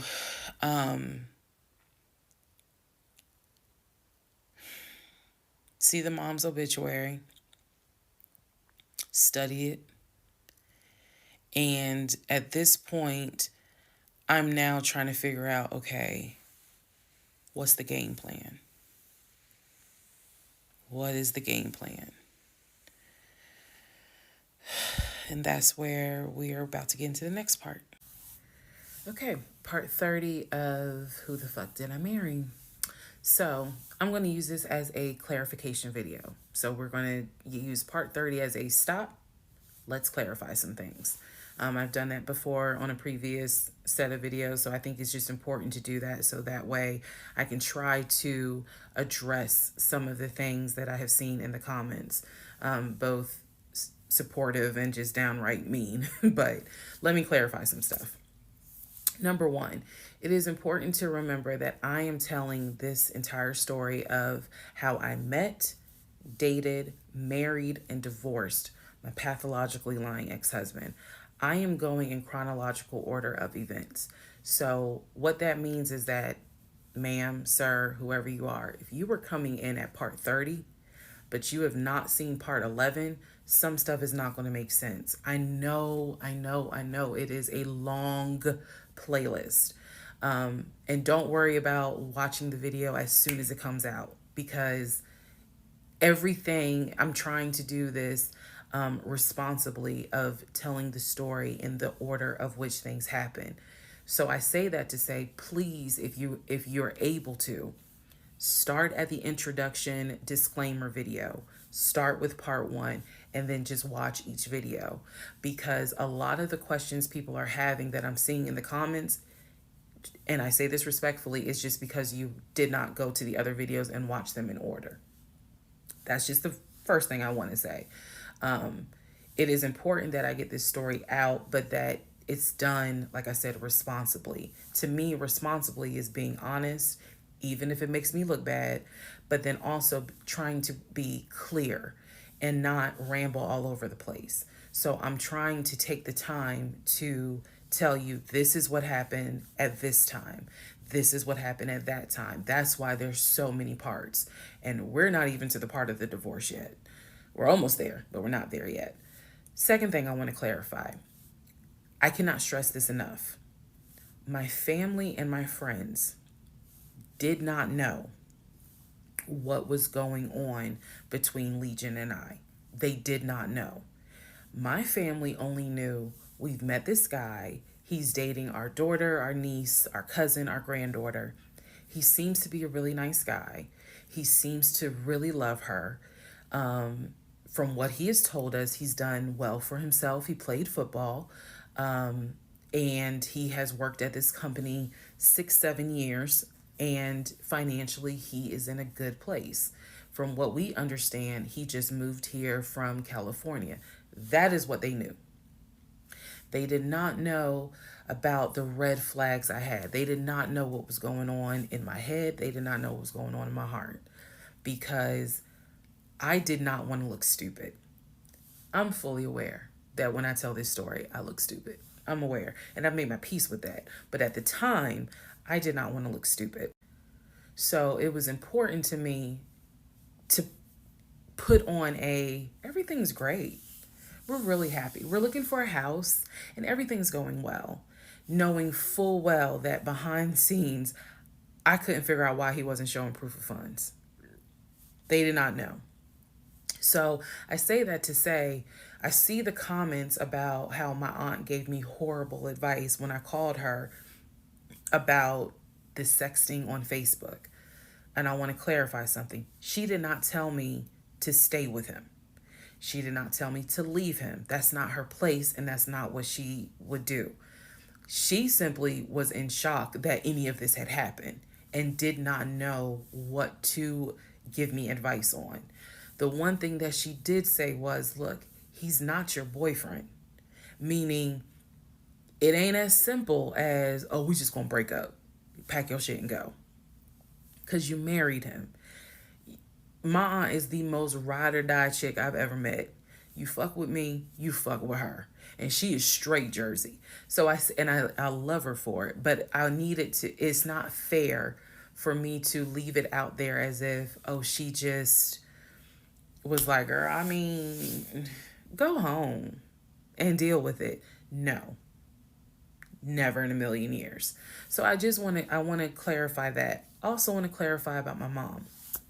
So my mom lived in Arkansas, and when she came to visit in April, we were already married. This is her first time physically meeting Legion. My mom will tell you she had no idea anything was amiss, but there was something that nagged her a little bit. She didn't know what it was, and my mom is the type where she's going to get on her knees in prayer. That's who she is. So for her, it was like, I don't know what it is. He seems like a nice guy. He seems to love my daughter. Because again, there was no arguing in the house. The house was peaceful while she was here, even though behind the scenes we had just came off of the whole sexting incident with other women. So for her, it was like, I don't know what it is. She did tell me later on that it seemed as if I wasn't as happy as she thought I would have been. But again, she took it to the Lord in prayer. And her prayer was, God, protect my child. I don't know what's going on, but protect her. That was my mom's response. So she did not know, she did not pick up or overhear something that was going on while she was here. She had a candid conversation with Legion, and Legion kind of came across as, I miss my mom. He missed his own mother, and so he called my mom and doted on her, again putting on a charade. And so for her, it was like, bless his heart. That's what she said. Bless his heart. But no, she did not know the specifics. Nobody knew the specifics. They didn't know the specifics until we're talking May, June of 2021. They knew that we were looking for a house. They knew that the house fell through. They did not know about the proof of funds. They did not know that he wouldn't show me the savings account, the offshore account. So I just want to say that, because to me, it would be irresponsible to not clarify what family and friends knew. Because these people have always been supportive of me, always had my back. I just simply did not share with them the things that I felt like were red flags, because again, my mindset at the time was, I want to be married, and what if he isn't lying? And I was making excuses for him to myself, so I definitely would have made excuses to family. Another thing I need to clarify, and I saw the comments on this about how a VP would never date someone that looked like me. And to the person that wrote it, that wasn't very nice. I need you all to understand, the relationship started in March of 2020. He came into my life as regional manager. Okay? That is how he came into my life. Then eventually he got promoted to VP of production or operations, some VP of something. That was later on in the relationship. He showed me the paperwork where it was basically a memo from HR. Your new position title will be VP of production. We'll just say production. Your salary, I don't remember the exact amount because it was a very specific amount, but it was over $200,000. It listed some of the benefits that he would have. He would have an office. He would be getting an executive assistant. That's where we get David from. If you don't know who David is, please go back and watch the series in order. He would be getting an executive assistant. He would be getting use of the company helicopter. He would be getting a company car. That is where we're introduced to the fact that he was starting to shop for a company car that could not be more than $90,000. That's what he told me. I didn't see this in the memo, the amount of the car, but that's what he told me. So that's where you get the car shopping for the Range Rover, the Jaguar, the BMW. He even test drove a Mercedes GLE, I believe. So I'm just trying to, again, bring some clarity to this so that way we all can understand what's going on. And hopefully this just makes a lot more sense for everyone. All right, part 31. Part 31, who the fuck did I marry? So I found his mother's obituary online. It then told me, it listed his brother in Philly and his wife. It listed Legion, and then it said his wife. I took the name from the obituary and I did a Metro Atlanta court search with that name. I found a divorce record.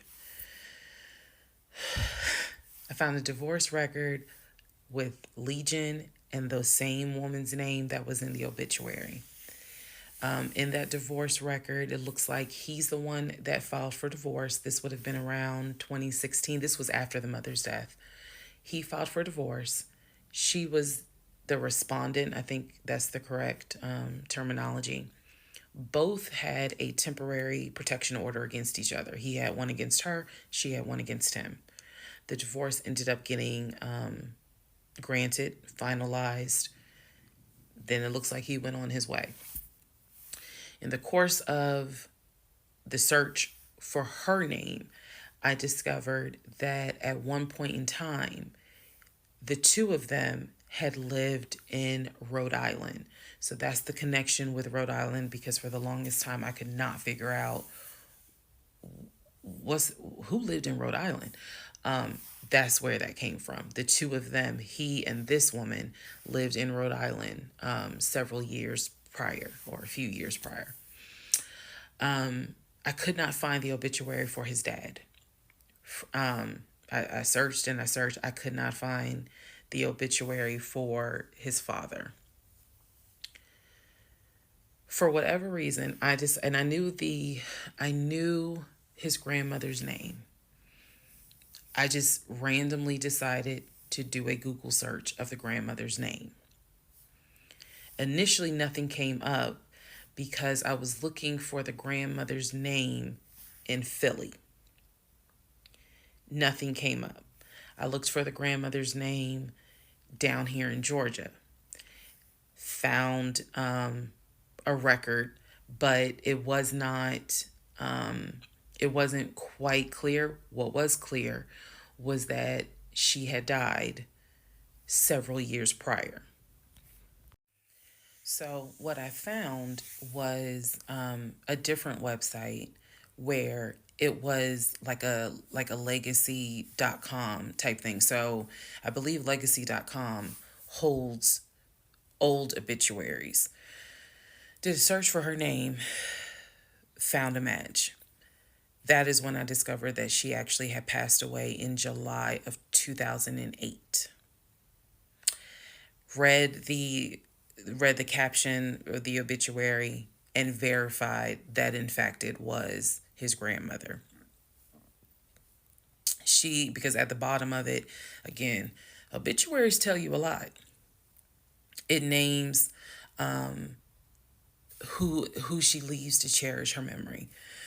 So it lists all the different family members. It lists the brother in Philly. It lists Legion, no spouse, and then a brother in Nashville. Once again, it did not list the two sisters, Shantae and Kim. So I'm even more like, okay, clearly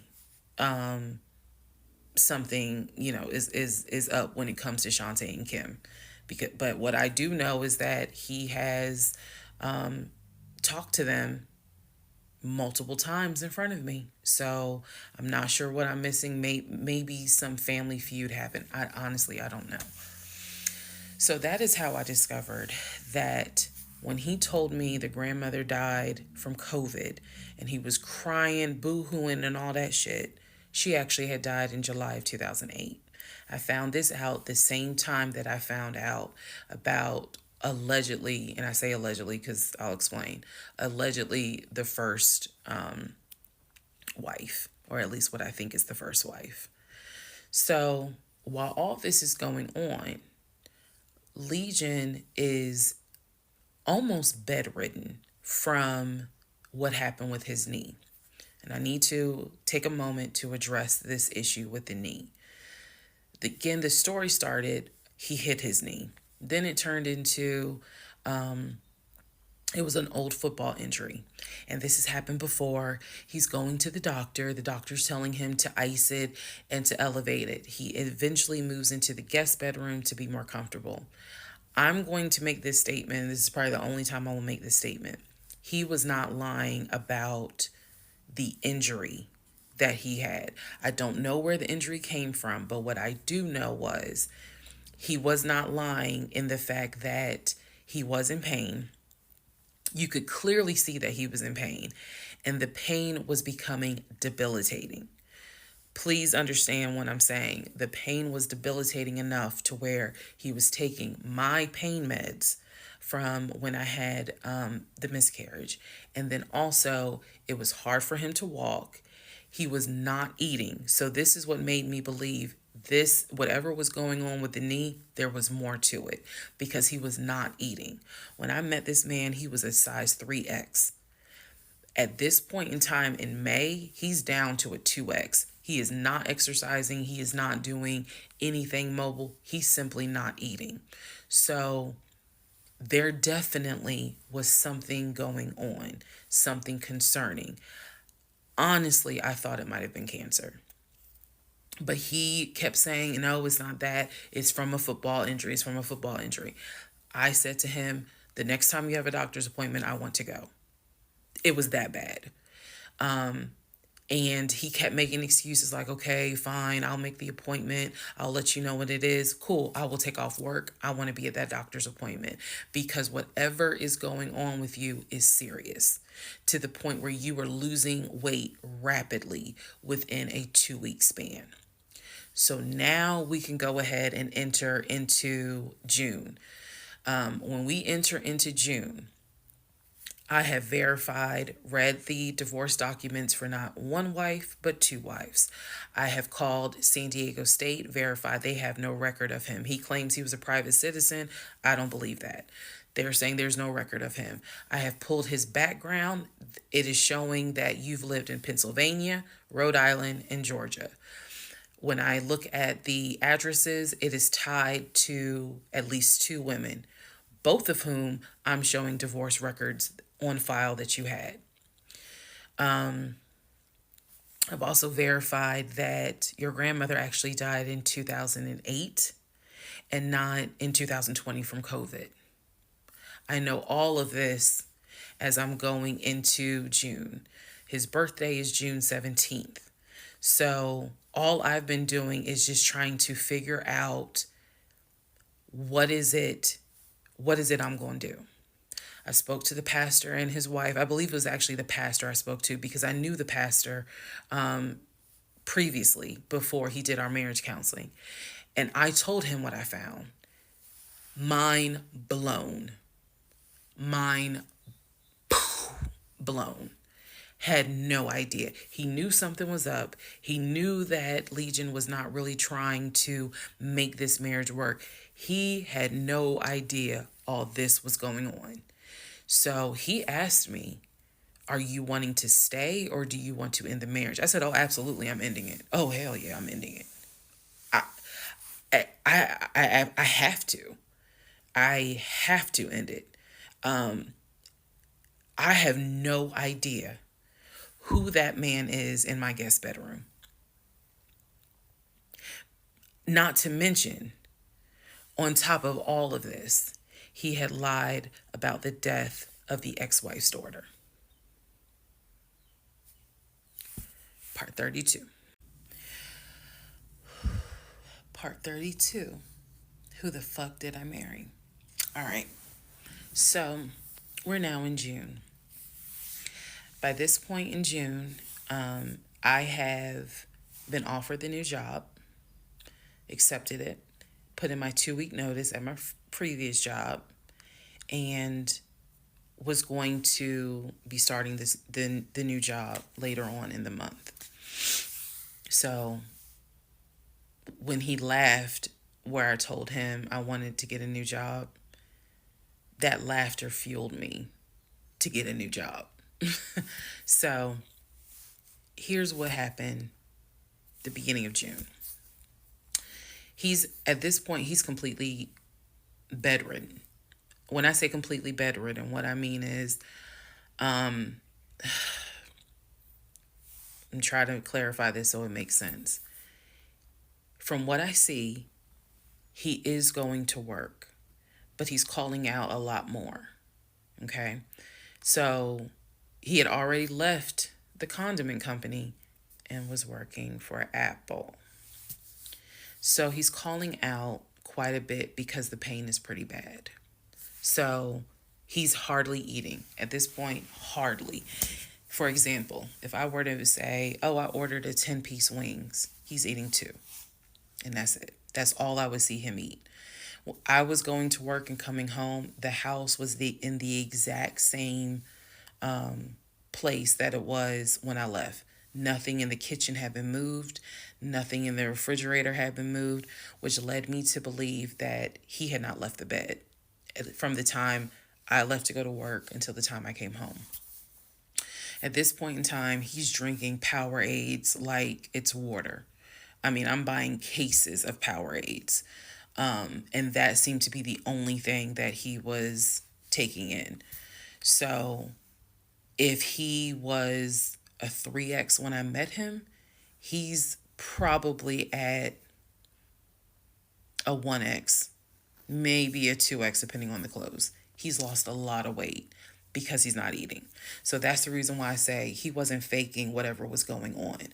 I think the issue with his knee was a symptom. That was not some football injury. That was not, oh, I hit it at work. It wasn't that. Something else was going on. I had kept asking him to, let me know when you have a doctor's appointment. I'm going to go with you. I'm going to go with you. And he just kept saying the doctor, he's calling the doctor, and the doctor told him to just keep icing the knee. But I knew better. What was happening was I didn't care because of all the stuff I was finding out. So, beginning of June, he is in the bed, sleep, and I get his phone. I ain't gonna lie. I got his phone.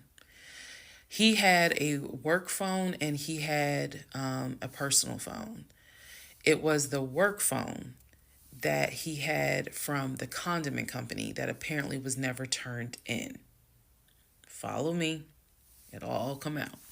So he still had the work phone. It was deactivated. But he did not wipe the phone, if y'all know what I mean. Take all the data off. He did not do that. So I look through the phone and I see this would have been text messages. Text messages between him and a woman named Peaches. I go back to the beginning of the text messages. This is on the work phone. This is the beginning of June of 2021. I go back to the text messages the beginning of the text messages between him and Peaches. Yes, that was her name, Peaches. I'm reading the thread because he's knocked out sleep. So I'm in the bathroom with the door locked, reading the thread. And what I can tell is that he met Peaches on POF. If you don't know what POF is, it is Plenty of Fish, a dating website. He met Peaches. I saw the messages in June, so he met Peaches around February. Met Peaches from POF. And apparently Peaches was, there's no nice way to say it. Apparently Peaches was a prostitute. So the reason why I say that is because in the text messages, she's listing the prices. So he asked for a hand job. This is in the text messages. She told him it would be like $40. He asked how much would it be for oral. She said it would be $60, because it was $60 and $80. One was the price with a condom, one was the price without one. So no messages after that. She sent a picture, he sent a picture. No messages after that. So in other words, these messages were not back to back every single day. There's breaks in between the messages. So like a message was in March, the next message is in April. A message in April, next message is like 2 weeks later. So he's asking her the prices. Next message I see would have been from a few weeks prior to the date of this. So this was the beginning of June. The message is from sometime beginning of May, where he is thanking her and says to her, thank you so much. That was really great. I hope I can see you again. Then there's messages where she said, hey, basically, she was at a new spot. She must have moved. So he said, okay, I'm gonna come through. I'm gonna come see you. He's asking her to confirm the address. He was like, is it the house with the brown trash can with a white car in the front? She says yes. So I'm thinking he was actually in front of the house when he's texting these messages. Then again, he does whatever he does, and he sends her a message a few hours later saying, thank you. That was great. I'm reading all this. And I will tell you guys something that you may or may not understand. Some women may or may not understand it. The cheating didn't even faze me. Didn't even faze me. I didn't cry. I did not feel like, what did I do wrong?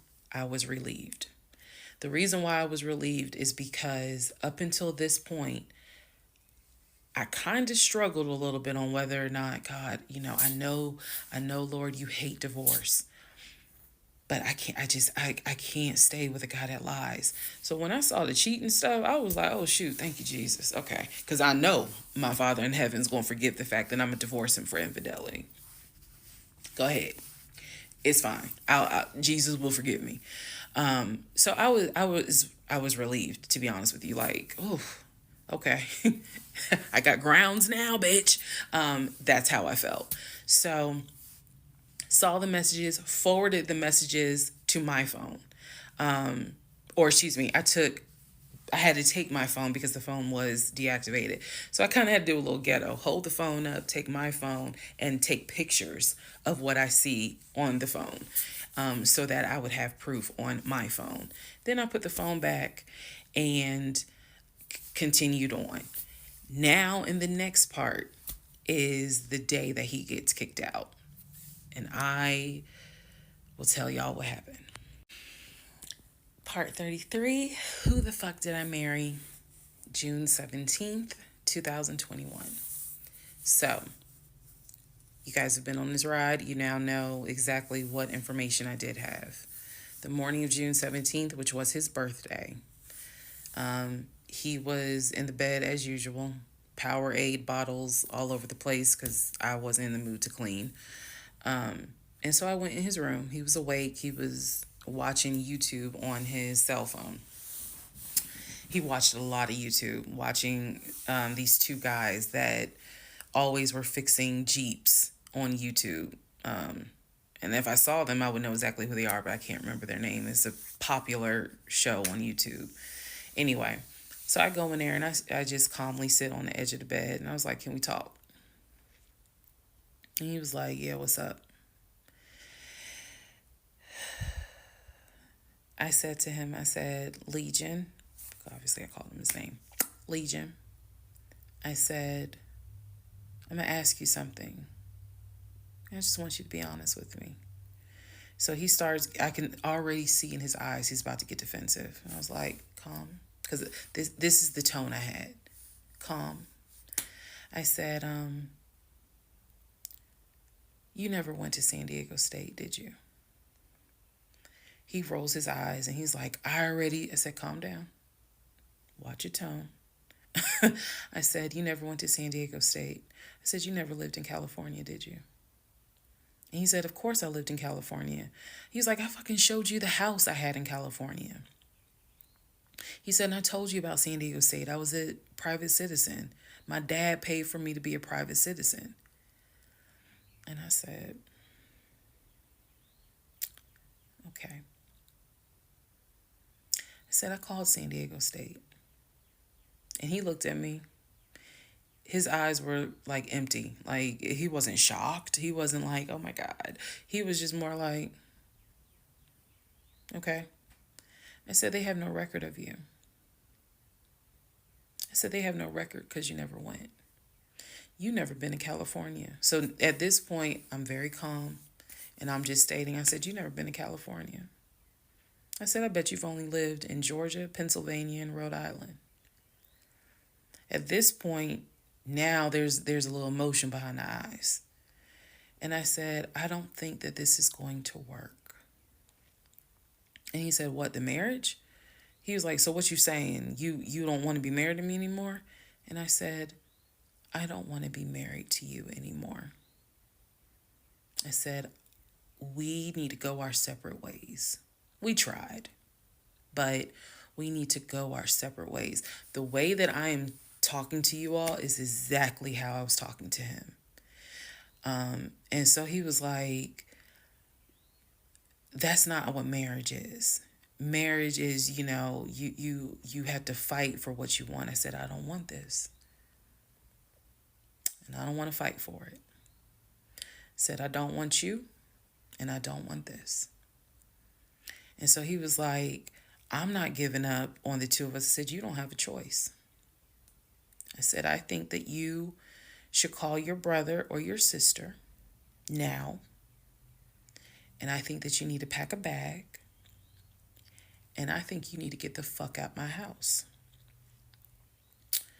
And he was like, I don't really have time for this. I don't feel well. I said, I don't care. You need to get out of my house. Again, the way I know y'all are going to be like, she's so dramatic. And I am actually a very dramatic person. But the way that I'm talking to you guys on this video is exactly how I was talking to him in the beginning of how this started. So I said, you need to call your brother, or call your sister, because she's in Douglasville, and you need to go stay there. You need to get out this house today. Basically what happened was, at first, he refused. He wasn't moving fast enough for me. And so he called his aunt. And his aunt was on speakerphone. Let me preface that. She was on speakerphone. And so she was like, what's going on? And he was like, my wife don't want me no more. She claimed that I be lying to her. I ain't never lied to her. When I heard this, what's the analogy I can give y'all? When I heard him say to his aunt, I ain't never lied to her before, something in me snapped. The best analogy I can give you, do y'all remember that movie Carrie? When she was at the prom and everyone was laughing at her. The blood had fallen down on her. And there was a moment where her eyes just went wild. And you knew something was about to happen. You just didn't know what. But y'all had pushed her too far. When he said to his aunt, I ain't never lied to her, I snapped. The calmness left. The amount of rage that was in me. I could have fought every member of the Kansas City Chiefs and beat every last one of their asses. I could have fought every member on the Atlanta Falcons and beat every last one of their asses. I'm not a violent person, but I was there. That statement, I ain't never lied to her, took me there. I went off. I went off. I went off so bad that first of all, every part of me was shaking. I called my mom. My mom was on speakerphone, and she's in Arkansas. My mom's a praying woman. I was cussing like a sailor. My mom finally said, put him on the phone. So I gave him the phone, and I'm standing there, and I'm looking around the room. Is the scene that I remember is the Angela Bassett scene in Waiting to Exhale, when her eyes are darting around the room right before she grabs everything to put it in the car to set it on fire. I was more so looking at what weapons were in the room. The lamp, the TV, the dresser. I was looking more, while she was talking to him, my eyes were darting around the room, because if he did not get his ass up and get his shit and get up out of my house, it was going to be bad. If I have never in my life been on TikTok and said, If had it not been for the blood, y'all, I know this is going to sound dramatic. I know this is going to sound like, girl, you so funny. You don't understand. Had it not been for the Lord on my side, had it not been for the fact that I know I got a praying mother, I know I had a praying aunt, I know I've had a praying grandmother in heaven, because I'm telling you, I clearly saw what was getting ready to happen had he not gotten up, got his shit, and got out of my house. So I'm trying to calmly say this because I'm trying to calmly tell this story because the rage had taken over me. The pure, unadulterated rage that I felt when he said to his aunt, I ain't never lied to her, after I had discovered only 2% of the lies at that point. Just 2%. So it was enough for me to be like, you need to get your stuff and go. So my mother gets on the phone and she says to him, Legion, she called him by name. She said, I am not there to control my daughter. She said, in the name of Jesus, get your stuff and get out that house because I think she might kill you. Get out of the house. She's on my phone. His aunt is on his phone. His aunt said, nephew, come home. Home for her was Philly. She said, I'll send you money. Come home. Leave that house right now, she said, because I think that woman is about to kill you.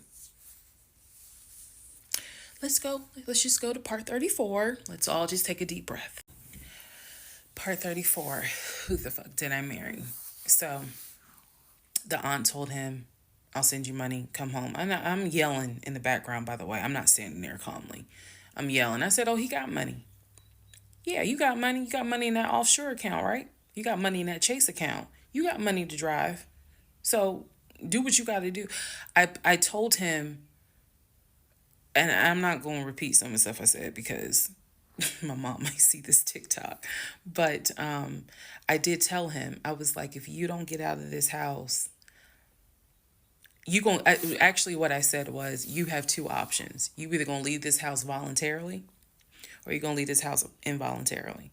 And he tried to get a little nuck if you buck. He tried. And that's when because he was still on the bed, still laying in the bed. And he was just like, you ain't gonna do shit. Like, don't talk to me like you done lost your fucking mind. Da, da, da.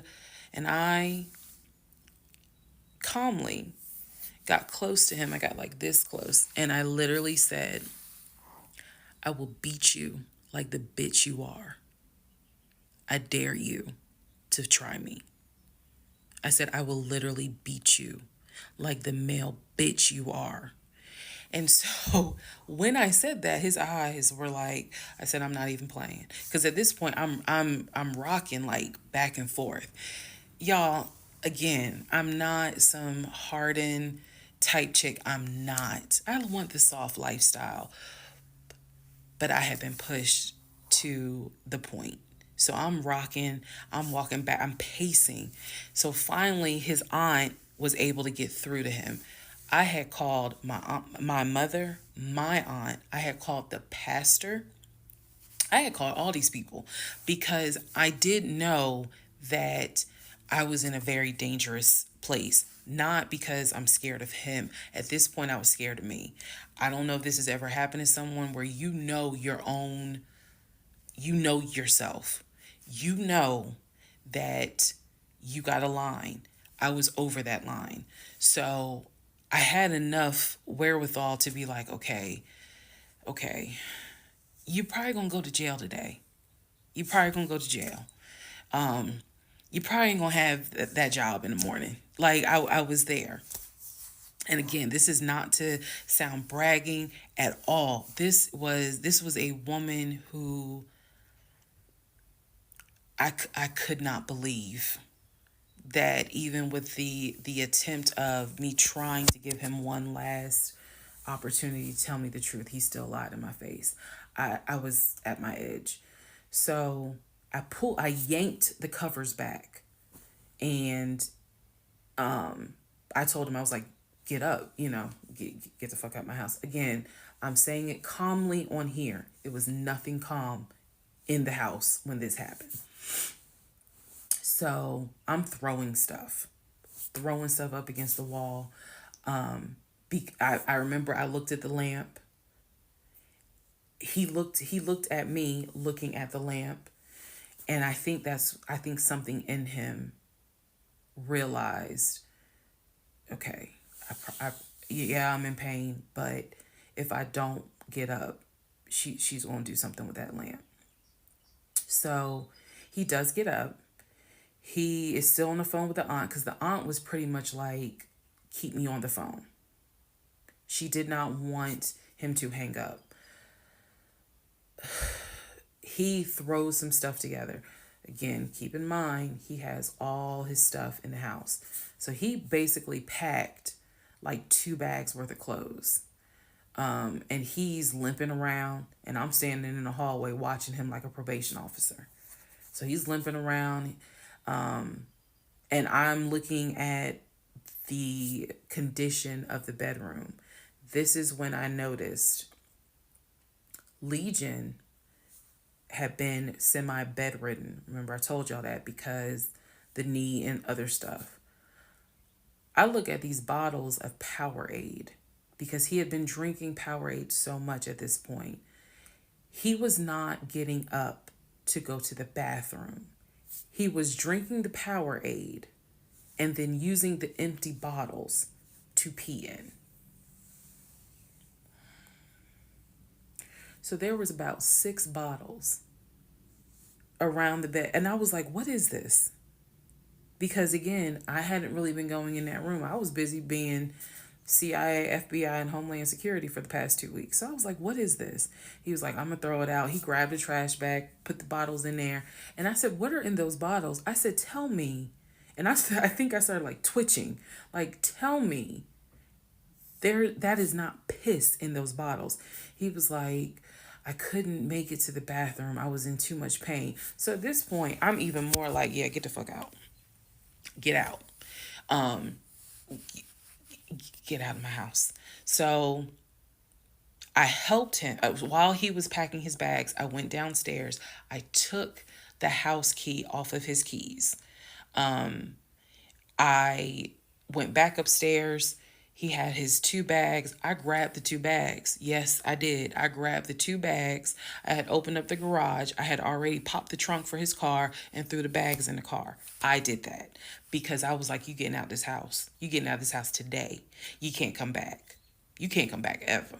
So it took him about 2 hours from the time of I will beat you like the bitch you are for him to actually leave the house. Again, I'm calm telling y'all this story. It was not calm in the house. So he eventually puts on some sweatpants. Now I can really see how much weight he has lost.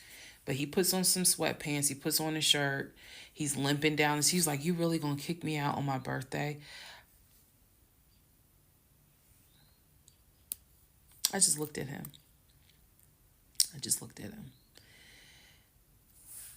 Opened the door. He went through the garage, got into his car, called, his aunt was still on the phone, and she was like, I'm going to send you some money.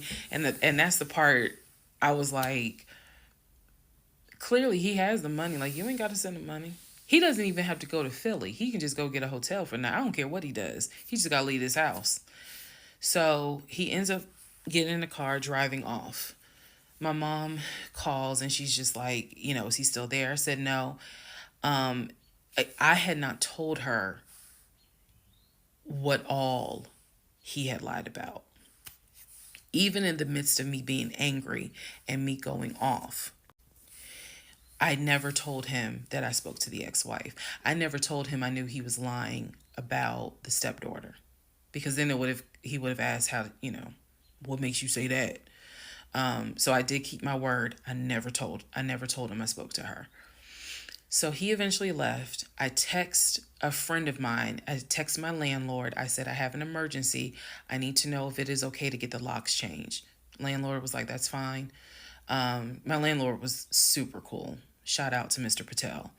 I went to Home Depot, bought brand new locks, text a friend of mine, asked him, when you get off work, can you please come by my house? I need the locks changed today. So he was like, oh, okay, what's going on? I said, I'll explain it later. So to give you a timeline of June 17th, when I asked him about San Diego State and I told him that I know you've never even been to California, that was about 8:30, 9 o'clock in the morning. By the time he left the house, it was maybe going on noon, 1 o'clock. So this happened pretty quickly. If you're wondering why did you even ask him, I already knew that I wanted out. I knew that. But for some reason, a part of me was like, let's just see if he'll be honest just one last time. And he wasn't. And it sent me into a rage.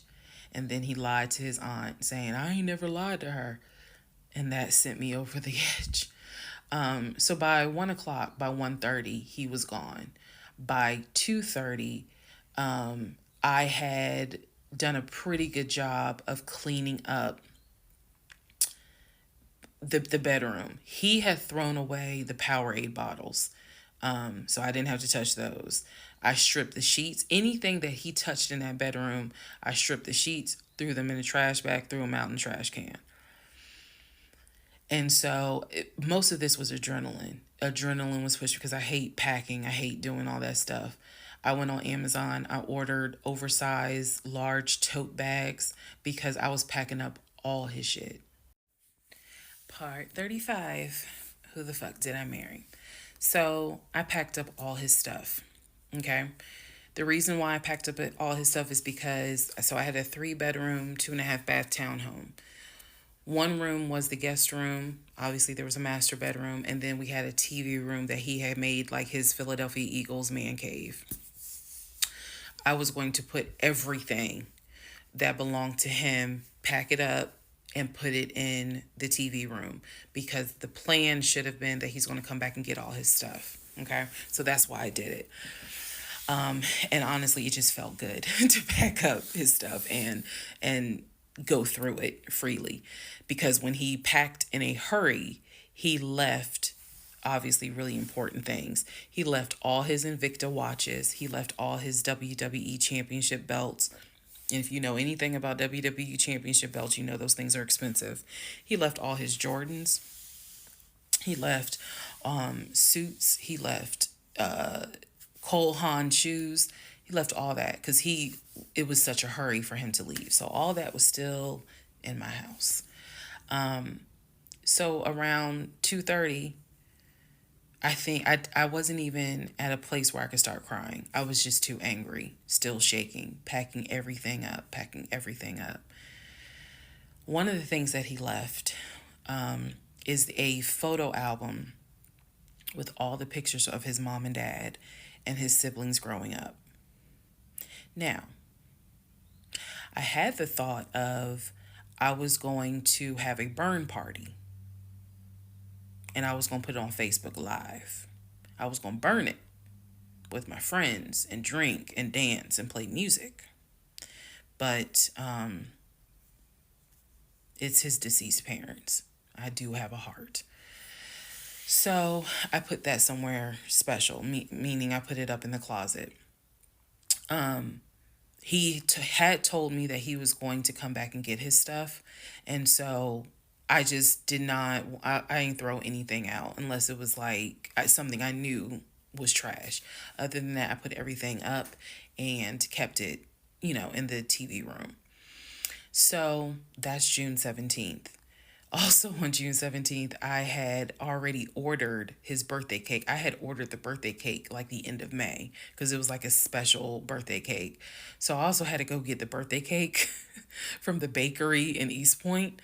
And I took it to my family's house and we ate it. Yes, I had left the house, went to my family's house, filled them in, my aunt, my little cousin, and my grandfather, because my mom was in Arkansas. So went over to to their house, filled them in on what was going on. They could not believe it. Although my grandfather then told me, he said, he ain't look like he was a football player. He was like, I ain't want to say nothing, but he ain't look like he was a football player. Gotta love grandparents. So we ate his birthday cake. Went back home. The friend that I had called came, changed all the locks. I changed the security codes. Effectively, he would not have been able to get in that house. So that is what happened on June 17th. So now we can fast forward. He would text me and he would call me that he got to Philly. Apparently he left Georgia and immediately went to Philly. So he immediately went to Philly, and he did text me and said that he made it to Philly and he was staying at his aunt's house. I know that this is a short part. That's okay, because what we're doing now is I went through how we met. I went through how we dated. I went through how we got married. Now I'm taking you all to June 17th. The week after June 17th, he's in Philly. He still would call me. He still would text me. The conversations we were having the week after June 17th, so this would be June 18th up to the 24th. The conversations we are having had to do with divorce. So who's going to file? And he was like, well, I don't want a divorce, so I'm going to fight you on it. Are you? Really? Are you going to fight me on the divorce? I didn't know anything about filing for a divorce. But I refused to stay in a place of ignorance. So I went online. There's a website that you can go to where you pay like a $200, $239 fee, and you fill out basic information and you choose your state. And they will but they will make all your documents. All you got to do is print it out and take it to the court. And it is step-by-step directions. We didn't have any property with each other. We didn't have any kids with each other. So by the state of Georgia's standards, this should be an uncontested divorce. So the conversation that last week, the week of June 18th to the 24th, was about divorce. What stuff do you want to keep? Well, I'm going to come and get all my stuff. I just don't understand why you couldn't talk to me about it. I said, there's no room for talking because you've been lying to me since day one. But even still, keep in mind, as of June 17th, June 18th, June 19th, I did not know what I know now. So the lies were really only like 5% of the whole story. So June 24th or 25th is when I had printed my documents. And I'm laughing because at this point in time, I've read y'all's comments about how that man will print out stuff. I know. But I used the website, typed all my stuff in, got my documents, and then I went. I took a day off from the job because I was getting ready to transition into the new job. So I left work early, went to the courthouse, and filed for divorce. I filed. I paid. And then I already had the documents where he would have needed to sign so that it could then be entered into for a divorce settlement agreement. So going into part 36 or 35, I know there's so many parts. Going into the next part is where I can tell you guys what happened with him, because he drove to Philly and he was in Philly for about a week, maybe 3 to 4 days. Then I get a message on Facebook Messenger from a woman claiming to be his cousin. Lord Jesus. So the cousin tells me, actually I can tell y'all. So the cousin tells me that he's there. He's telling the family that I kicked him out. He's telling the family that I kicked him out after he walked in on me having an affair. that I stole his money, and I then kicked him out. And the man I was having an affair with, he said, was a law enforcement officer who used his duty weapon to threaten him to get out the house. This is what he told his family. And the cousin was reaching out to me. She found me through a search on Facebook and was reaching out to me because she's like, we know he lies. So I'm just trying to figure out is this true? Because he's up here asking us for money, asking to stay on our couches. Like, what's going on? Then she explained to me, we didn't even know he got married. So this is the first time we're hearing about you. What do you mean you didn't know he got married? He talks to his brother every day. She said, who told you that? I said, I've heard him talk to his brother every day. All his brothers. She said, all his brothers? How many brothers do you think he has? I said, he has 4 brothers. I named them. She said, he has 2 brothers. She said, he has the twin and he has the older brother. I said, twin? Who is the twin? Welcome to the next part where we discover the real family tree. Part 36, who the fuck did I marry? The family tree. Please fasten your seatbelts and put the tray tables in the upright position. Let's go. All right. The cousin, I'm not going to name her. The cousin had reached out to me on Facebook, asked me to please give her a call. So this conversation was on the phone. Yes, I was actually speaking to her. She informs me again about the whole he's up there. He's telling everyone that he walked in on me cheating on him. It was with a law enforcement officer, and that the law enforcement officer used his duty weapon to threaten him to get him out of the house. The reason why I'm particularly mentioning the fact that he said it was law enforcement is because he was trying to get a family member, like one of his cousins, to call the agency of the law enforcement officer and file a complaint, which in hopes would then start an internal affairs investigation. Yeah. So, female cousin's on the phone with me. She's telling me everything that he is telling them. She's like, look, we know he a liar. We don't fuck with him. He's been a liar since a kid, but he's also family. She said, we didn't know at all who you are. So I thought that was interesting because I was like, you didn't know who I was, but his brother knew who I was.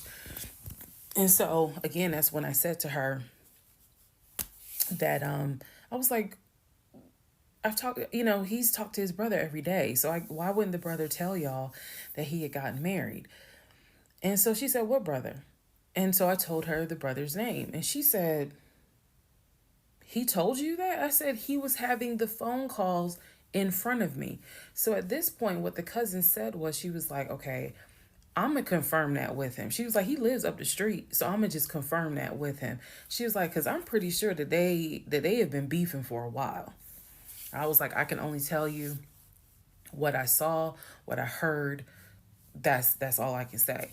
So then when she asked me about, well, how many brothers do you think he has? And I said, he has 4 brothers. Again, I listed all of them. This woman was like, he has 2 brothers.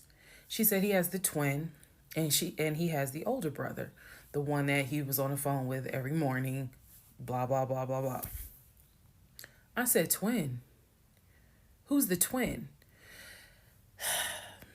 So this is where she explained to me. She said the parents, mom and dad, had the older brother. The older brother is about 5 or 6 years older than Legion. Legion and the younger brother, who lives in Nashville, they are twins. So when he kept saying my younger brother by 2 years, it's his older brother by 20 minutes. They are twins. I have seen a picture of this brother. Yes, they do very much look alike, but I didn't know they were twins. It doesn't even matter. I didn't know they were twins. but definitely they had the same mom and dad. So she was like, no, that he's older than Legion by 20 minutes. They're twins. She said, so the parents had 3 boys, brother in Philly, the older brother, and the twins. She was like, who the hell are these sisters that you talking about? So I tell her, I was like, Shantae and Kim. She said, I don't know who Shantae is. She said, Kim is my daughter. Kim is not his sister. Kim is my daughter. And she said, that's his cousin. She was like, and they haven't spoken in about 20 years. So, no, that's not his sister. He does not have any sisters. And I said, well, then what about the other 2 brothers? She was like, what other 2 brothers? I said, the brothers from his dad. She was like, you mean to tell me this man is going around telling people, I know somebody's going to quote Nicki Minaj, lying on your dead mama, but try not to. She says, you mean to tell me this man is walking around lying on his dad, saying that his dad had kids outside of his mom? And I kind of stuttered like, yeah. She was like, he does not. She said, I have no idea who those 2 men are. She said, those are not his brothers. But if y'all remember, I've met those 2. And he introduced them as, you know, man, this is my brother John. This is my brother Matt, you know, type thing. And so they both were like, oh, my sister, it's good to meet you. It's good to meet you. Remember that, because obviously I do eventually talk to those 2 men again. So she says to me, the family tree is mom and dad, the 3 sons. She was like, there are no sisters. She said, I don't have a clue who Shantae is. She said, Kim is my daughter, so that's just their cousin. But again, they ain't spoken 20 years. I said, okay. And then there was the grandmother. She said, yeah. She named the grandmother. She was like, yeah, she died in like 2008. I said, yeah, he told me that she died in 2020. And that, you know, all of you were coming down for the memorial service. And she's just like, she died in 2008. I said, then there was the uncle who also died from COVID. She was like, which uncle is that? I told her the name. She said, he's been dead since like, 2010.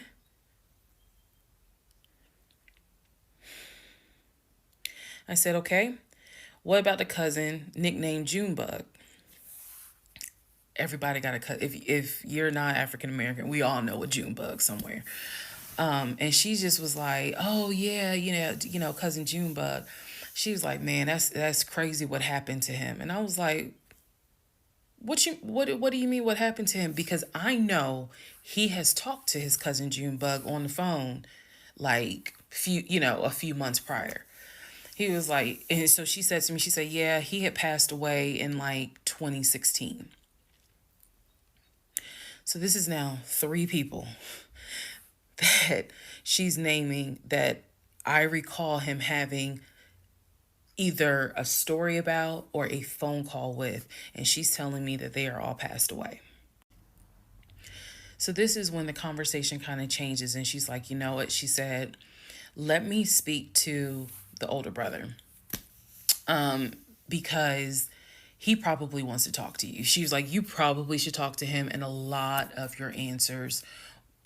your questions will get answered. She was like, this dude's been lying ever since he was a kid. She was like, she said, literally, we don't fuck with him. I remember her saying that verbatim. She was so adamant.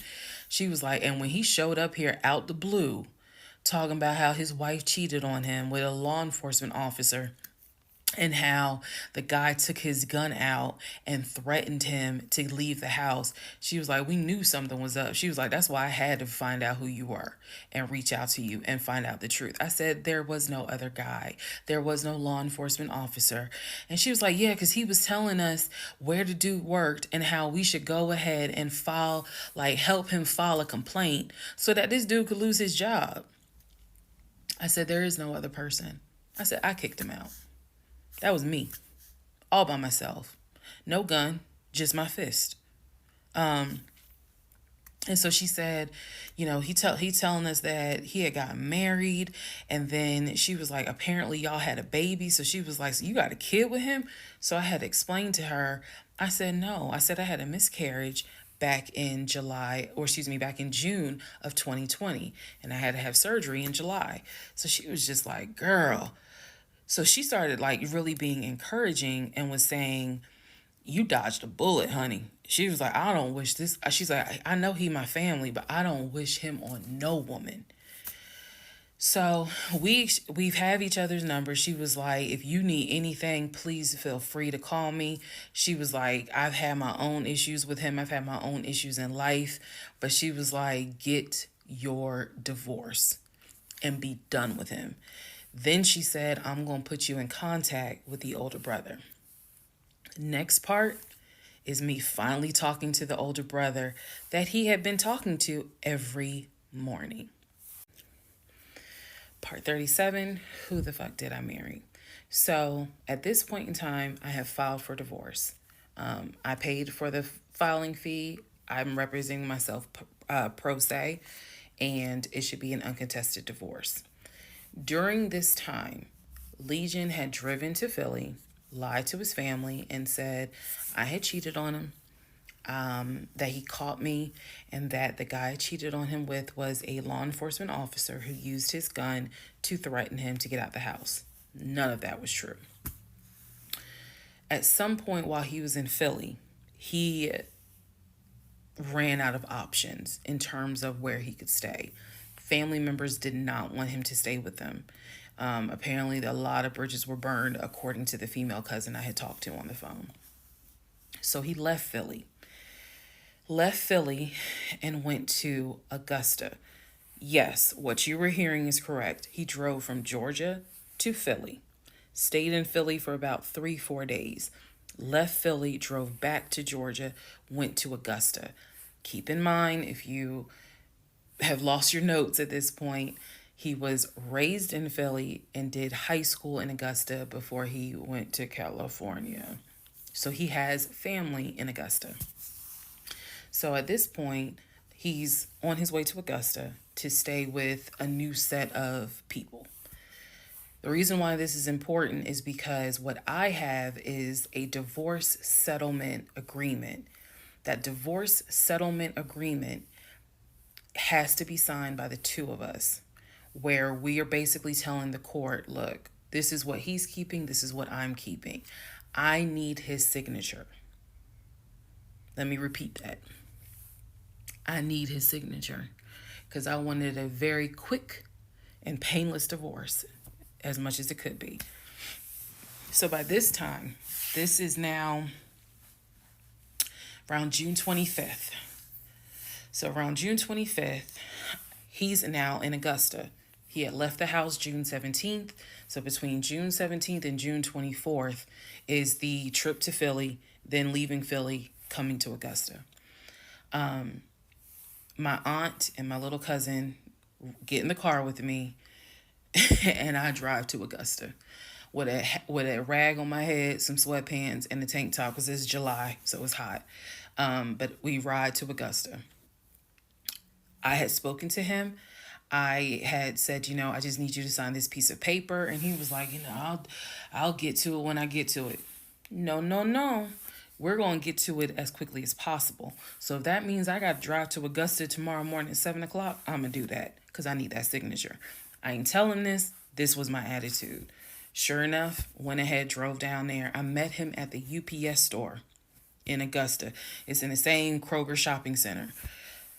They had a notary there because I needed the papers to be notarized. So he pulls up. It's only been a week since I last saw him. It has been months since my aunt saw him. Okay? She had no idea of the condition that he was in. Again, I'm telling y'all, when I met him, when he met my family, he was like a size 3X. In just a short span of time for a week, he easily could have been in an extra large, maybe even a large, but was wearing 3X clothes. So he has told me this whole time, he didn't know I had spoken to his family.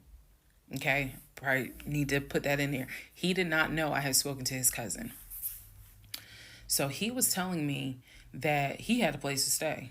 He was staying with some family members, and everything was cool. He told me he was going back to Augusta because he had a job. That's what he told me. The family member, the cousin, told me, oh no, it's not that he had a job. We kicked his ass out because he's still lying. And we don't want anything to do with him. So when I saw him get out the car, I immediately knew, you probably have not washed in 3 days. I'm not overreacting. His nails had not been cut, so his nails were a bit long. He smelled like the Chattahoochee dump on a hot summer Georgia day. He stunk so bad. And for a moment, I did not recognize the man that I was legally married to. I did not recognize him. He almost looked, what's the word? Emaciated. If I may be mispronouncing it, but the way someone looks when they've lost so much weight and it's almost like your skin and bones. He looked homeless. He smelled homeless. And my heart just kind of broke. It kind of did. I'll be honest, it kind of broke. It did not break enough for me to not get that signature though. So when he walked into the UPS store, you clearly could see that some of the people were like, let me get away from him. Me, I just was like, okay, so I just need you to sign right here, and I just need you to sign right there. Okay, and then a woman named Lauren came over and notarized the papers, and then we were done because he signed the divorce agreement. He didn't even read it. Reason why I'm pointing that out is because he didn't read the part where what's left in the house now belongs to me. Where he took technically what he was going to take. Everything else in that home belongs to me. Remember, I told y'all he had left all his Invicta watches. He had left all his WWE championship belts, his Jordans, a lot of his clothes, his Cole Haans. He had left all that stuff. He never even read the divorce agreement. So he signed it. I signed it. Lauren notarized it. We leave the store and I said, have you eaten?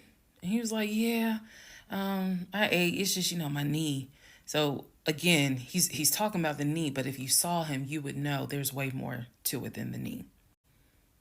So I said to him, look, since you met me here, let me give you some money so you can get you some chicken nuggets. Yeah, that's what I said.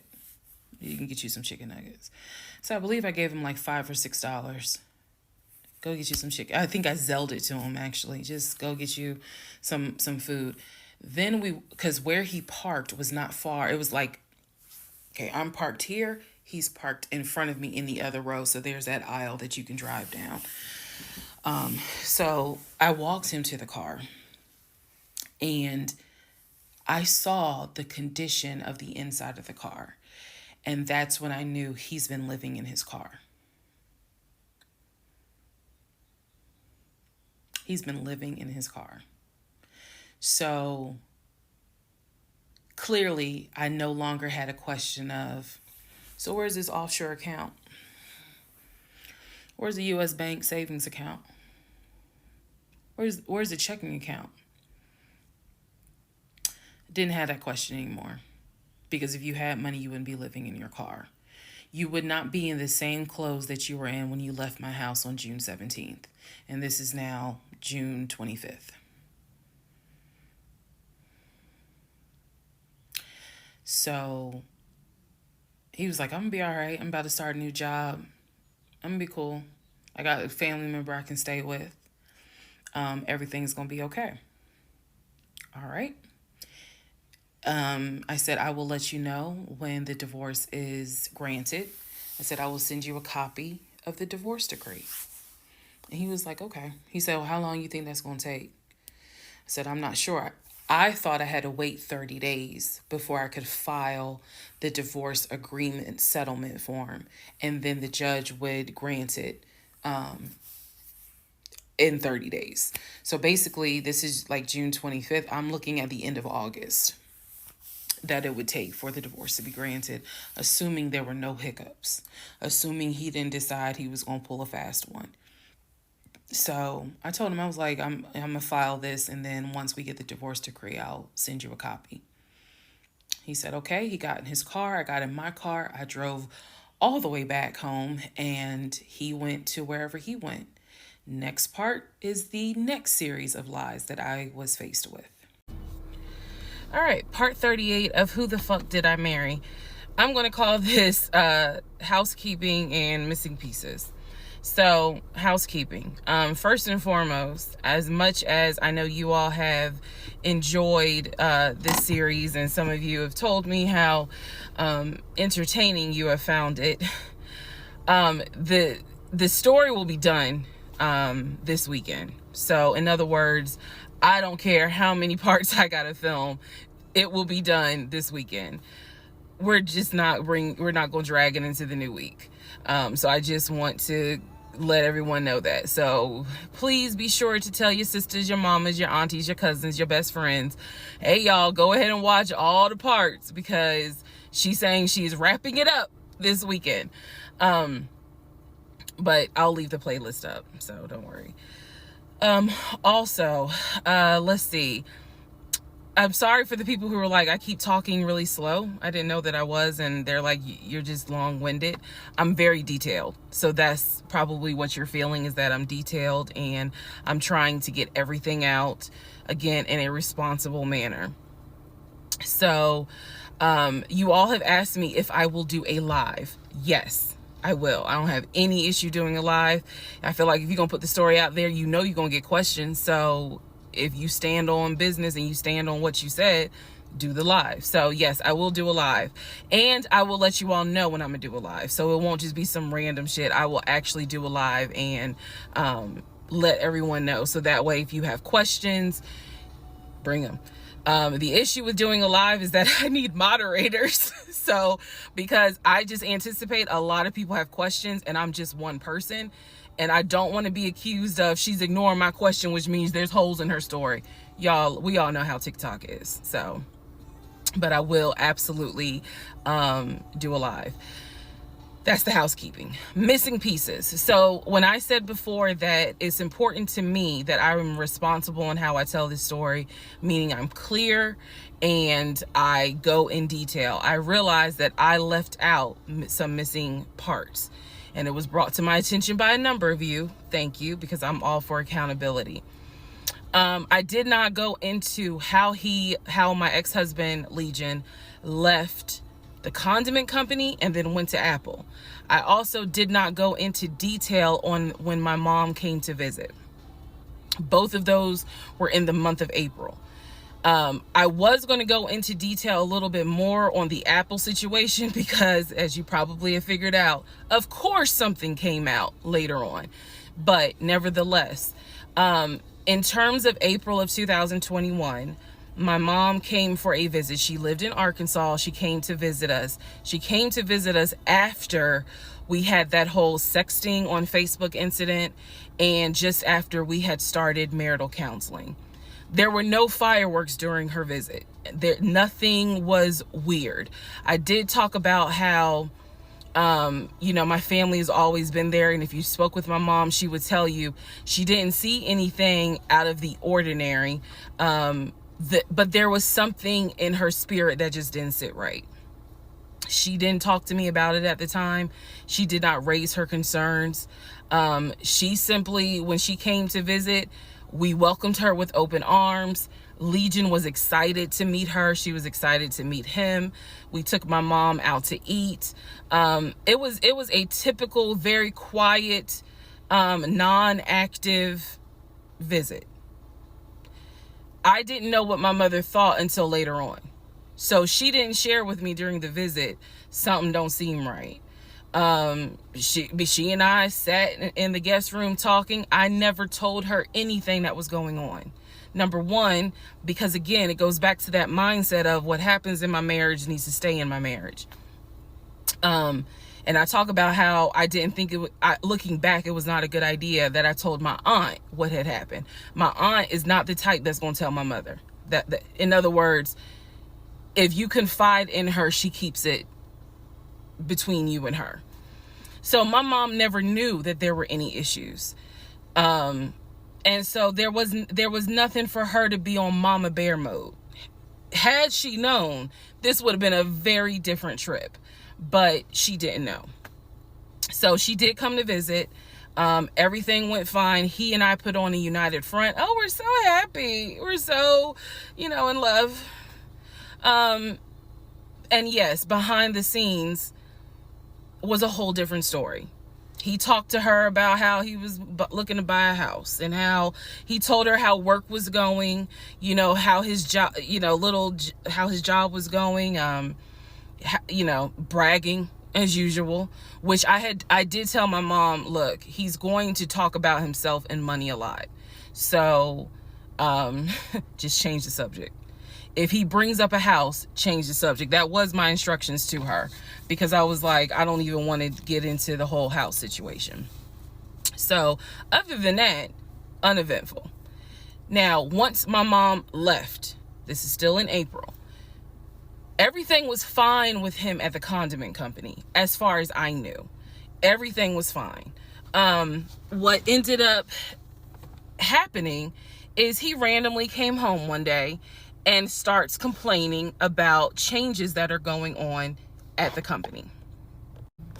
When he started complaining about those changes, it was things like, keep in mind, he is not VP of the company.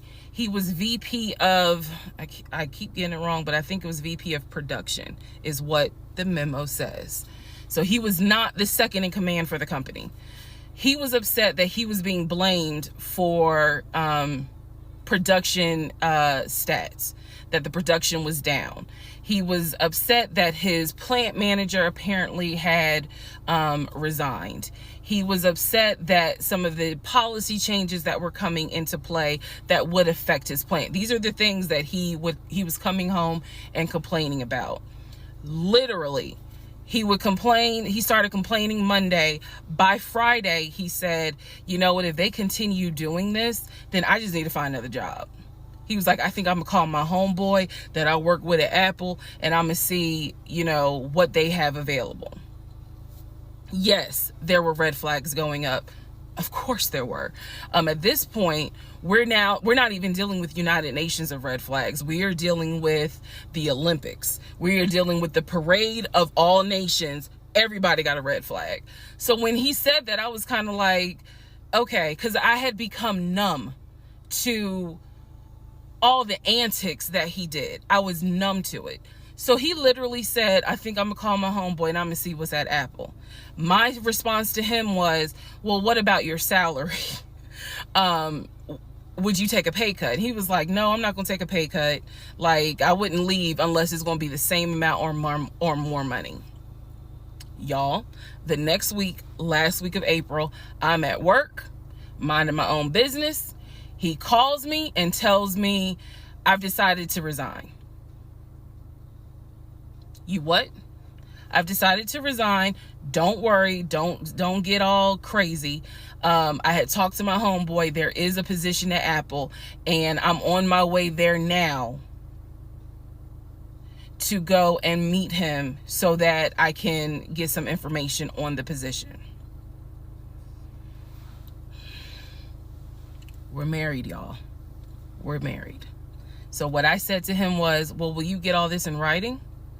His words to me were, of course I'm gonna get it in writing. I'm not stupid. You know what? I don't even want to talk to you no more. Click. That's the end of April. So that is how I was introduced to this Apple job. Again, if you stick with this series, you will find out exactly what happened. But that's how I was introduced to the Apple job. It literally was in a span of within 2 weeks. And he resigned from the condiment company and immediately said, I'm going to move over to Apple. Just wanted to clarify that. So we will continue on. Part 39, who the fuck did I marry? Everything you're going to hear probably in this part and the next part, all of this happens in the month of July 2021. Divorce has been filed. It was filed the end of June. I got his signature on the divorce settlement agreement. I thought that I had to wait 30 days before I could actually file that with the court. And so this is kind of in the limbo period because I'm still within those 30 days. So he left a book bag at the house. Book bag that had all kind of paperwork in there. Inside the book bag, this is the paperwork that I found. Number one, I found a packet from the condiment company where it showed his 401k contributions. It also stated in there that he had been terminated. So he was terminated from the condiment company according to the paperwork in the packet that I saw in the book bag that he left at my house. Also in the book bag were paycheck stubs from a previous job where he worked at a cemetery. The same cemetery that he took me to show me where his grandmother and grandfather were buried. So let's go ahead. I'll do this video and say this is what he told me. This is what I confirmed. He told me his grandmother and grandfather were buried there. He showed me a headstone with a family name on it. If you go back in previous parts, I talk about it. The truth is they are not buried there. He is of no relation to the people who are buried at that particular gravesite. Only reason why he knew about it is because he had worked there. Also in the book bag, it was a copy of a driver's license that he had. The address on the driver's license, now this I still don't have an answer to, but the address on the driver's license was the same address as the cemetery, because I looked it up on Google. Also in the book bag was paperwork from another construction company job, meaning it was paycheck stubs from another construction company here in Atlanta that he had worked for. It did not have dates on it, so I don't know when he worked for the construction company. Also in the book bag paperwork was unemployment paperwork. So it looked like he had been receiving unemployment just before I met him. I met him in March. It looked like he had been receiving unemployment January and February. So once again, let's confirm. He did not work for the condiment company for 6 to 7 years. Also in there were scraps of paper from a temp agency where it was information on the job that he had been placed at. Where was that job? The condiment company. He would be a forklift /loader is what it said. So I interpret that to mean he can drive a forklift, but he would have been loading up the 18-wheelers for them to go out to their deliveries. Also in this book bag was paperwork from Clayton County courts, I believe, for a weekend, what is it called? A weekender jail. It was like a weekender jail receipt. So I had to do some research. So apparently what that means is that there is an option where if you have a job, let's say you were sentenced to 60 days in jail, but you have a full-time job. Apparently, the court can say, okay, you'll go to jail on the weekends. So in other words, you have to report to the jail on Friday at 5 o'clock, and you'll be there Friday, Saturday, Sunday. You will get out Sunday at 6 o'clock.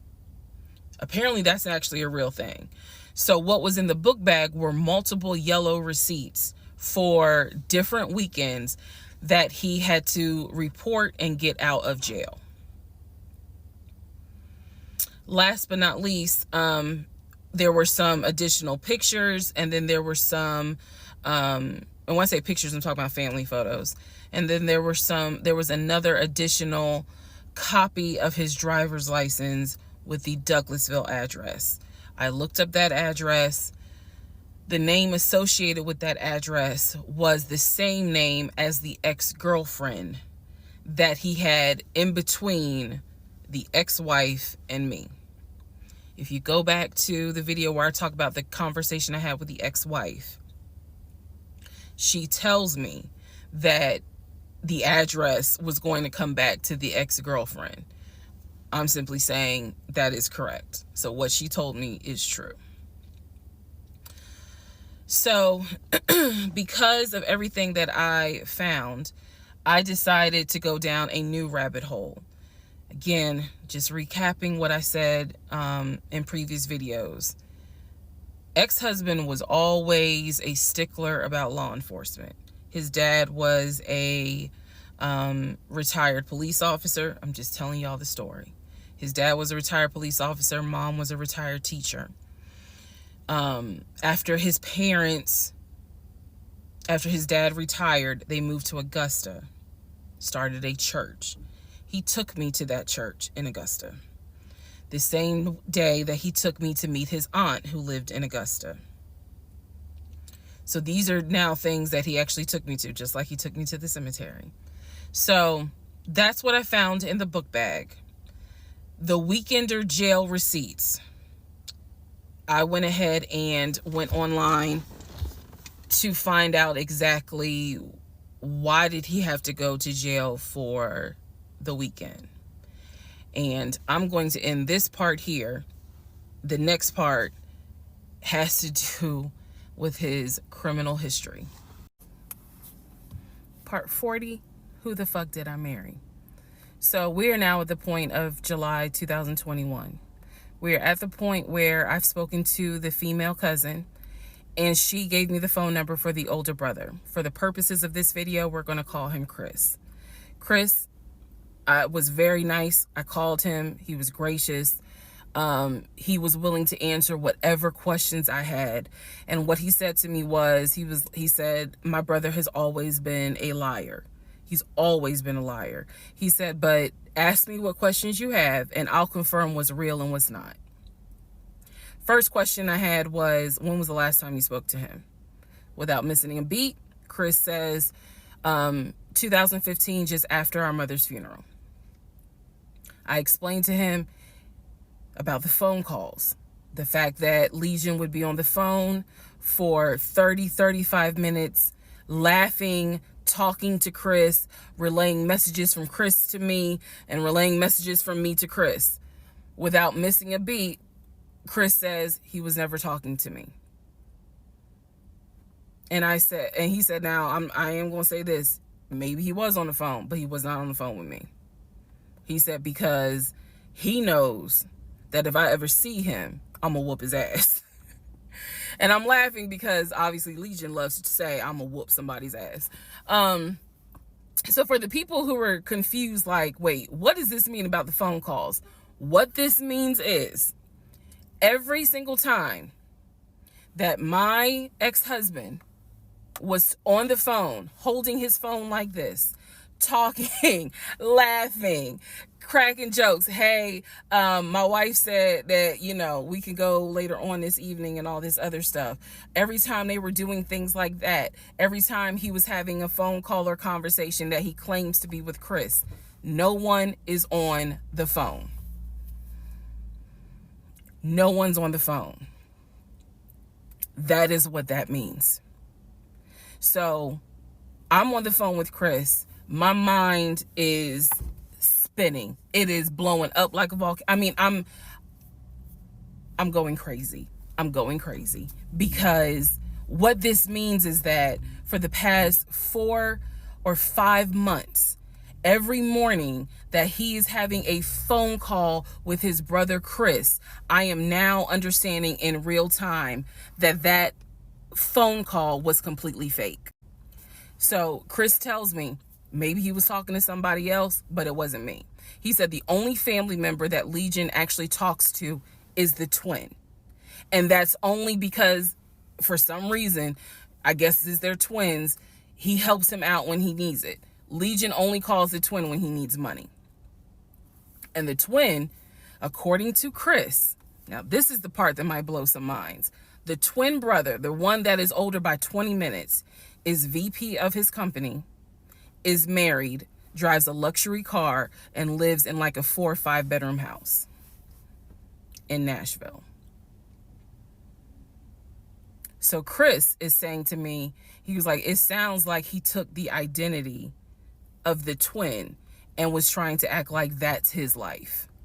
And it's not. He was like, that nigga ain't never had no money, ain't never kept a job a long period of time.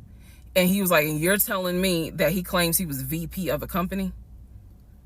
And so he was like, did you ever see anything? Did you ever meet people like Chris? I respect the fact that he was asking me the same questions y'all are asking me. Did you ever meet any family members? And I told him, I said, I met your aunt.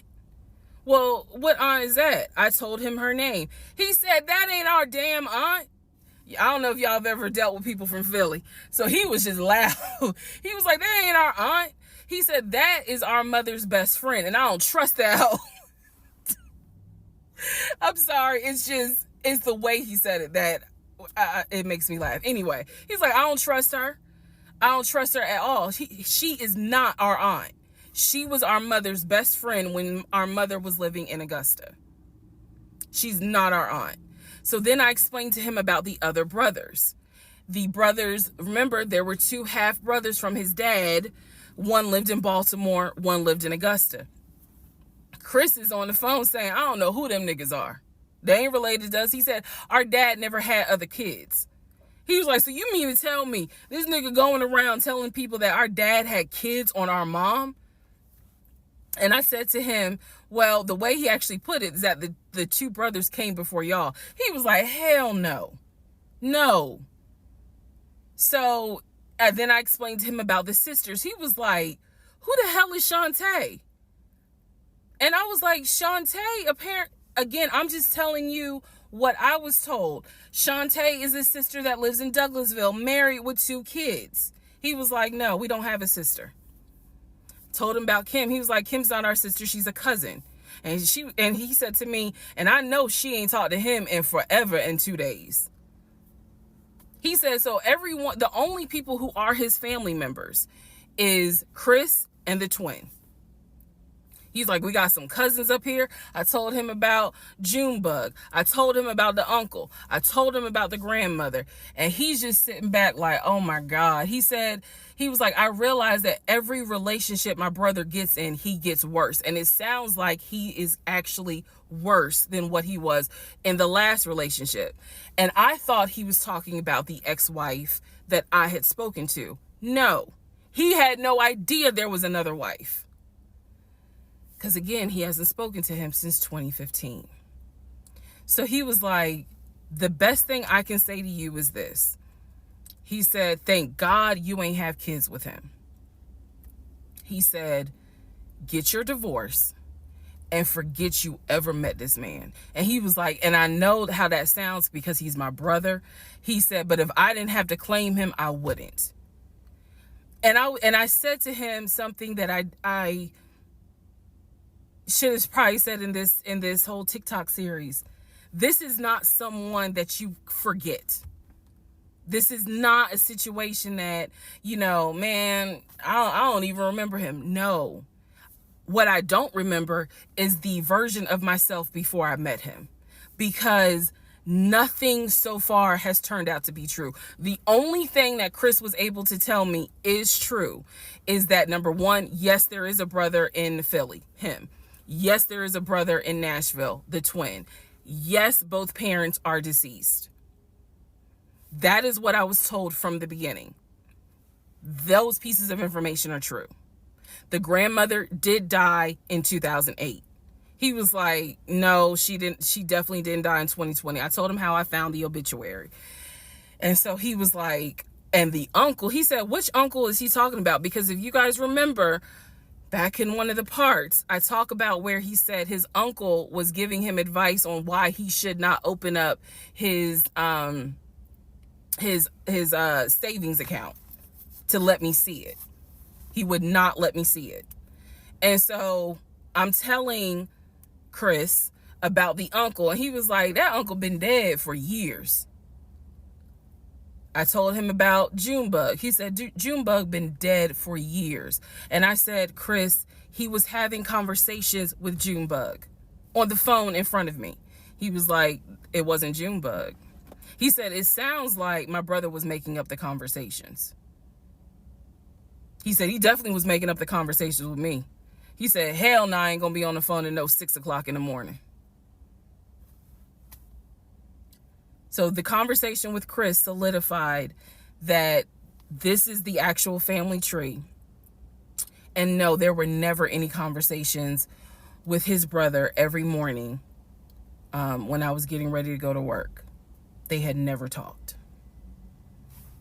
On to the next part. Part 41, who the fuck did I marry? So this is a continuation of my conversation with Chris, which will then lead into some other stuff. So Chris has confirmed that he has not spoken to Legion since 2015. So now we know that the phone calls that Legion was having every morning on the phone with Chris when we were, getting ready to go to work, the phone calls were fake. I demonstrated in the last video how I think how he was doing those phone calls.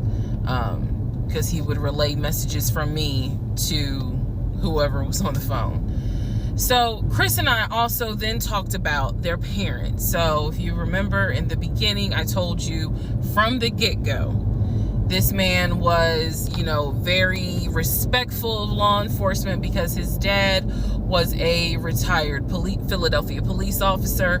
The mom was a retired teacher. And so he had the utmost respect for law enforcement. That's what he used to always say. Because, again, there's a lot that he lied about. So I'm trying to only highlight the big things because, truthfully, it got to a point where when he would say that as a VP in his company, he had a meeting with the local sheriff. Child, we know that's a lie. So I don't even need to go into detail about that because, again, why? So I told Chris what Legion said about their dad being a retired police officer. And I was explaining how he said the mom was a retired teacher. So Chris listened. Again, very gracious, very nice guy. He listened and he was like, so are you ready for me to tell you what's true and what's not? And at this point, I was already convinced I was going to be drinking heavily that night after this phone call. So I was like, go ahead. All right. So here's what Legion said. Legion said, my dad was a retired police officer with Philadelphia PD. When he retired, he and my mom moved to Augusta. I was there for high school, and they started a church. He took me to that church in Augusta and showed me where the church that they started. The truth. Dad, according to Chris, their dad was nowhere near the church. That man ain't go to church on Easter. He ain't go to church on Christmas. He was like, my dad he ain't stepped foot in the church since the day he got married. That was the last time he went to church. He ain't have nothing to do with church. He said that their father was the furthest thing from a pastor. And he was like, I love my dad, but that man drank, smoked, and he was not a pastor. The mom was not a retired teacher. She did substitute teach at one point, but she was not a retired teacher. The dad was a truck driver. And not only was the dad a truck driver, at one point, he was a correctional officer. And so I said to Chris, I was like, I said I had no idea, of course. I had no idea. So now we know the truth. The dad was never in law enforcement. And I'm not knocking correctional officers. I want to make very clear, because I know that sometimes people that work in law enforcement feel like, look, when I'm out there patrolling, that is not the same as being a correction officer, and correction officers may feel the same. So I just want to give the distinction between the two. So the dad at one point was a correction officer. However, his primary career was a truck driver. And so the dad would do long hauls. So Chris is explaining, no, he was like, now that's funny. He said, if you knew our dad, you would understand how funny that is to even insinuate that he was a pastor. And so I told him about the church that we went to. He was like, oh, okay. So he took you to a church in Augusta and told you that was our parents' church. He was like, now, our mom used to go to church, every now and then. But he said, our dad ain't been to church since the day he married mom. So the church that Legion took me to and said that his parents started that church, that was not true. So he just took me on a field trip for nothing, basically. So I told him about the weekend, because I did tell Chris where I worked. And that is when Chris said to me, because at the time I worked in a law enforcement agency, and he said to me, now how does that work? He said, because Legion, he done been in trouble a few times. And I was like, what do you mean? Because I had not yet gone online into the court system to see what type of trouble he's been in. And so he explained to me, he was like, just run his criminal history and you'll see it for yourself. He said, because I don't know all the charges, but run his criminal history. I said, okay. He gave me some homework. I'll run his criminal history. So again, he cleared up a lot of stuff in regards to the family dynamics. He did explain to me that yes, he does have a daughter. He and his ex-wife are divorced. And I said, well, Legion would talk about the niece, meaning Chris's daughter, and would send her stuff for her birthday. And he was like, he said, I'm almost positive my brother never sent anything for my daughter's birthday. And I explained to him, I said, isn't your daughter's name Egypt? He said, no. Who the hell is Egypt? And I said, I was told that was your daughter's name. That's the reason why I'm saying the name on here, because obviously we're about to confirm that's not the daughter. So I said, I was told that's your daughter's name. I said, I went with him to Rack Room Shoes and bought shoes for what I was told was your daughter. And she lived in St. Louis with your ex-wife. He said, no. He said, my daughter and my ex-wife do not live in St. Louis. He said, I don't know who Egypt is. He was like, are you sure it wasn't for a woman? And I said, well, it was kids' shoes.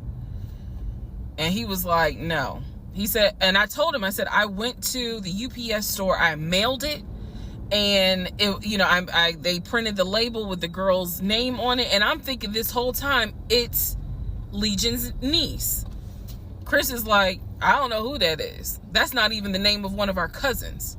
So I have no idea, ladies and gentlemen, who my ex-husband was buying girl shoes for and had me sending them telling me it's for his niece.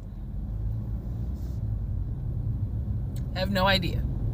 So Chris is like, yeah, he finally said to me the same thing the ex-wife said, which is pretty much whatever he told you is a lie.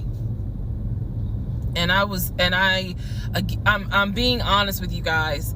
It is very hard to comprehend that everything is a lie. Like, there has to be something that's true. I'm like, how was he paying? If he wasn't working at the condiment company, or he got fired from the condiment company, how was he still paying the bills? Keep in mind, we never joined our accounts. He wanted to, but we never did, because he wouldn't show me the offshore, the savings account, which of course never existed.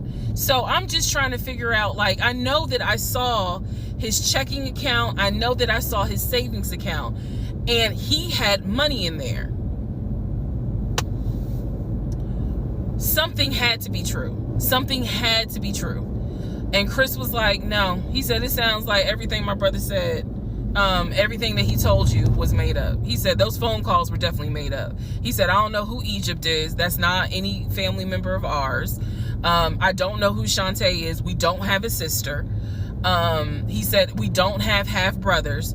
He was like, I'm telling you who the family members are. He said, I am so sorry that my brother put you through this. So now let's go into the next part. Part 42. Who the fuck did I marry? So I finished going through the book bag. Still July of 2021. I finished going through the book bag. There were some other folders with papers in there. He had left the work phone. What I actually found out was that it was not a work phone. It was simply a secondary personal phone. He told me it was a work phone. I thought that the company was paying for the work phone. That's what I thought. No, because I found receipts where basically, and I didn't know this, ladies and gentlemen, I had no idea, but I found receipts where it was a prepaid phone and he's paying to add minutes to it. So it's just receipts of, you added minutes to the phone on this date, you added minutes on that date. So the work phone whole thing, that was a bold-faced lie. Obviously it was a lie, because as we now know, he was a forklift loader. So the work phone that he's been walking around with was really just a secondary phone. He had left the phone. He took his personal phone, meaning the main phone, I should say, but the work phone he left. So I'm going through the work phone, just trying to find some sort of answer. Now what is really burning in my mind is how is it that he had all this money in the accounts, but again, the last time I saw him, he's living in his car. Like, the math is not mathing. I go into not just the photos of the work phone, I go into the deleted folder. So, ladies and gentlemen, if you're gonna go through somebody's phone, which I will never do again, but if you're going to go through the phone, don't just go through the text messages and the pictures. Go into the deleted folder, because sometimes you find a gold mine. In this case, I went into the deleted folder of the pictures in the work phone. I keep saying work phones because, again, this is just a secondary phone. It is deactivated. There's no minutes on it. So I go into the deleted pictures, and what I see is what looks like a screenshot of his checking account, the one that I saw with the available balance. Then there's another photo of the screenshot of the savings that he showed me.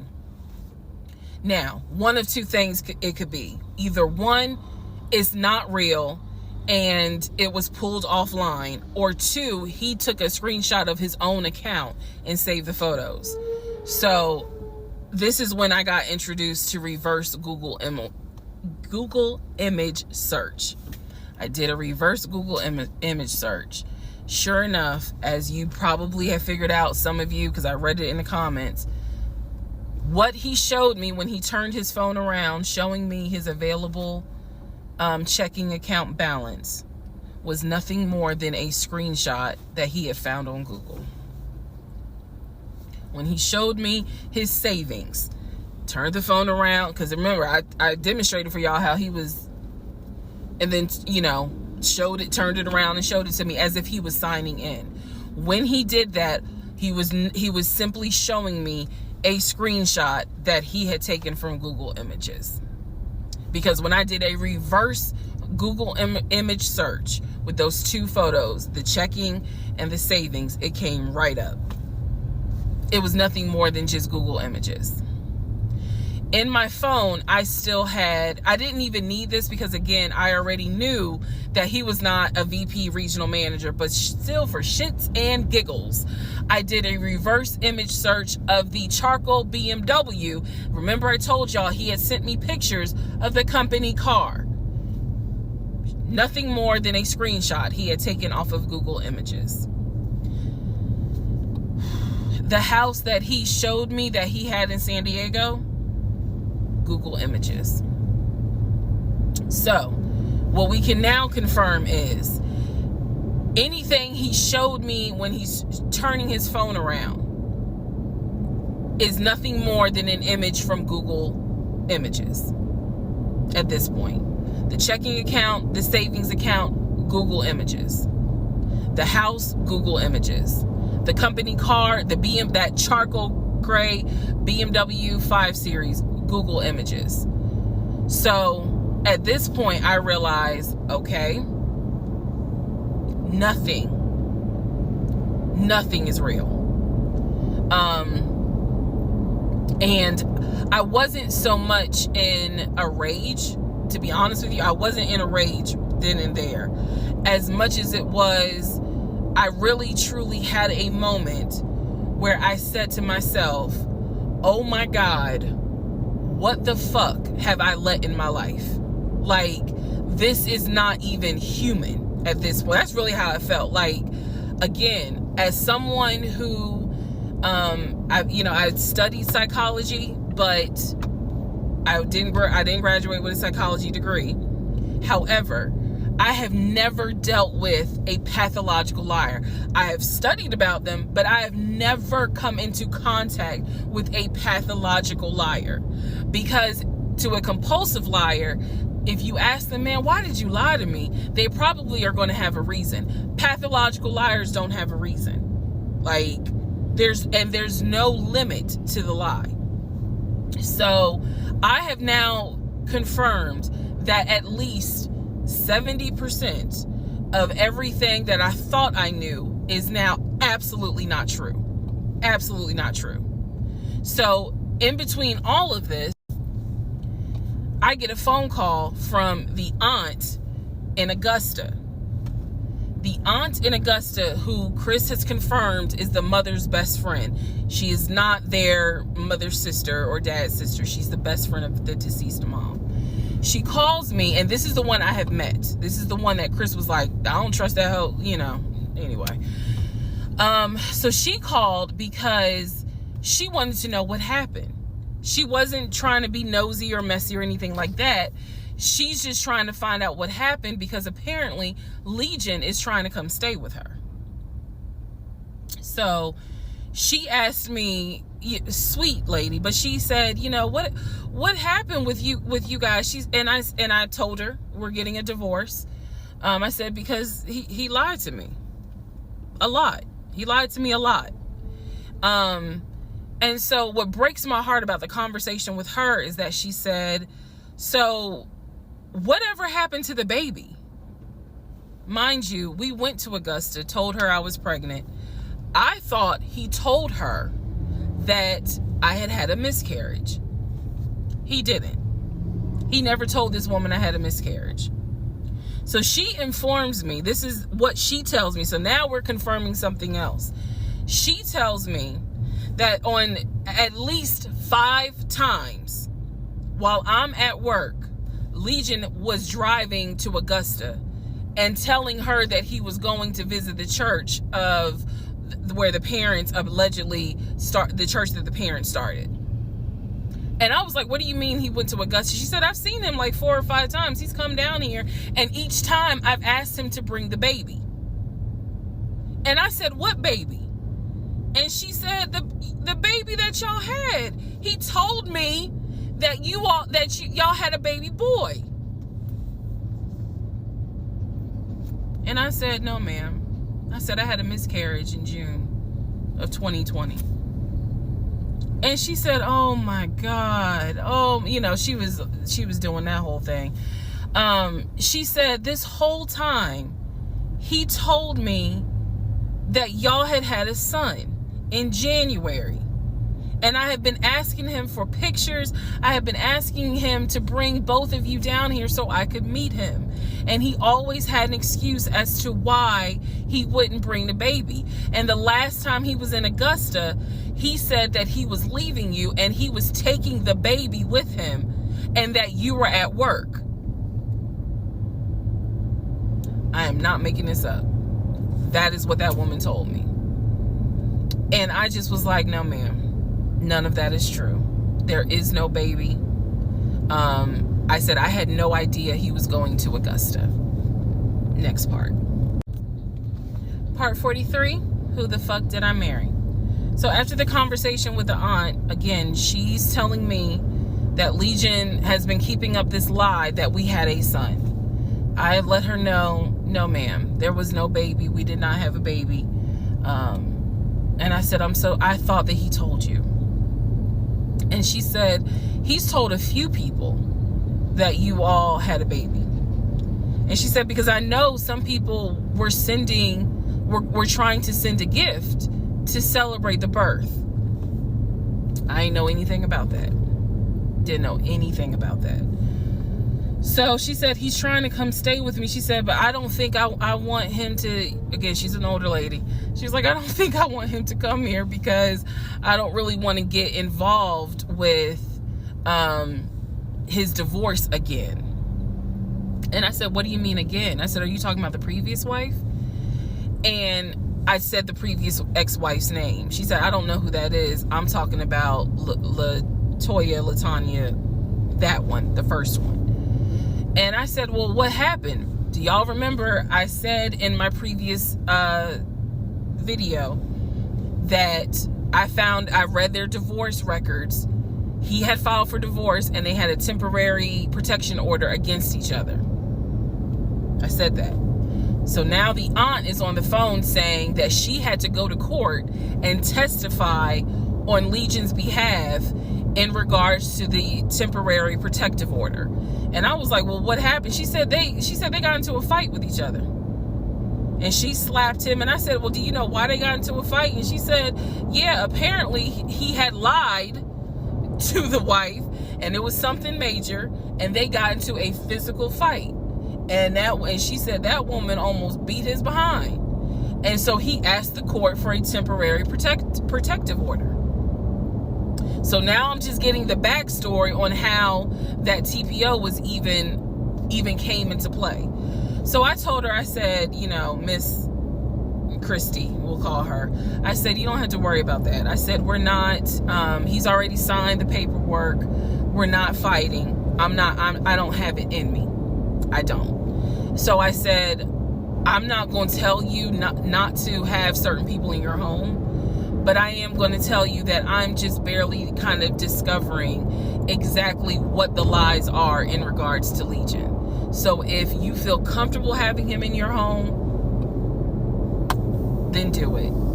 I said, but I am going forward with this divorce. And once the divorce is final, I will have nothing to do with him. And I said, and I'm so sorry, that he lied to you.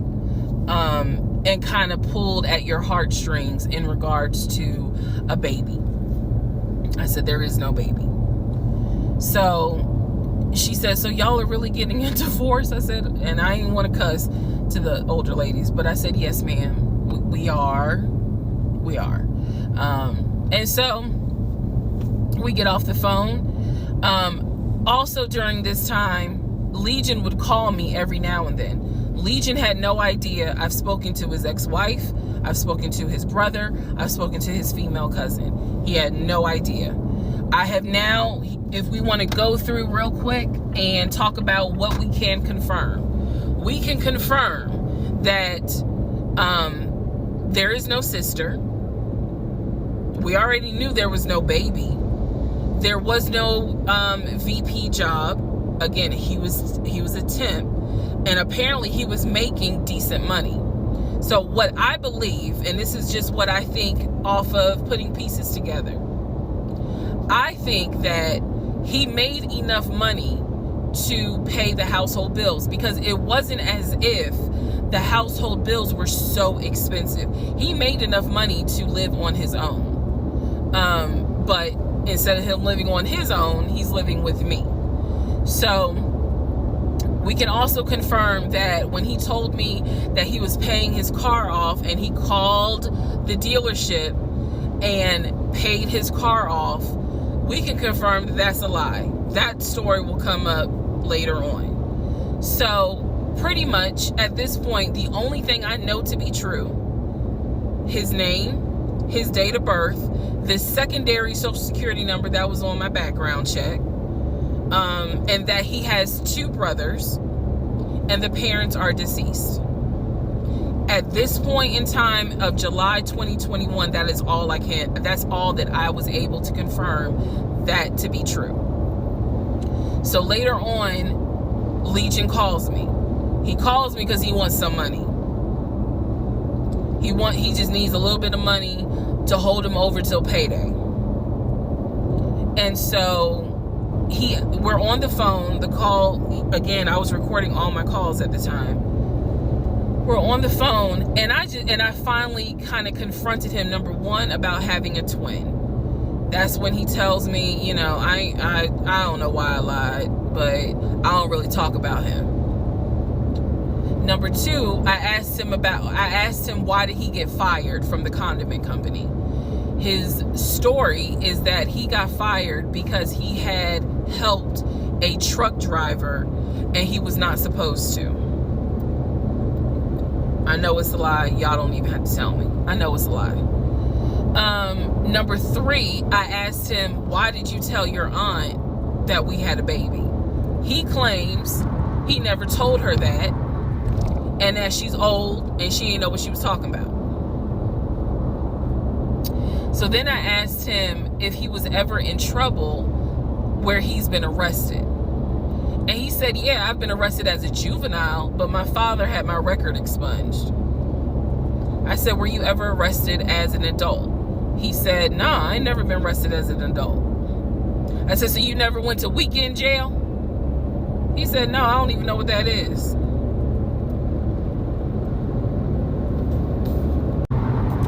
So he doesn't know what weekend jail is.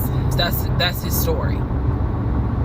And so he was still standing by the lies he told me. So finally, I just asked him, and this is where let me just say it. I asked him, why the hell did you even marry me? Like, why? Why did you even marry me? Because you easily could have just stayed dating or been the boyfriend or just moved on with your life. Like, you didn't have to marry me.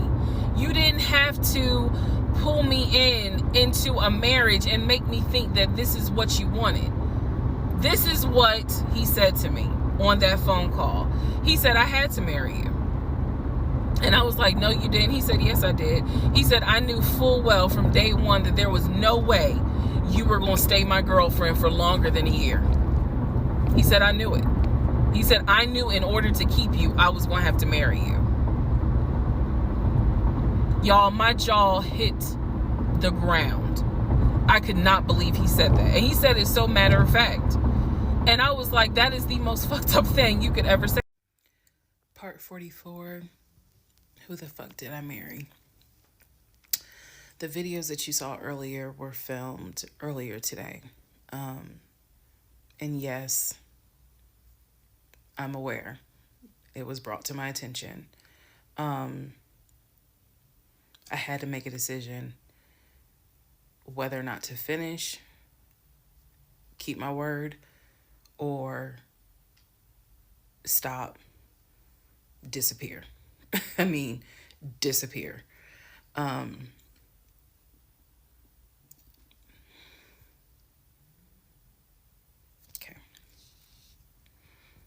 Let's finish.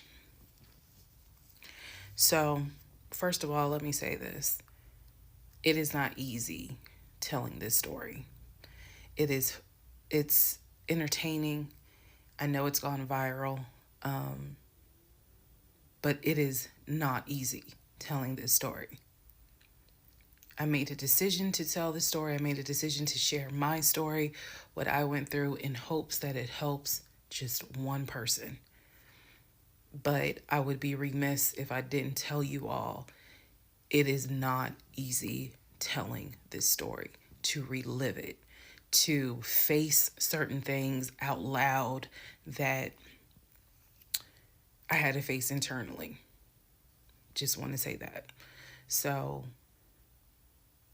I will push forward to finish, but today got to me. The toll of this got to me today. So I know that you all are like, we're waiting on the next part. We're waiting on the next part. I appreciate that and I get it. Because if I was in those shoes, I would be waiting too and be like, where is it? So I understand that. But the toll was real today.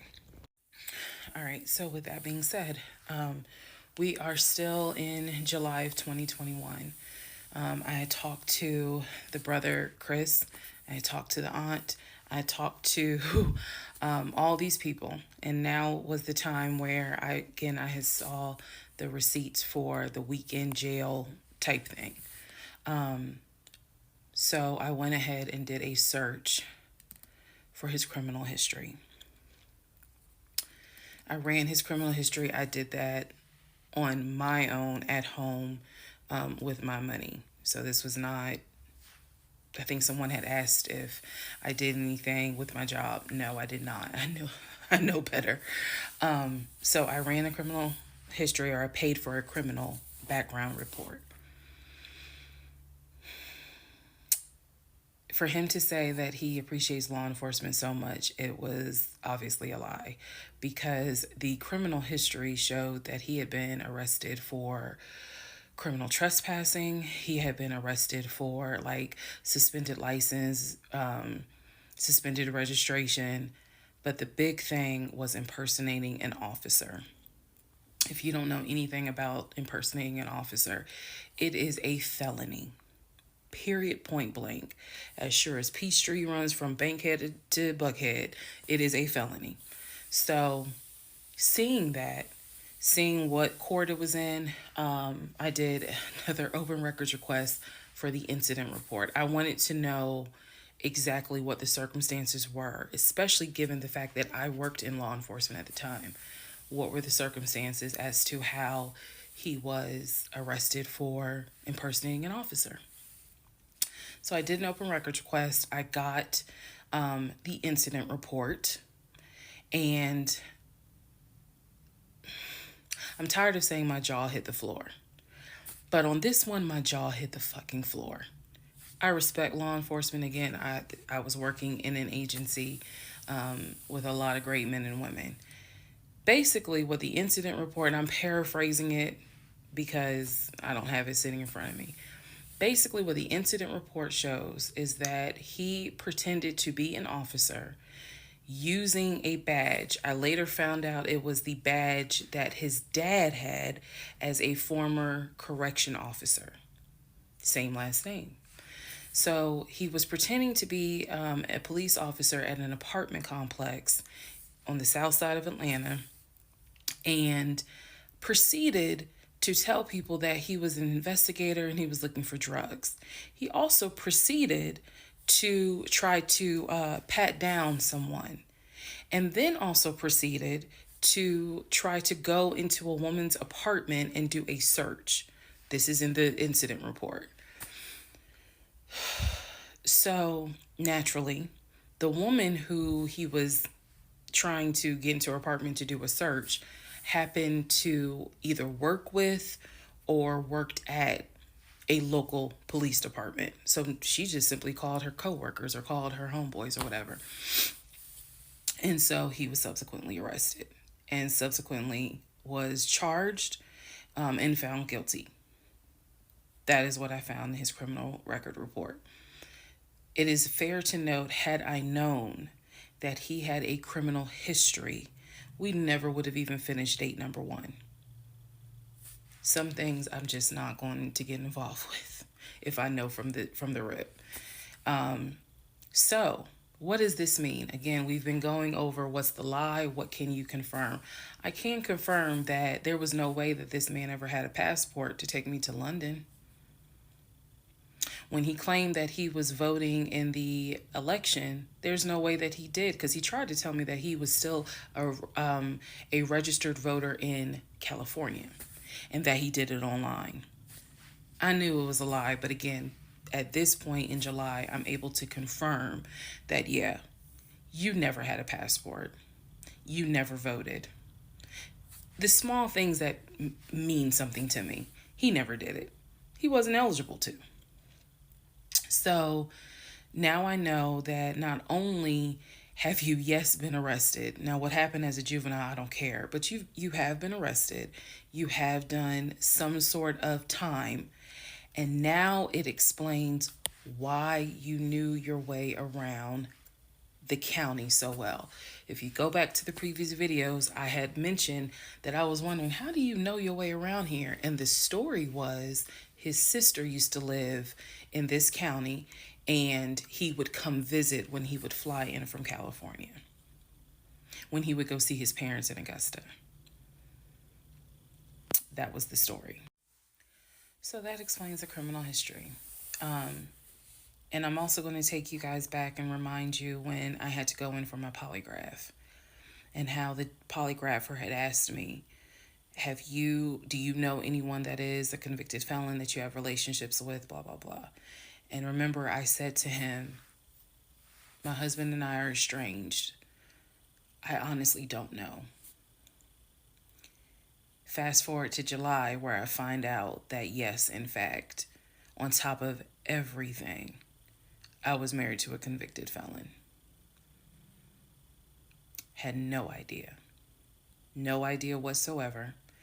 And it's nothing but the grace of God that I was honest with the polygrapher and telling him, look, I don't know what's in this man's background. To say that I have no idea who I married is an understatement. It is a complete understatement. It's fair to say, well, you only knew him for like 2.5 weeks before you quarantined with him. That's fair. And I can understand that, and I take responsibility for that. But in the big scheme of things, I had no idea the creature that I was sleeping next to every night. No idea. All right, part 45, who the fuck did I marry? So we are now end of July, August time frame. During this time, Legion basically disappeared. Remember, I'm still waiting on the final divorce decree to come up. I'm actually waiting for the 30 days to be up so I can file the divorce settlement form. So I'm waiting on those 30 days to be up. I'm playing nice with him. I'm being cordial. I have uncovered all kinds of stuff. But just in case he was going to act a fool, I was trying to be cordial. So I had spoken to him on like a Monday, and I was trying to get a hold of him for something, but I'm the one that initiated a phone call in the coming days. Never heard from him. Never heard from him at all. His phone was dead. It was going straight to voicemail, and I genuinely was worried. A few days turned into a week. By the time I hadn't heard from him in a week, because I knew he was not living anywhere but his car. I knew that. So this is what happened, y'all. I first reached out on Facebook. Remember, even though he has told me that he had all these siblings, we know he didn't have all these siblings. But remember, I told y'all I had met the brother in Augusta, and I had met the brother in Baltimore. These are people I've met. The brother in Baltimore I talked to on FaceTime. The brother in Augusta I've actually physically met, hugged, shake hands, all that. So I reached out on Facebook to people that I remember him talking about all the time. The friend Omar, the brother in Augusta, the brother in Baltimore, another cousin in Augusta. I was doing a search for these people's names, just like, hey, have you heard from Legion? The brother in Augusta told me, no, I haven't heard from him. I've been trying to reach him, but the phone's going straight to voicemail. I knew he was living in his car. So my brain was doing everything it could not to go on the deep end. I reached out on Facebook to the brother in Baltimore, and I said, hey, gave him my name, and I said, have you heard from Legion? Now, mind you, the brother in Baltimore and him have talked on speakerphone. I guess it's important that I make that distinction. They have talked on speakerphone. So I know that they have talked at least in 2020. So I said to him, again, according to Legion, they talk all the time. But I have heard them on the phone in 2020. So I said, have you talked to him? The brother from Baltimore informs me, no, I ain't talked to him. He owes me money. So I ain't got nothing to say to him. And I said, wait a second, like, he was telling me that y'all are brothers. He was like, man, he's like a brother. But I don't fuck with it. I don't fuck with him because he owes me money. So they had not spoken. This is now July 2021. They had not spoken in well over 6 months. So all the phone calls, this is what it means, guys. All the phone calls that he had with the brother in Baltimore in 2021 were not real. Then I reached out to the Omar guy, and I remember the story was is that he and him known each other's years since California, worked together at the condiment company. I reached out to Omar and said, have you heard from Legion by any chance? Explained who I was. He responds with, and I'll never forget it, he responds with, no, I have not heard from him. I have absolutely no contact with him whatsoever. We are not friends, and I would appreciate if you do not reach out to me again about him. The stories I was told was that this dude is supposedly his best friend. Shocking moment. So they had not spoken in years. They're not cool. He does not fool with him. Okay. Went on to the next person, a female cousin I had met. She said, no, I have not heard from him. Why would I hear from him? We don't really talk. Like, I think she was genuinely weirded out by the fact that I'm reaching out to her out of the blue, asking, hey, by any chance, have you talked to my soon-to-be ex-husband? So what I discovered because he ended up being gone for 2 weeks. What I discovered in those 2 weeks, let me be very clear with the statement I'm getting ready to make. I reached out to every person I know who apparently has had some form of relationship with him.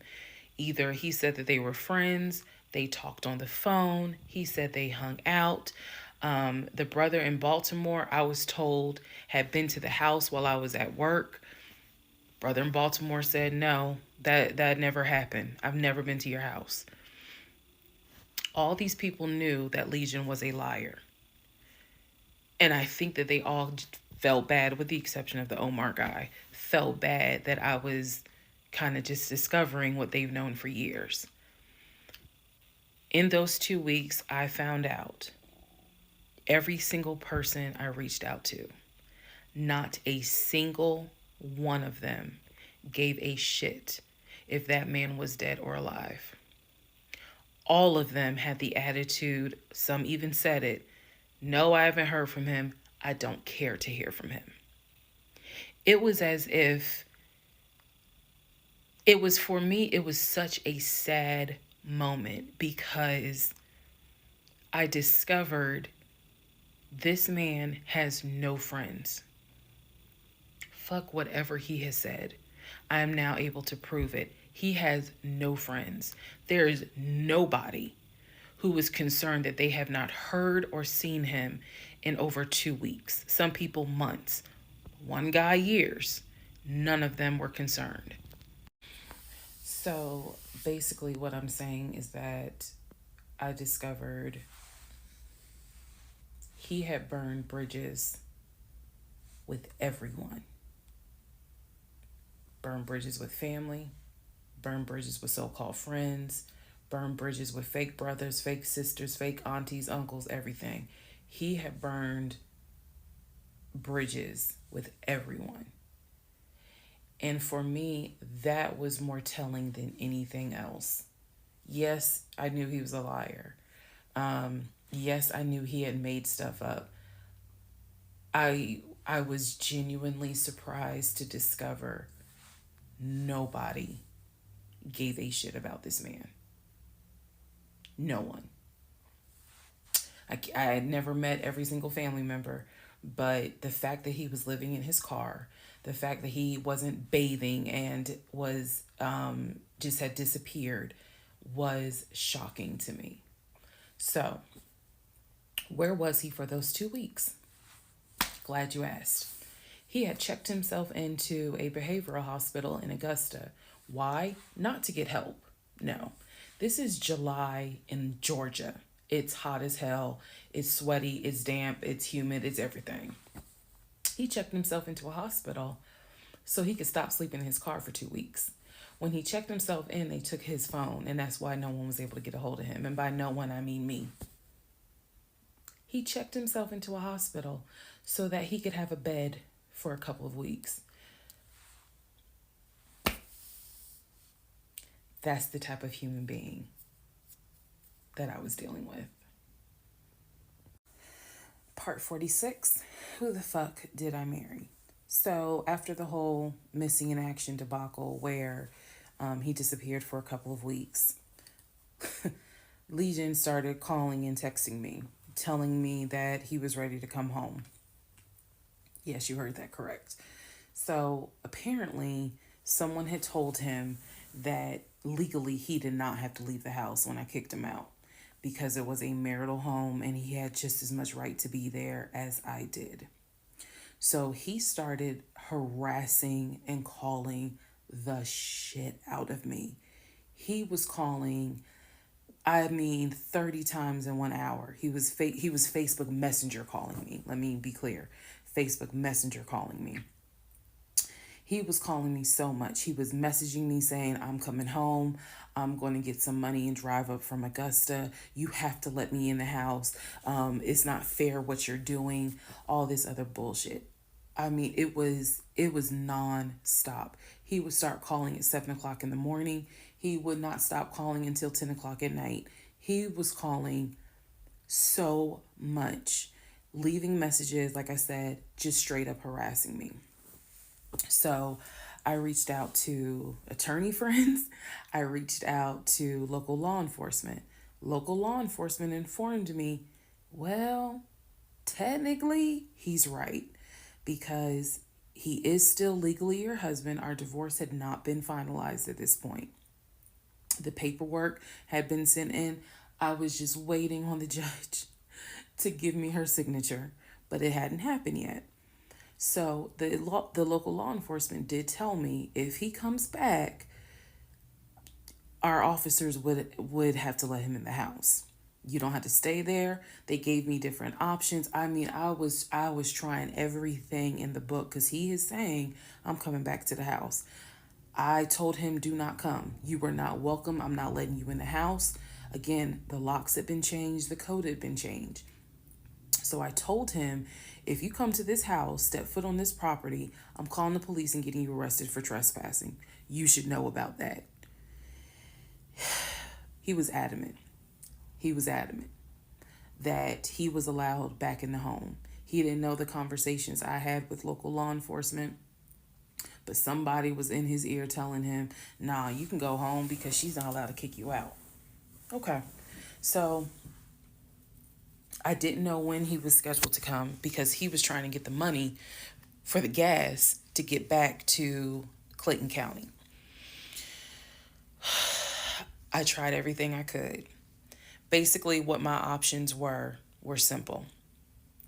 Let him in the home, and I can stay in the home, put him in a room, just have no dealings with him.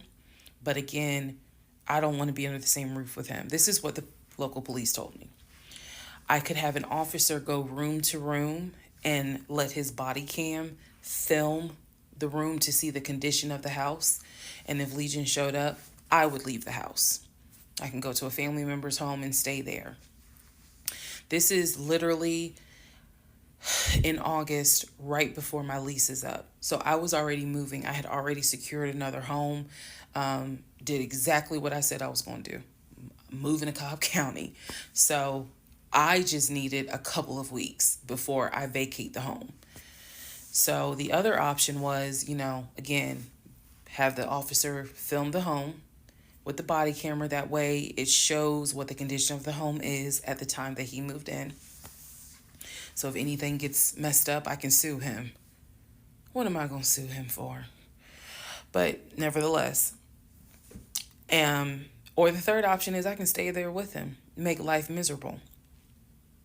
So my plan was the option of have them film the home. I was not staying in the same house with him.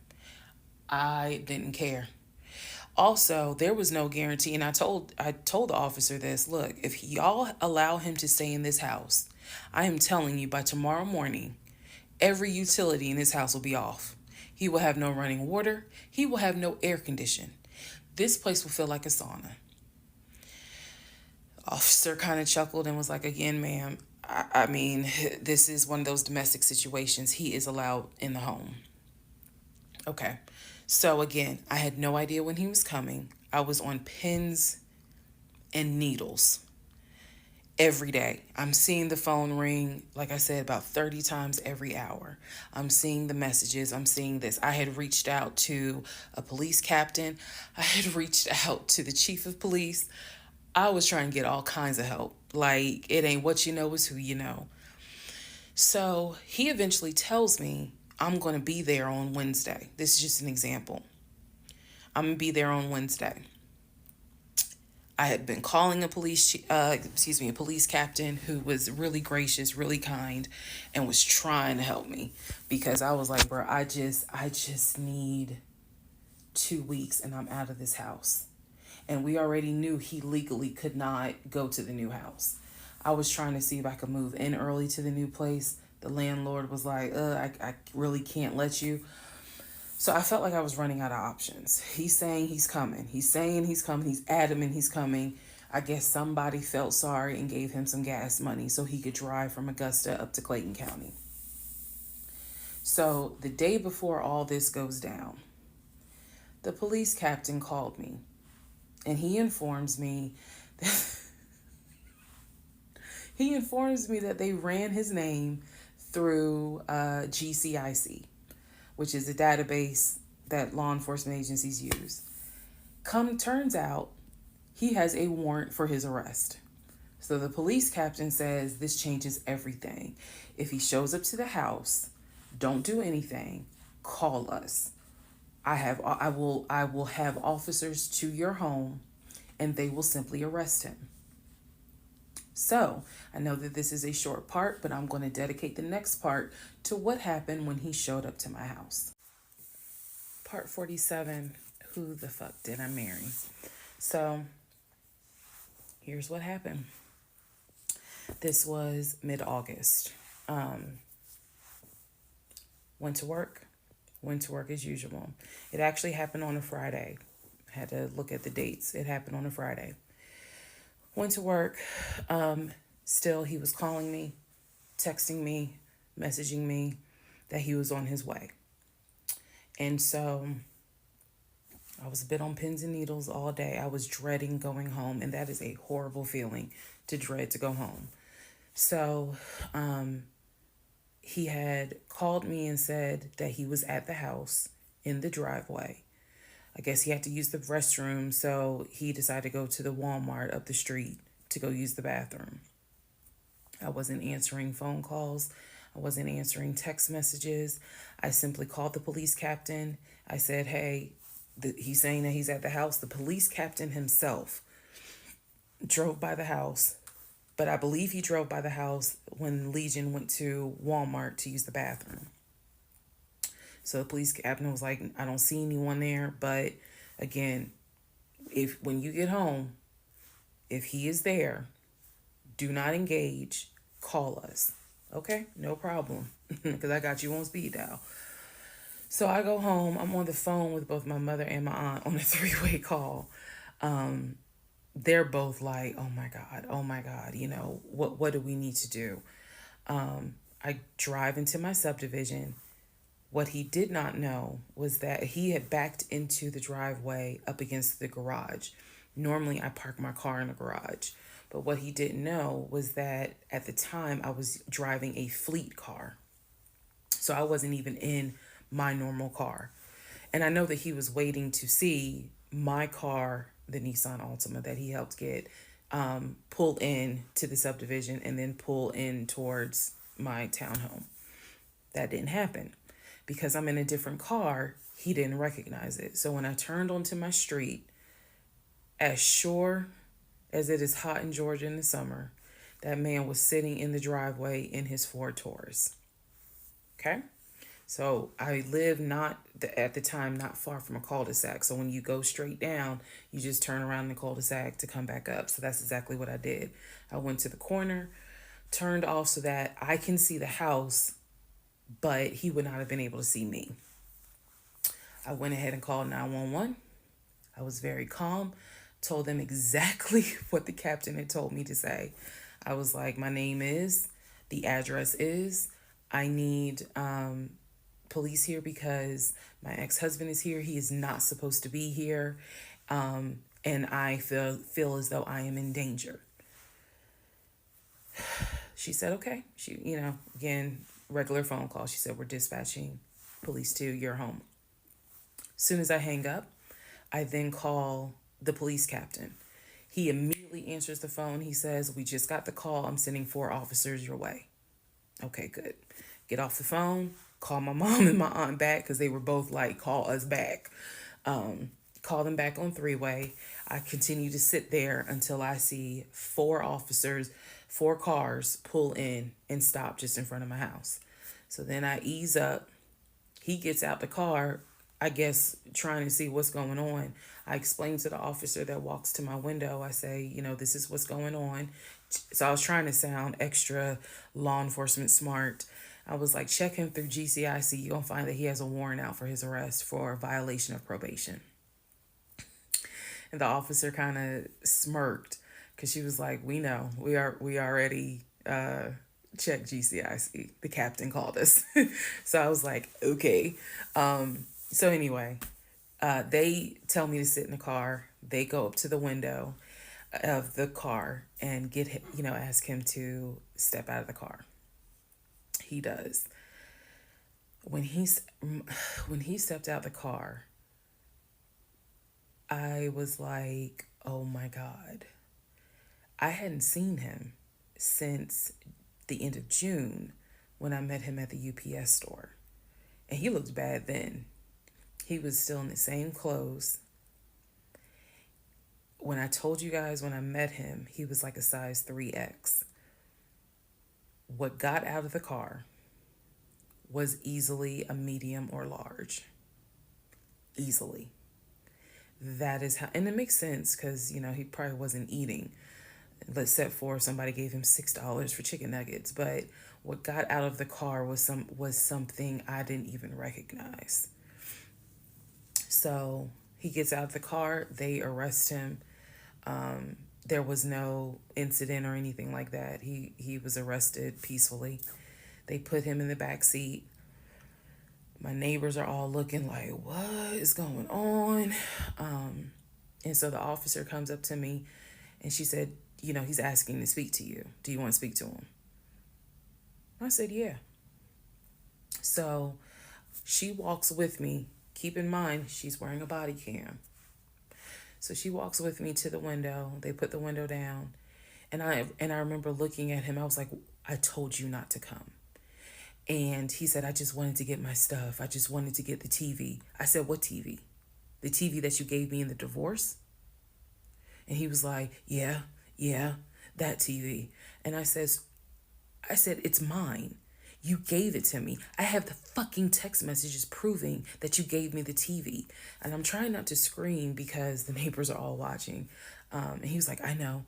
I just needed my stuff. I'm sorry. I'll never bother you again. I'm sorry.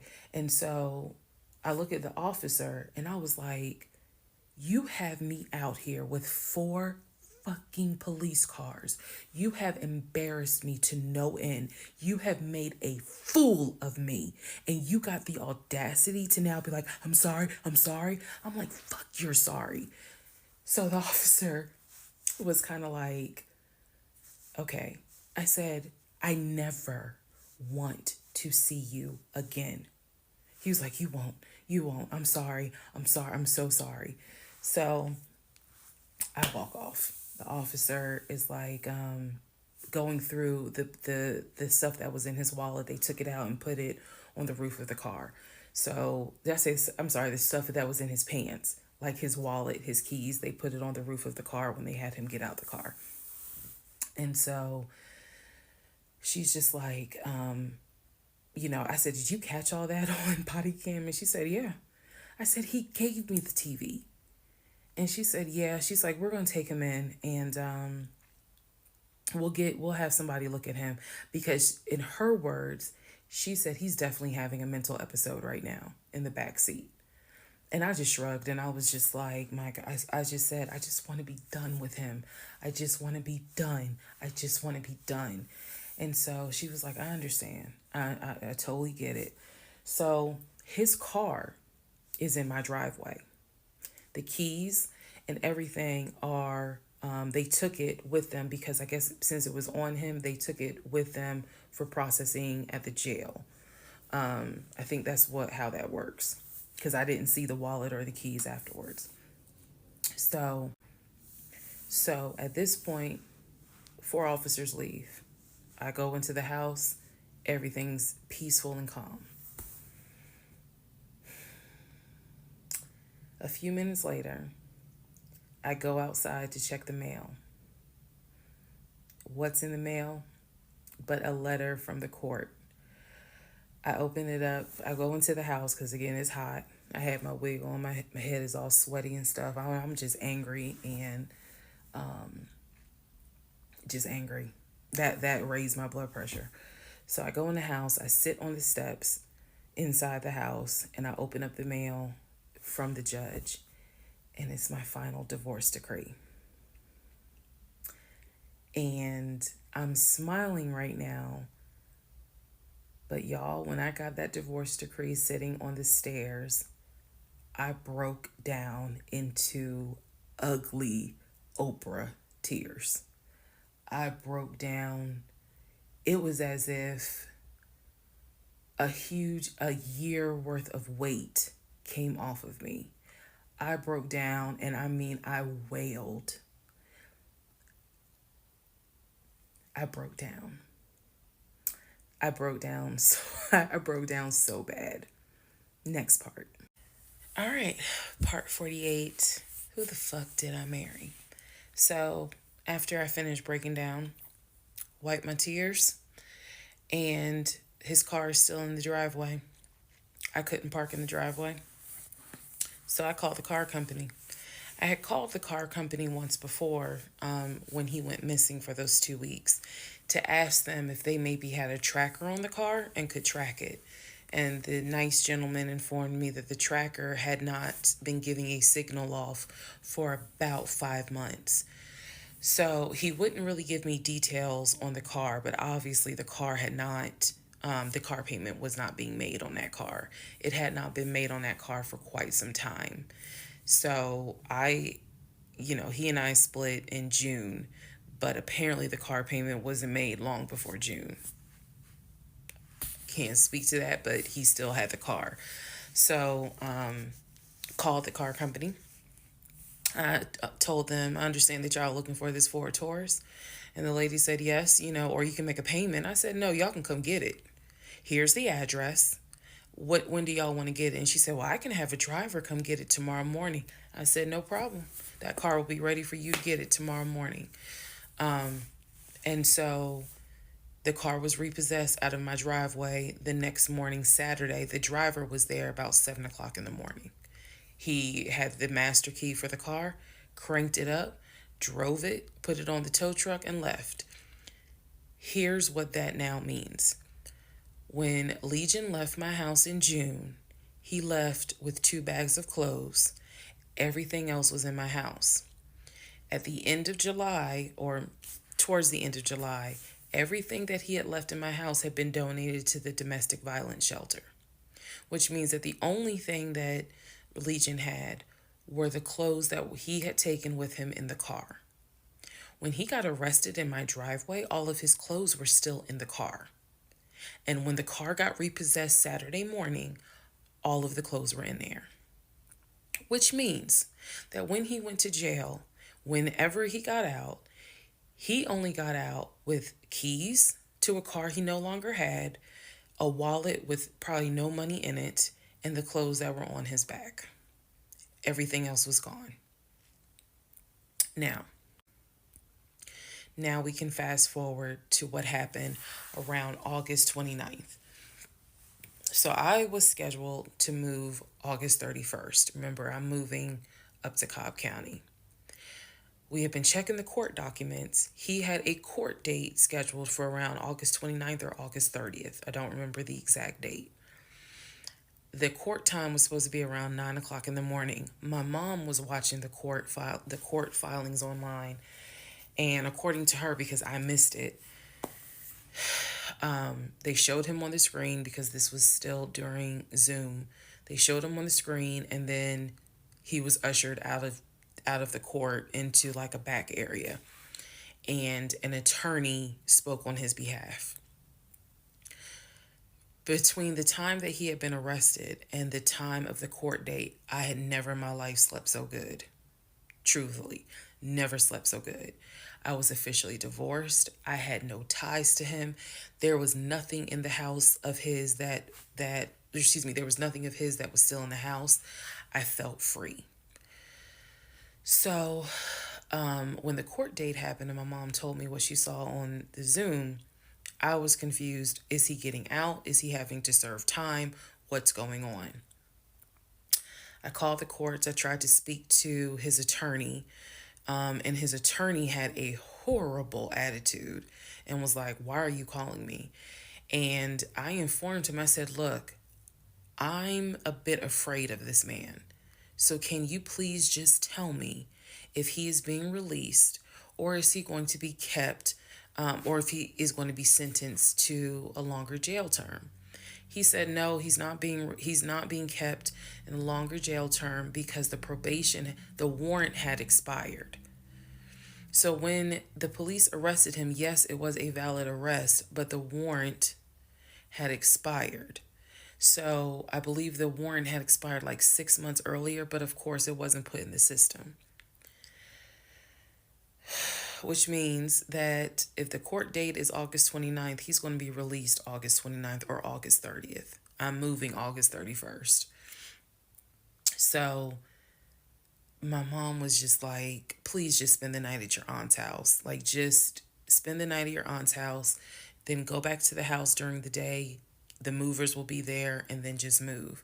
So that's exactly what I did, because there was concern that he would get out of jail angry and catch a Uber with no money and come back to the house, either for retaliation or because he's just in a fucking manic mode. And so that's where he went. I really didn't want to take any chances. It's just that simple. I did not want to take any chances. I knew that at that point, legally, the law's on my side. Y'all are divorced. You have no reason to be at this home. I knew that that's what the police would say. But I wasn't 100% sure, because truthfully speaking, I did not know this man. We can make all the jokes we want. I did not know this man. I thought I knew him, but you never really know a pathological liar. So, needless to say, he got released August 30th. I went to my aunt's house for the night. August 31st, I went back to the house. The movers were there. They packed me up, and we got out of there so quick. I think they packed me up in about 2 hours. I honestly told them, there is extra money in this if you guys can get me packed up, meaning loaded up onto the truck, because everything was packed. But I explained to them, this is a domestic situation. I need you guys to move quickly. When I moved out of that house on August 31st, anything that Legion touched, I got rid of. I sold the furniture. I sold dining room tables. I donated plates, glasses. When I tell you, I moved out and I started over. I completely purged my life. Completely started over. I mean, I was not willing to take a single item into my new home that reminded me of him from the dishes in the kitchen to the towels in the linen closet. When I tell you Amazon and Ross were my best friends, I mean they were my best friends, because I could not fathom moving into a new home, a new space, with anything that reminded me of him. I sold the bed, got a new bed. If he had bought me clothes, I got rid of them. If he bought me shoes and purses, okay, I kind of kept the heels. But everything else I got rid of. So I completely purged my life, completely. Started over from the bottom in terms of just the move. I could not take any piece of him with me. Could not. Part 49, who the fuck did I marry? So after the whole, I moved and I started over, basically, completely started over. So there was a period of time where different people had reached out to me, people who knew him. Apparently, he was still trying to find a couch to sleep on. And so one guy in particular had reached out to me because I guess Legion had asked him if he could come and stay with him and his family, because he was homeless and had nowhere to go. And so he had lied and told the guy, because again, he's a liar. So he had lied and told the guy that, I had kicked him out. We're divorced. I had taken all his money. And so that's why he's homeless. So the gentleman simply was reaching out to me on Facebook to confirm what is actually true. And he and I talked, because he ended up calling me. He and I talked for a while. Very respectful, really nice guy, very compassionate. And so I told him, I was like, I said, we're divorced. So I have nothing to do with him. I said, I wouldn't bring him in my house with my family if I were you. But that's just me. And so the guy was like, lady, he didn't say lady, but he was like, lady, you dodged a bullet.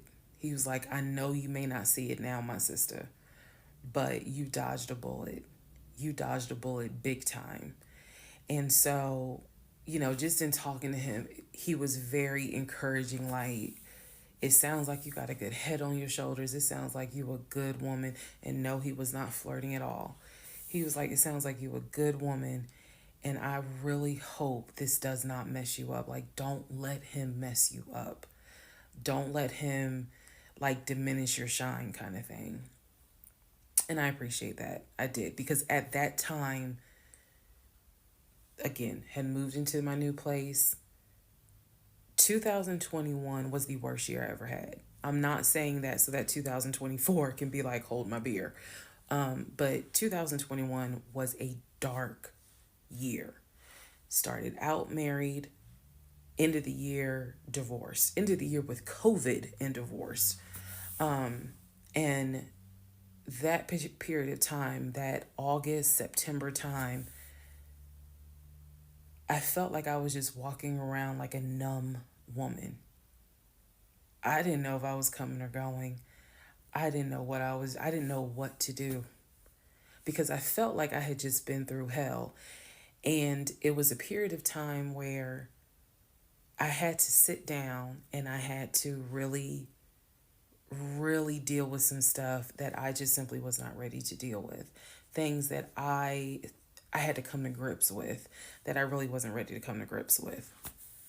So fast forward all this time, get to December of 2021. Yes, this is where the story does end. Get to December of 2021. I am out sick with COVID. I'm not at work. I get a phone call from my coworker telling me that Legion has called our job looking for me and was trying to get information on how to reach me. Yes, I had already changed my number. Again, I had already moved, but he knew where I worked. So apparently he had called trying to find me, and the person that answered the phone was like, we're not going to give you that information. So he said, well, can you ask her to give me a call? I'm just trying to get a hold of her so I can get my stuff. The stuff he's talking about are those tote bags from July. So he was calling. And it was a problem. He was trying to reach out to me on Facebook. He was trying to reach out to family members on Facebook, trying to get me to call him so that he could make arrangements to come get his stuff. The devil is a lie. So my friend Tracy, who came to my rescue again, my friend Tracy was like, okay, here's what you're going to do. She said, you're going to send him a message and you are going to say these exact words. I sent him a text message. She said, and she told me, you're going to send a text message because it's going to be time stamped. And basically the text message says, I do not have your stuff. I did not have your stuff. I have nothing that belongs to you. If you continue to, you are disrupting the work of my job by calling and asking for me. We have no contact with each other. I will send you a copy of the divorce decree that shows whatever is in your possession you own and whatever is in my possession I own. If you contact me directly or indirectly ever again, I will get a restraining order on you. Now, for those of you who are watching this in 2024, and you're probably like, wow, she's dramatic. Please understand that what I just said, I meant. I mean that. If you ever try to contact me directly or indirectly, I will get a restraining order. I have it in writing. I've always had it in writing. And if I need to rewrite it again in 2024, I will, because the boundaries still stand. And that, ladies and gentlemen, is the last time I had any contact whatsoever with my pathologically lying ex-husband. Part 50, who the fuck did I marry? So, the aftermath. There are some realizations I had to come to after the divorce and everything had passed. One, Legion never loved me. He never loved me. He doesn't love himself, so I know he didn't love me. Number two, he didn't even like me. He watched me get excited about things that he knew I was not going to get. And not even just the possession stuff. Like, of course, we know I was excited to be the woman whose husband is like, I'm taking my wife to London. I was excited to be the woman whose husband was like, yeah, I bought my wife a brand new BMW X5. You have to understand, is all the jokes that we make about the BMW. It was the time and effort that he spent in taking me to dealerships and being sure to put me in the car and test drive the car and, you know, oh, I can see you in this. I like this for you. It seems safe. It was the effort to really make me believe that he was going to get this just for him to fuck with me. The effort in taking me to all these homes to see my face light up as a woman who grew up on welfare, to be able to walk into these 4 and 5 bedroom homes knowing that he didn't have any money to buy it. Imagine if he had just been honest and said, hey, I like in my free time to go to open houses and just see how the other people live. Imagine if he had just said that versus wasting not only my time, but the wasting the time of the realtors who did nothing wrong. There's a level of cruelty to my ex-husband that I had never experienced before. And God knows I pray I never experience it again. That's the word that comes to mind when I think of him. He is cruel. And it wasn't just me, he did it to the ex-wife. So, do I trust? No. No. I trust the people who were in my life before him. If we were friends or if we were in a relationship or whatever and I knew you before him, I trust you explicitly. But if you're somebody I just met, I don't trust you. I don't. There's no point in me getting on here and saying and making it seem like, oh, I'm so strong, I'm so brave. I struggle big time. Because on one hand, I want to like someone. On the other hand, I'm immediately thinking, what if it's a repeat? And I'm going to be honest with y'all, I can't go through that again. I can't. Every single thing in our relationship was a lie. It took me a while to realize every single day this man lied to me. Every single day he lied to me. Every conversation he had was a lie. I will never know how much he lied to me. I'll never know. I've made my peace with it. I will never know how deep it really truly goes. I only know what I experienced, and I only know what God allowed me to see. But I'm willing to bet that there's a lot I still don't know. When people say, oh, you dodged a bullet, like you just, and I've read a lot of the comments on this, and people have sent me a lot of the comments.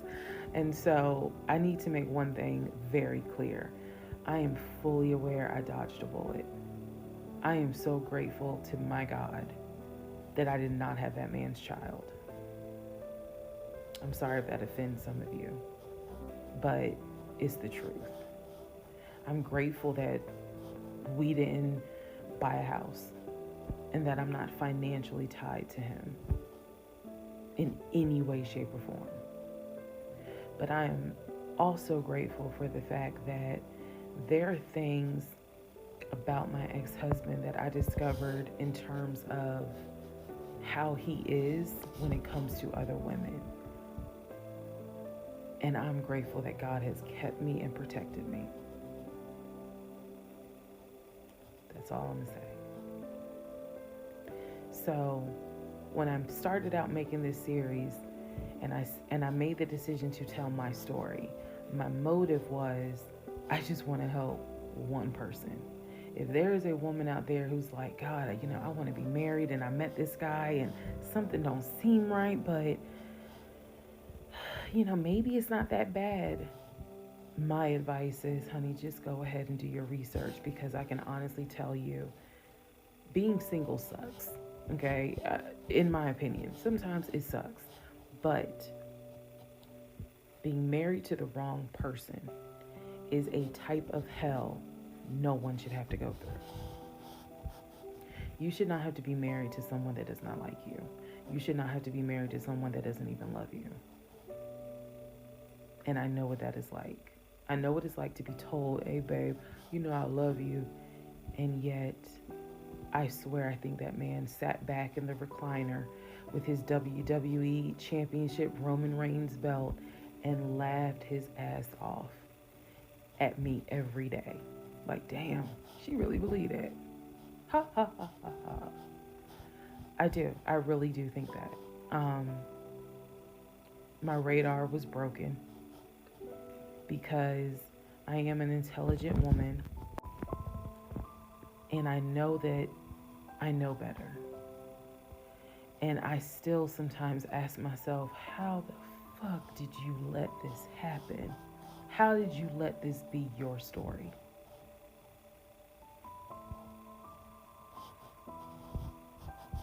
All because at the time I wanted it to be my turn. And I hoped it was my turn. And when people say, well, what do you mean by that? I just meant, we all see it, whether it's social media or real life, we all see where the woman she done been through some stuff, but she finally met someone who appreciates, loves, and respects her. And it is a beautiful thing. I had hoped that when I met him, it was my turn for that. And instead of being obedient, I wanted to be right, and I wanted to do what I wanted to do. And the cost of that decision was heavy. The toll of reliving this whole scenario was heavy. It was. I'm almost surprised at how hard it was to actually finish this playlist. Not because I couldn't remember stuff. I probably remember way more details than what I actually put out. But it's just the fact that it's like I'm reminding myself, how did you let this happen? So, therapy is real. Therapy helps. Stella Rosa Black helps too. And yes, I will one day get to London. I will get my dark blue BMW X5 with a cognac interior. I believe I will get those things. Just got to get them a different route. So, thank you all for being on the playlist of Who the Fuck Did I Marry? I promise I will go live, and I will let you all know when I go live so that we can have a wine night full of question and answers. Thank you for watching.